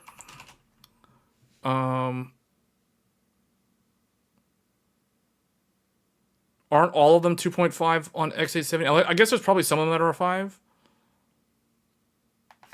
EATX. Is the ATX considered a good thing or a bad thing? I personally think it's a good thing, but not everybody would agree because of compatibility. Oh, MSI has 5 gig on the Pro? No easy release for GPU on the Lite. That's what I'm saying. Like, okay, entry... Well, but see, like, entry level for MSI also... I don't know if we can say that for entry level, though, guys. Tomahawk does have the quick disconnect. Tomahawk has the button. 2.5 and 5 on the Carbon. That's good. That's not bad. Tomahawk has 5G. Oh, ASRock doesn't have... Oh, that's what you're trying to say. Okay. Mid-tier only 2.5? No, that's not true, because Nova has 5 gig, and that's kind of like a mid-tier board, which is really weird, because it seems like it's way high-end for what a mid-tier price point is. Oh, no dual NIC. There you go. No dual NIC. Okay.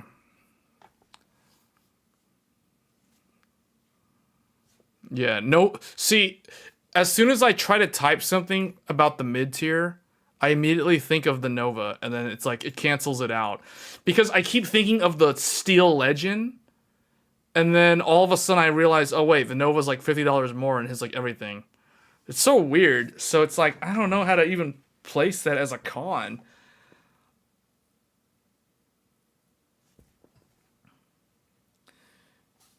Yeah.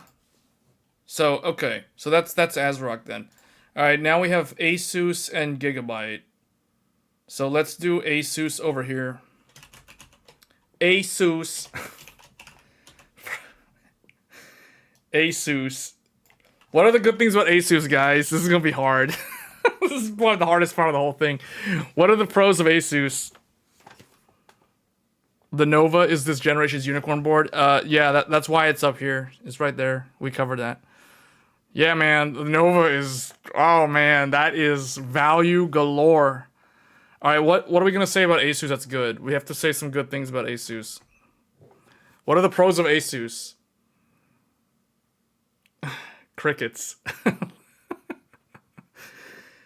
Come on, there's got to be something good about ASUS. ASUS is good at RGB. Isn't that subjective though? That's subjective though. So how do we want to say that? Like entry, not entry level. Tough is considered mid tier. Mid tier is decent. Like this? No, tough is not decent, guys. Tough is stupid. Tough has 8 layers, but it's dumb. The bottom slot doesn't have. The tough is stupid because it doesn't have a postcode and it doesn't have an M.2 heatsink on the bottom drive. Like, okay, the tough has 8 layers. Congratulations, it has 8 layers. Okay, but like the vast majority of people don't even overclock, and especially at that price point. Like, what? You know what I'm saying? Like, I don't agree. I don't agree that the mid tier is decent. I think there's way better options. Tomahawk is a way better choice.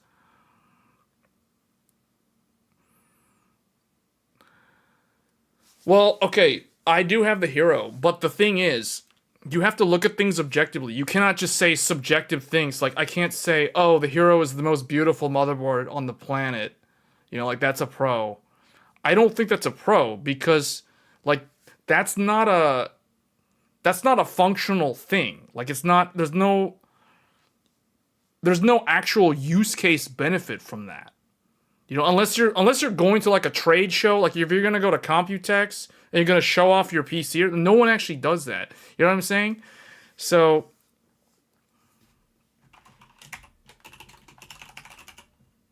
ECC support. If we're looking at the high end, I guess overclocker. Okay, what I'll say is overclockers community feature. Like, what I'm trying to say is it has good overclocker support. I guess what I'll say is, yeah, I'll just put that. Good OC support. So it has good overclocking support. What do I mean by that? I mean, if you buy the Hero, you guarantee yourself asynchronous E-clock overclocking capability. Now, probably half the viewers have no idea what that means, but it has something like that, guaranteed. There's a legacy there. So it has good overclocker support. I mean, there's a reason why a lot of the world leading overclock world records, the world records, most of the time, if you look them up, they're almost always on ASUS motherboards. 8 times out of 10, it's an ASUS motherboard. So that has to mean something if you're an overclocker. Hero offers 8.8 for dual GPU, which apparently is rare. It's actually not that rare. We looked at a bunch. I mean, it is kind of rare, but it was kind of rare last gen also.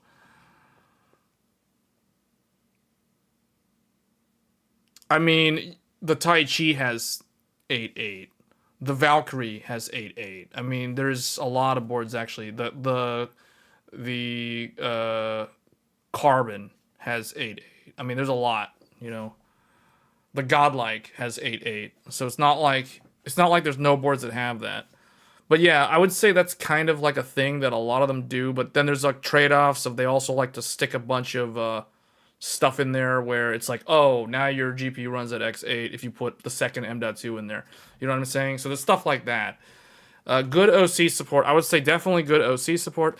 I'll tell you guys, I'll be honest, I have had a lot of fun this week overclocking my 9950X with the Crosshair Hero. So as a hobbyist, kind of like a semi-casual overclocker, I don't do like LN2 or anything like that, but it is fun. It is fun. And I'll tell you this, Zen 5 is so much more fun to overclock than Zen 4 because it has way more margin in terms of power limit. You can get like 40. I'm doing 44,000 in. I'm doing more than 44,000 on Cinebench R23 with the stock 200 watt power limit. Like, I haven't even raised the power limit on the Hero, and my 950X is scoring over 44,000. I'll be doing follow-up videos this weekend. We'll be streaming. I'll be doing like overclocking stuff. So it is so much fun to overclock with the Hero board. There's a reason why, if you look into the overclocking community, a lot of people use the ASUS Hero or the ASUS Gene or the Apex. There's a reason why people do that. Oh, and I'm doing this on air, by the way. Yes. And I'm scoring over 900 in single thread on CPU Z. Like, that is something that you do not see on an AMD CPU. So, I mean, it is, like, if you're someone who likes overclocking, or if you want to get into that hobby, I mean, ASUS has a lot of good stuff there. Crosshair has the NitroPath DRAM tech for the memory. Yeah, but that's only on the super expensive boards, though. But I guess, only 2 of their motherboards have that. Only the Strix E-E and the Hero have that. Do we want to mention that? See, the reason why I hesitate to put NitroPath as a thing is because I don't know how much of a tangible benefit that actually is yet. Until I start pushing above 8,000 on overclocking, I don't actually know if there's a benefit yet. So, yeah, 8,000 works. That Slim SAS you feel is intended for those companies that run servers off the AM5 platform. Yeah, but they wouldn't be buying an overclocking motherboard if they're going to run a server. You know what I'm saying? They'd be buying like a Super Micro or like a workstation server board that has an AM5 socket. It would be a different product. Like, ASUS would sell them a completely different motherboard for that. They wouldn't be spending $700 on a Hero so they could run that server. No. It'd be a completely different board. Hero is an ATX motherboard versus the ATX, so it fits in more cases. I guess. But see, sometimes people like EATX, though. EATX does have benefits. EATX can provide more surface area for M.2 heat sinks. You can do wider heat sinks. You can space the M.2 drives out further apart, so your heat concentration is more spread out over EATX versus ATX. So there are pros and cons of EATX and versus ATX. But yeah, you're correct though. Like, in general, ATX, there is more case compatibility. But I don't know if that is a real pro though. Maybe, I guess. But I guess what I'll say is largest lineup, or I guess most motherboard options, I guess. Like, there's the most to choose from, I guess. Like ASUS has the widest spread, the widest range in terms of they could go all the way down to entry level and they go all the way up to the overclocker flagship, so they can do that. And someone might say, well, what about MSI because they have the Godlike? Well, no, because ASUS still has way more options within that gradient of mid-tier and entry level. MSI has way less. Like, MSI has the Pro, which is not that great. It has the Tomahawk, which is great. And then it has what? The Carbon and the Godlike. I mean, they're pretty spread out. You know what I'm saying? So ASUS has a lot more choices in between. Like, even within the $500 range, ASUS has like the Pro Art, the Strix E-E, and then they have like a $450 Strix. So they've got like a bunch of almost overlapping choices with slightly different use case optimizations. So I would say that motherboard option, the variety does have its benefits, I'll say. Yeah, but they're not the only one that does that. The MSI Carbon has the exact same feature, and it's $200 less.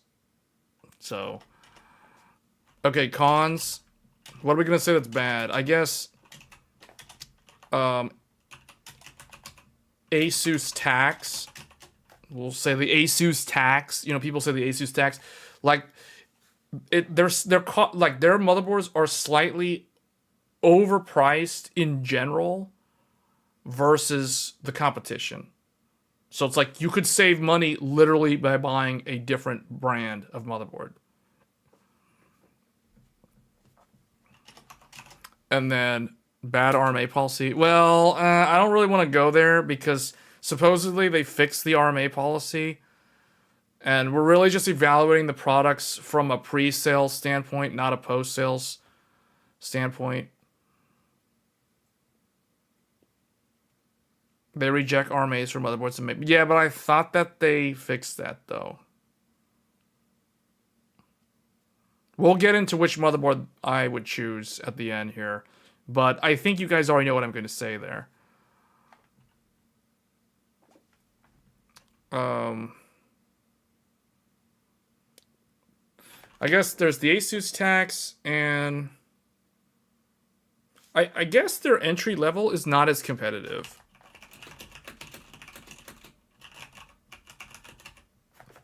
Their entry level is not as competitive as the others. And that, I mean, that kind of goes hand in hand with the ASUS tax, but not really. What I mean by that is they've got stupid things, like for example, the Prime. The Prime literally has a completely inadequate heatsink for the Gen 5 drive, and then it has like 2 M.2 slots that have no heatsinks at all. Like that's what I mean by the entry level is not good. Because the Tomahawk, the ASRock Steel Legend, the RS from ASRock, all those boards, they have the covers. So, like, ASUS is doing kind of dumb cost-cutting things for no reason, while at the same time charging for the ASUS tax. So that's kind of a, yeah, no. Alright, and then finally, Gigabyte. Gigabyte Pros. Lots of PCIe X4 slots. Like, lots. Like, pretty much all of the Gigabyte boards give you dual X4. So, and there are benefits to having something like that. Like, literally, the comment of asking me about the Elgato 4K capture card. Like, that is a use case that Gigabyte is kind of a go-to in terms of, like, if you want to be a live streamer, if you have aspirations to be a live streamer, especially a variety streamer that can stream console games or maybe dual PC or whatever, Gigabyte is probably the best choice because they have a lot of X4 PCIe slots. I'll use myself as an example. I am currently streaming on a PC with a Gigabyte X870E Aorus Master with a 7950X3D. This is my live stream computer, and it's probably going to remain my live stream computer. I don't think I'm going to change this out for the Crosshair Hero. I think I'm going to keep things the way they are because the setup, it's perfect. The lane allocation, the GPU is still running at X16, you know, like all that stuff. So, there's a reason why I'm using the Gigabyte Aorus Master, and I just so happen to also be live streaming. I think that says a lot about Gigabyte's boards being targeted for a specific use case. But yeah, lots of PCI X4. So, I guess what else? I know what I'm going to say for the cons for the X870. I think a couple people in the chat are probably going to know exactly what I'm going to say. Well, what else can we say about them that are good? Well, 500 is the top end, though. Like, at least they're not doing... Well, at least not yet. At least they're not charging, like, 700, 1,000, whatever. Like, they're not charging, like, those type of prices because ASUS and MSI do charge those type of prices. So, I guess they have a very consistent lineup, I guess. I don't know how else to phrase that. What I mean by that is, like, if you start from the top, like the master, and you work your way down, you're not really, like, it's very predictable. You know what I mean? So, I guess, consistent lineup. They have a very consistent lineup. Like, you can look at the most expensive, you can look at a master, then you can go look at the elite, You can look at a Pro. All of them have the same, like, okay, let's just show this so people understand what I'm saying. Like, you can look at any Gigabyte board, and I'm talking about the Aorus boards, but you look at this. So, see, the Aorus Master, standard, top slot, and then notice how they nicely place the second and third PCI right next to each other, so you can still run a giant GPU in here, and you can still use these for capture cards. You step down to the Elite, same thing. Same exact placement. Same exact place for the button. Same exact place for the debug code. It's very familiar. The look and feel going from one Gigabyte motherboard to another Gigabyte board, it's very, very consistent. So you're right at home. If you're someone who keeps using Gigabyte every upgrade cycle, you know, it's a very consistent experience overall. So even on the different color schemes, still exactly the same. So it goes up and down the stack, and it's pretty much the same look and feel. The only difference is you're getting better VRMs as you go up. You're getting more layers on the PCB as you go up. And then you're getting more things like the clear CMOS and things like that. Actually, I don't now I'm wondering, okay, see, like this one doesn't have the clear CMOS. So you do get some differences as you go up the tier placement.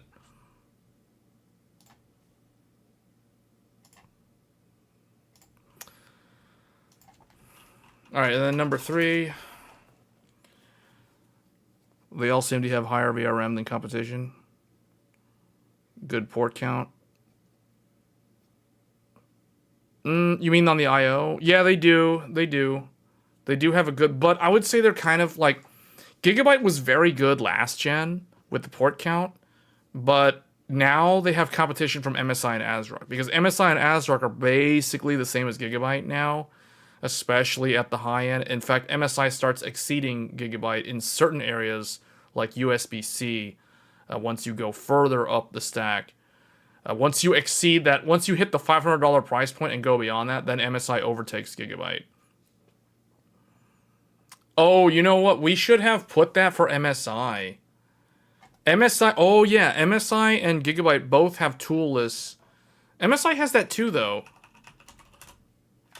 Toolless heat sinks. But MSI has that too, though. But okay, we'll just give Gigabyte that.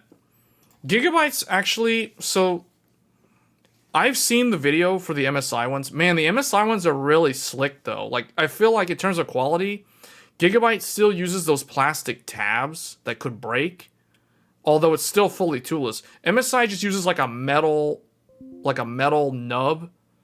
So it's, I don't know. I think MSI is better, but I do think Gigabyte has better heat sinks than MSI. So we'll give this to Gigabyte. Like, if you go look at MSI's Gen 5 heatsink, like especially on the Carbon, go look at the Carbon's heatsink. It looks almost borderline inadequate for a Gen 5 SSD. You go look at Gigabyte's one, and it is a thick boy SSD. That thing, I can tell you guys, because I am running a T700 on my Gigabyte Aorus Master under that really thick heatsink. That thing keeps it cold. So yeah, Gigabyte's got quality heat sinks, at least on their upper range boards. I don't know about the, I don't think it's the same with the lower end, but I mean, it's definitely the upper end. All right, then the cons.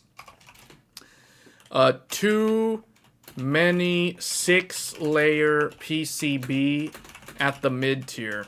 It's okay for this to be at the entry level, but this is not good in the mid tier. So they got way too many 300. They got motherboards like the Elite and the Pro down there in the 200 gig range, and they're only $300 range, and they're 6-layer, whereas the competition is bringing 8-layer.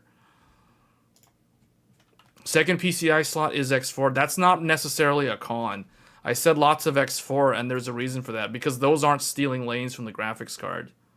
So yeah, I understand, like, with the Hero and with the Carbon, you're getting, like, X8, or the Godlike, you're getting X8 on the second slot, but remember that shares lanes with the GPU, so not everybody likes that.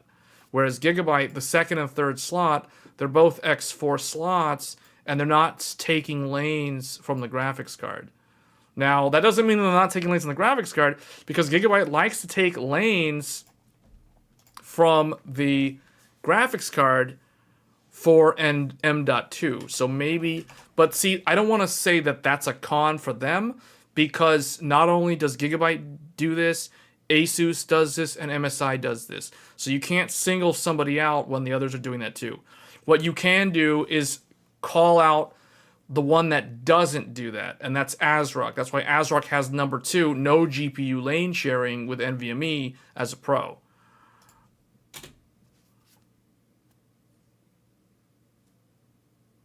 So perhaps 2. No, that won't happen. That won't happen. There's no standardization on the slot spacing, so that's impossible. The 5090 will be a standard X16. Okay, no official ECC support on Gigabyte on paper.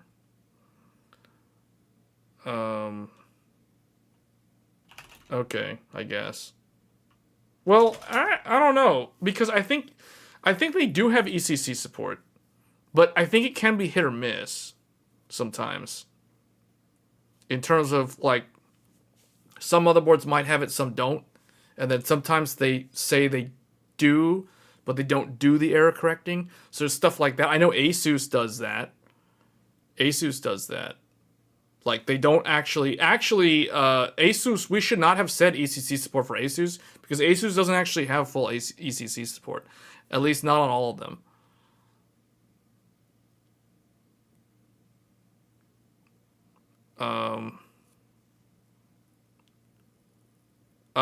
No, it would probably be the NZXT board if you're looking for a whiteboard.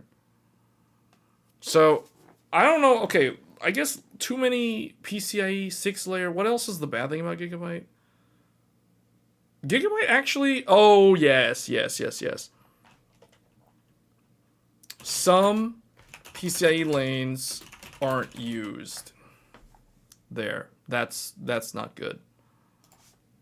We talked about this earlier. That's definitely a con. That is it. Okay, so that's it. This is a wrap. So there you go. These are the pros and cons of all the boards. Actually, the ASUS ECC support is hit or miss right now. So, but that could change. So I kind of think the ECC on ASUS needs to be something different because it's not consistent. But I don't know what else to put there, so we'll just leave it at that.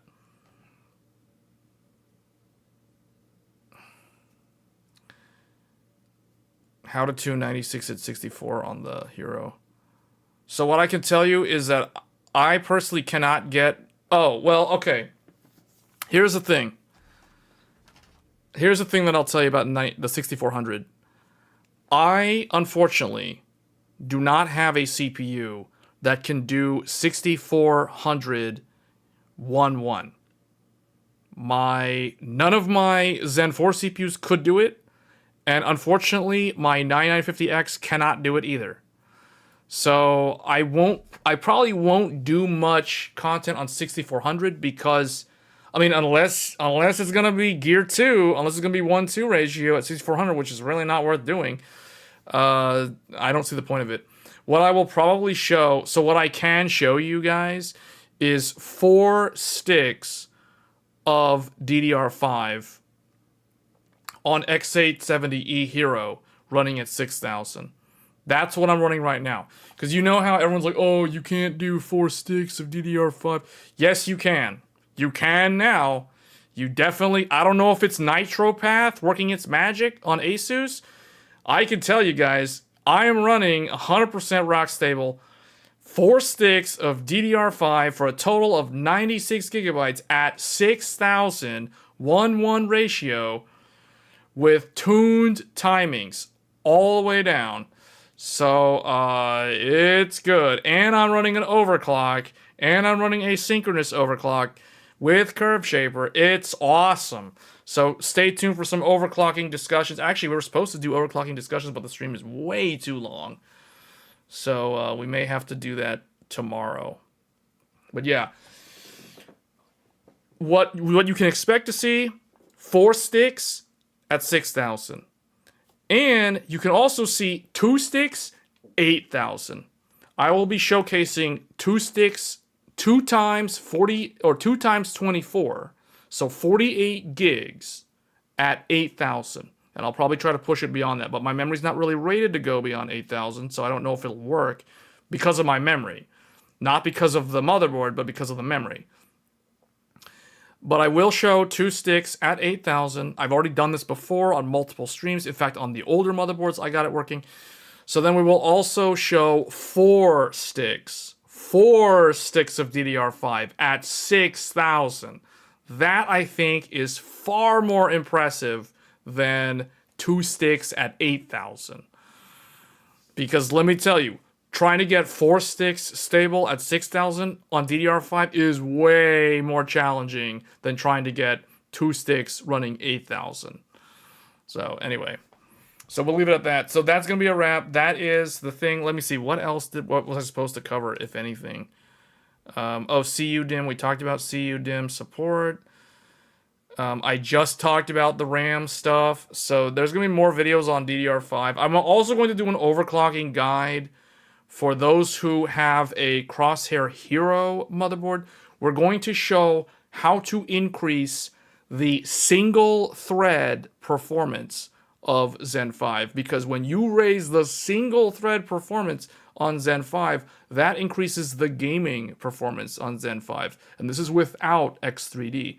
So I can't wait until X3D, because if I can do this exact same overclock, because keep in mind, guys, I'm doing this with no power limit increase, with no outside of curve shaper. So I guess this will be the final thing. I guess this will be like a preview for those who stuck around, because I did say this at the beginning of the stream. For those that stick around, we will talk about overclocking. So I can tell you right now, I'm running on an X870 Hero.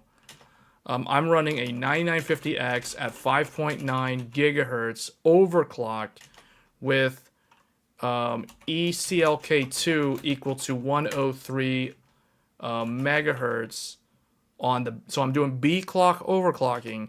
I've got a custom curve shaper. This is the secret sauce. This is the thing that makes it. These two things, these two features, make it happen.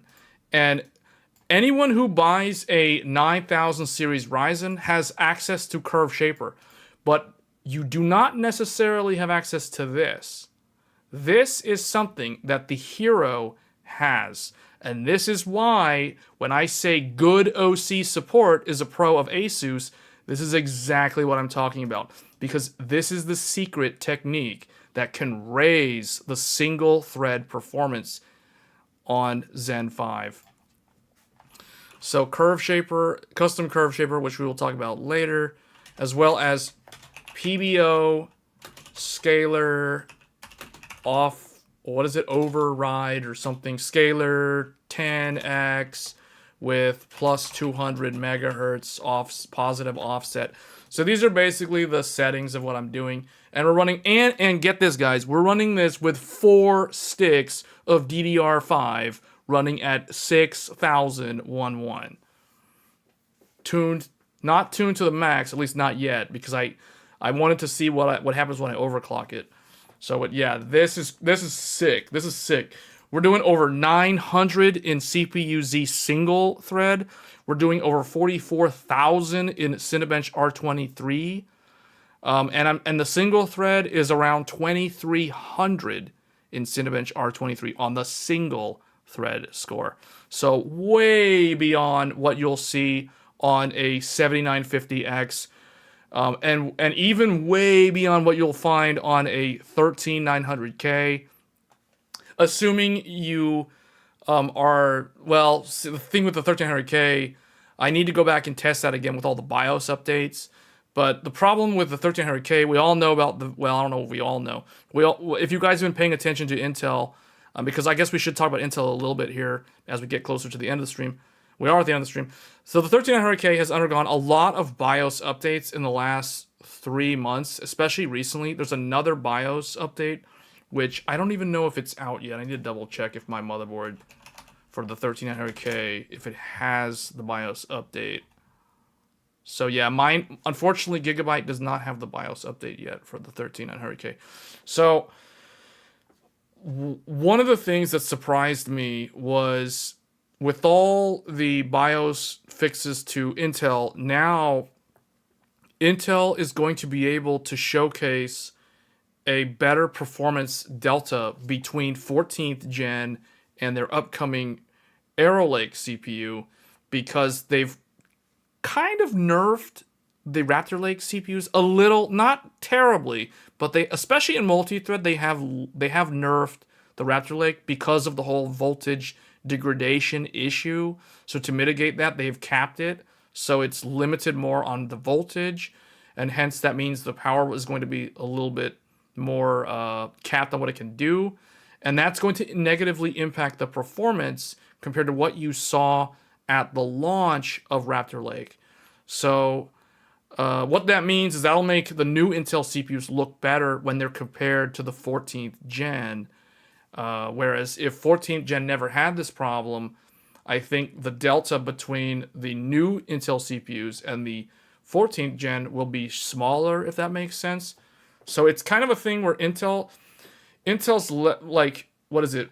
Snatching, what's the saying? They're snatching victory from the jaws of defeat, because everyone was hating on them for the whole 14900K voltage fiasco, and now they've kind of fixed that, but now there's performance regressions on Raptor Lake, especially in multi-thread, because of these BIOS updates. So that means that the 14th gen, or the, well, it's not 15th gen, but the new Intel, the Arrow Lake CPUs will look better against the fixed 14th gen CPUs. So how Zen 5 will fall into that, it'll be very interesting to see how that plays out. But all I can tell you guys is, man, Zen 5 is so much more fun to overclock than Zen 4. The problem with Zen 4, it would shoot to 95 degrees like within a couple of seconds at full load, like on R23, for example. 9950X doesn't do that. I'll show you the video like when I'm done editing that. But yeah, man, Ryzen 9000. If Ryzen 9000 launched this week with all these BIOS updates, with all these Windows updates, in the condition that it has with the new motherboards, it would have been a lot better received. Let's put it that way. But yeah, this is a pretty decent product overall, especially now. So yeah, we'll be covering X3D when it comes out. We will also be revisiting Intel at some point here in the near future. So which motherboard would you choose? Okay, so Edgar, to answer your question, which motherboard would I choose? Do you guys know what I'm going to say? You guys can answer for me. But here's all I'll say. This is the motherboard that I would choose. X870 Nova. Like if you're looking for the best overall motherboard, Nova. Hands down. Hands down. $350 gets you everything that you would need from a practicality standpoint. $350, everything.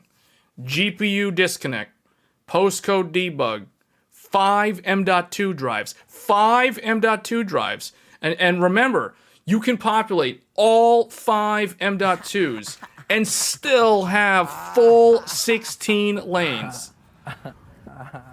Full 16 lanes with 5 drives. Wind up, go. Thanks for the sub. You got the Nova at number 1. Tomahawk at number 2 for my use case. Yeah, Tomahawk is pretty good too, but man, Nova is just killing everything else.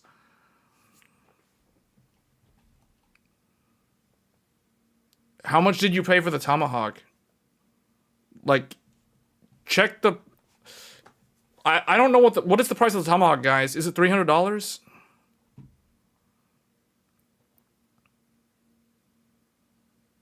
Okay, so $300. Okay, so for $50 more, you can get okay, here's the thing. This is the thing. I'm gonna sound like I'm upselling you, but for real, like you're getting X870E, so you're getting the full flagship chipset. You're getting the dual chip set motherboard for $50 more.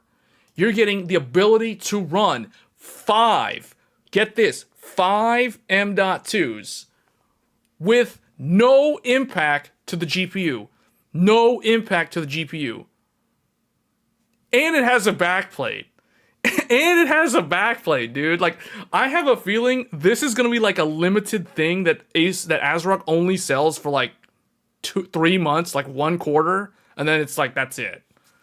Because I don't understand. Somebody messed up on the pricing. This should be like a $500 board. Like, this legit should be a $500 motherboard. Like, this is the real flagship of all the flagships. And it isn't even carrying a flagship price tag. 8-layer PCB, full backplate on the back, postcode debug, quick disconnect, 5 M.2s, and none of those M.2s steal lanes from the GPU. You cannot argue against that. That is too much value. Too much value in this day and age is near impossible to see. 5 gig LAN, optical audio, a ton of USB Type A, clear CMOS on the back. I mean, come on now. Clear CMOS on the back on a $350 board in 2024? $20 rebate? Okay, well, I'm sounding too much like a salesperson, but for real, like, look at this though. That has an adequate heatsink. That has a really nice heatsink. And then it has 5 drives. There's 4 drives underneath the major heatsink. So if we go back here, overview, like, yeah, see, there's 3 there, 1 there. Man, ASRock, send me a review sample. I will sell this motherboard. Like, I will literally tell people to buy this motherboard. This motherboard is just too good. It's just too good. Server grade 10 layer, or not 10 layer, server grade 8 layer. 8 layer, all this stuff, $350. That's crazy. This is like 10 year. This is pricing from like 10 years ago, man. Like, this motherboard was like frozen in time. Time shifted to the current era. And it's like they forgot about inflation. It's like, what happened here? Somebody in the accounting, some bean counter somewhere at ASRock completely messed up. Like, they messed up on the pricing on this. You cannot beat this. Like, this is in a class of its own.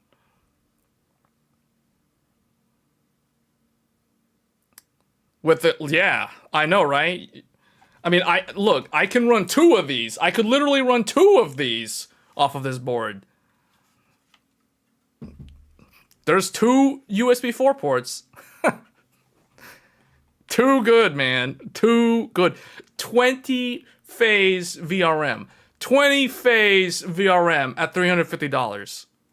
20-phase VRM, 10-layer PCB at $350. With the GPU button? The GPU button? 8 layers. It's right here it's literally on the site, but for some reason when I zoom in, it doesn't do anything. 8-layer PCB. It's literally right here. Right there, top right. Insane value. Insane value. But yeah, this is the one. This is the one that fits pretty much any use case you can think of. And the price point is just too good, man. It's the whole package. It's the features that it includes at that price point. This kills the value that any of the other brands are trying to offer. In fact, I'll go so far as to say that this motherboard will cannibalize ASRock's sales of their other motherboards. Like, I can't see anybody buying a Pro RS or a Steel Legend unless they were going for like a white build. But even then, like, it is impossible to deny the amount of value that the Nova is offering. Does it have 2 power phases for memory controller of any significance, like on the Hero? So it is a, where was it? It was on here somewhere. 20. It's a 20 plus 2 plus 1, I think, right? Or 20 plus 1 plus 1? Where's the VRM? I saw it earlier. 8-layer 2-ounce copper.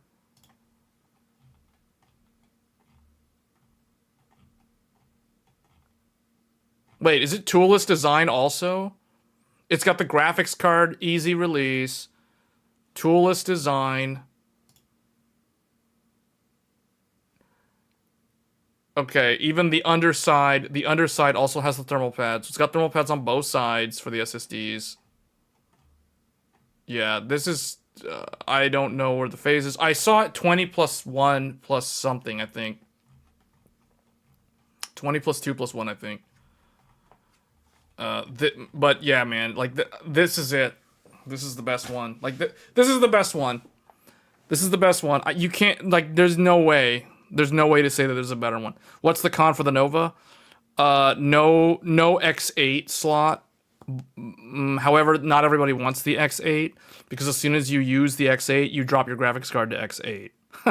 So that's kind of like a double-edged sword that it doesn't have. I would be very surprised. I guess another con. I would be very surprised if this motherboard has a asynchronous E-clock. Yeah, let's put it this way. If this board has dual E-clocks for asynchronous overclocking, then that basically breaks all the rules. Like, if this has that, the one thing that the Hero has is that asynchronous E-clock. And then, of course, the gimmicky Slim SAS, which people are going to be confused, like, how are they going to actually use that? You know, so those are like the two standout things that the Hero has.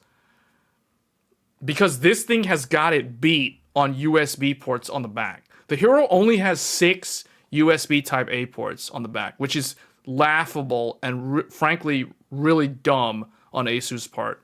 Because they could have easily put like 8 on there on a flagship board. So that's borderline unacceptable. But especially at that price point. But I would assume the Nova does not have the dual E-clocks. I think it only has one. I would assume it only has one. All of them have BIOS flash. All of them have BIOS flashback. That isn't even like a thing. Like, all of them have it. It's mandatory on every AMD motherboard since last gen. Okay, so the dual clock thing is the secret. The dual clock thing is the secret technique. This thing that I mentioned earlier in my overclock. This thing. I'll do a video about it in the near future. But I do not think the Nova has that. If the Nova has this, it breaks all the rules and all the logic of how you price your products. There's no way. There's no way the Nova has this. This is the one thing that ASUS is holding on to, that the Hero holds on to. You cannot have the E-clock too. Like, that's too much. That's not even, I mean, that's not even fair anymore. Like, if that has that, man. Like, okay, let's put it this way. If the Nova has the E-clock too, I'm going to return my Crosshair Hero. I'm going to take it back to Micro Center. I'm going to return it, and I'm going to get the Nova. If the Nova does, in fact, have the dual E-clocks. But I am fairly confident that it does not have that. This motherboard is already out. It's already on the market. You can get it off of Newegg today. It's available now. I mean, I don't know where you are in the world, but Newegg already has it.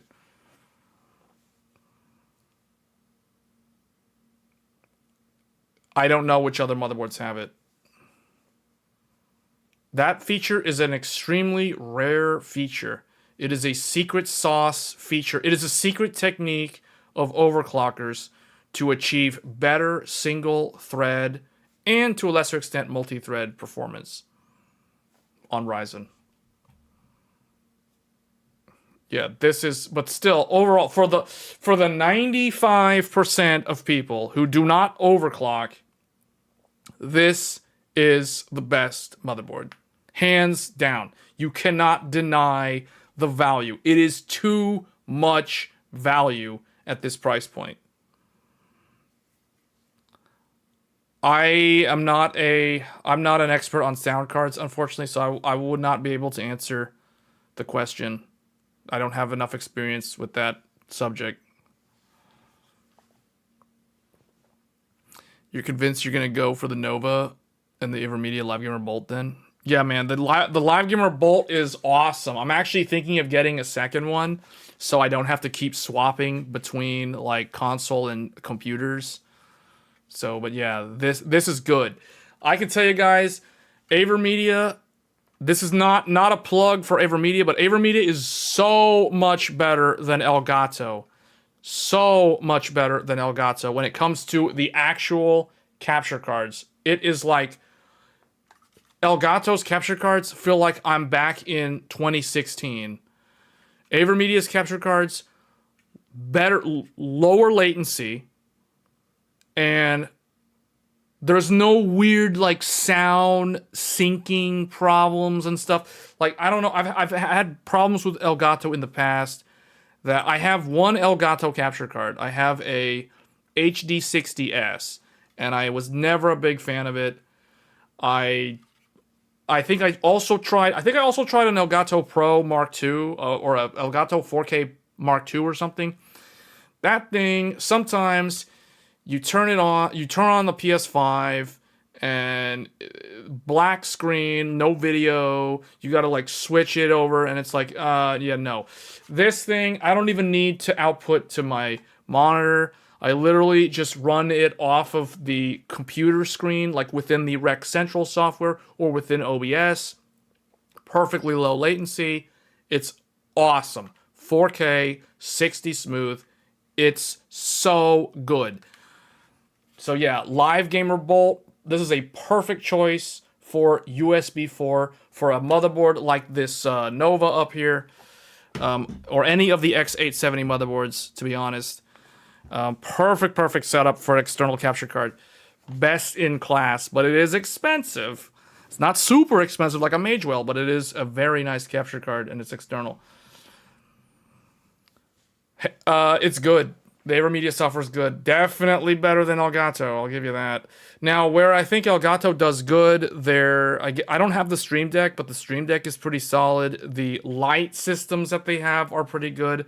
The green screen that I'm using, you guys may notice that there's a green screen behind me. The green screen that I have is the Elgato green screen. So Elgato makes good things for like lighting and like the setup. But when it comes to the actual software and the streaming capture cards, no. Avermedia, 100%. So much better.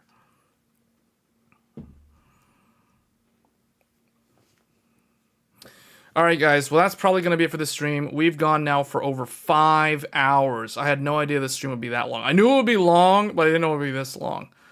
So that covers every single X870E, X870 motherboard. Currently, from launch, we will be doing more overclocking related content. Matt, thanks for the sub. Much appreciated. So if you guys are new to this channel, we do these tech-related streams every Thursdays. Hence, the title of the stream is Tech Thursdays. That is the weekly show that I do for this channel. So if you're new and you like this sort of content, you like building PCs, you like building gaming PCs, you're into gaming, sometimes we do gaming discussions. We will be covering the PlayStation 5 Pro. We will be covering, what was I going to say? I lost my chain of thought. Overclocking guides for Zen 5 and X870, I almost said X670, X870E, as well as DDR5 overclocking, CPU overclocking, as well as other things that you may not know anything about, or you may be curious to know about, like Slim SAS, for example. If you have a Hero, if you plan on getting a Hero motherboard, even though I've basically converted everybody to the Nova at this point, if you're thinking of getting the Hero, I will be doing a video showcasing how to make use of the Slim SAS connector in one of the cheapest ways possible without having to buy an expensive enterprise SSD. So I will be doing that, so stay tuned for a video on the Hero. So I'll be doing videos like how to avoid using lanes from the GPU, because with the Hero, as we said on the stream, there's still a way to do 4 M.2s off of the Hero without stealing lanes from the graphics card. But that's going to be in a video in the future. So that's going to be it for this stream. You see the Nova's best AM5. Yeah, I will do a tier list video. In fact, I probably need to record that tier list video pretty soon while all the knowledge of all these motherboards is still fresh in my head. So expect a tier list video for X870E as well as a separate video for X870 because I'm going to keep them separate because they're meant for different price points and different market segments. So anyway, that's going to be it for this stream. Thanks again for joining, and I will see you guys probably this weekend. I will be doing a live stream for overclocking / gaming. I'm testing the stability of my overclock live in a live environment, fully using the computer just to get a real-world test besides like boring stuff like Y-Cruncher. So we're going to do some real-world testing, not just synthetic stuff. So anyway, that's going to be it for the stream. Tune in every Thursdays. Sometimes I do live streams on the weekend, like this upcoming weekend. And otherwise, I'll see you guys next time. Take care, and I'll catch you on the next Tech Thursdays. Thanks.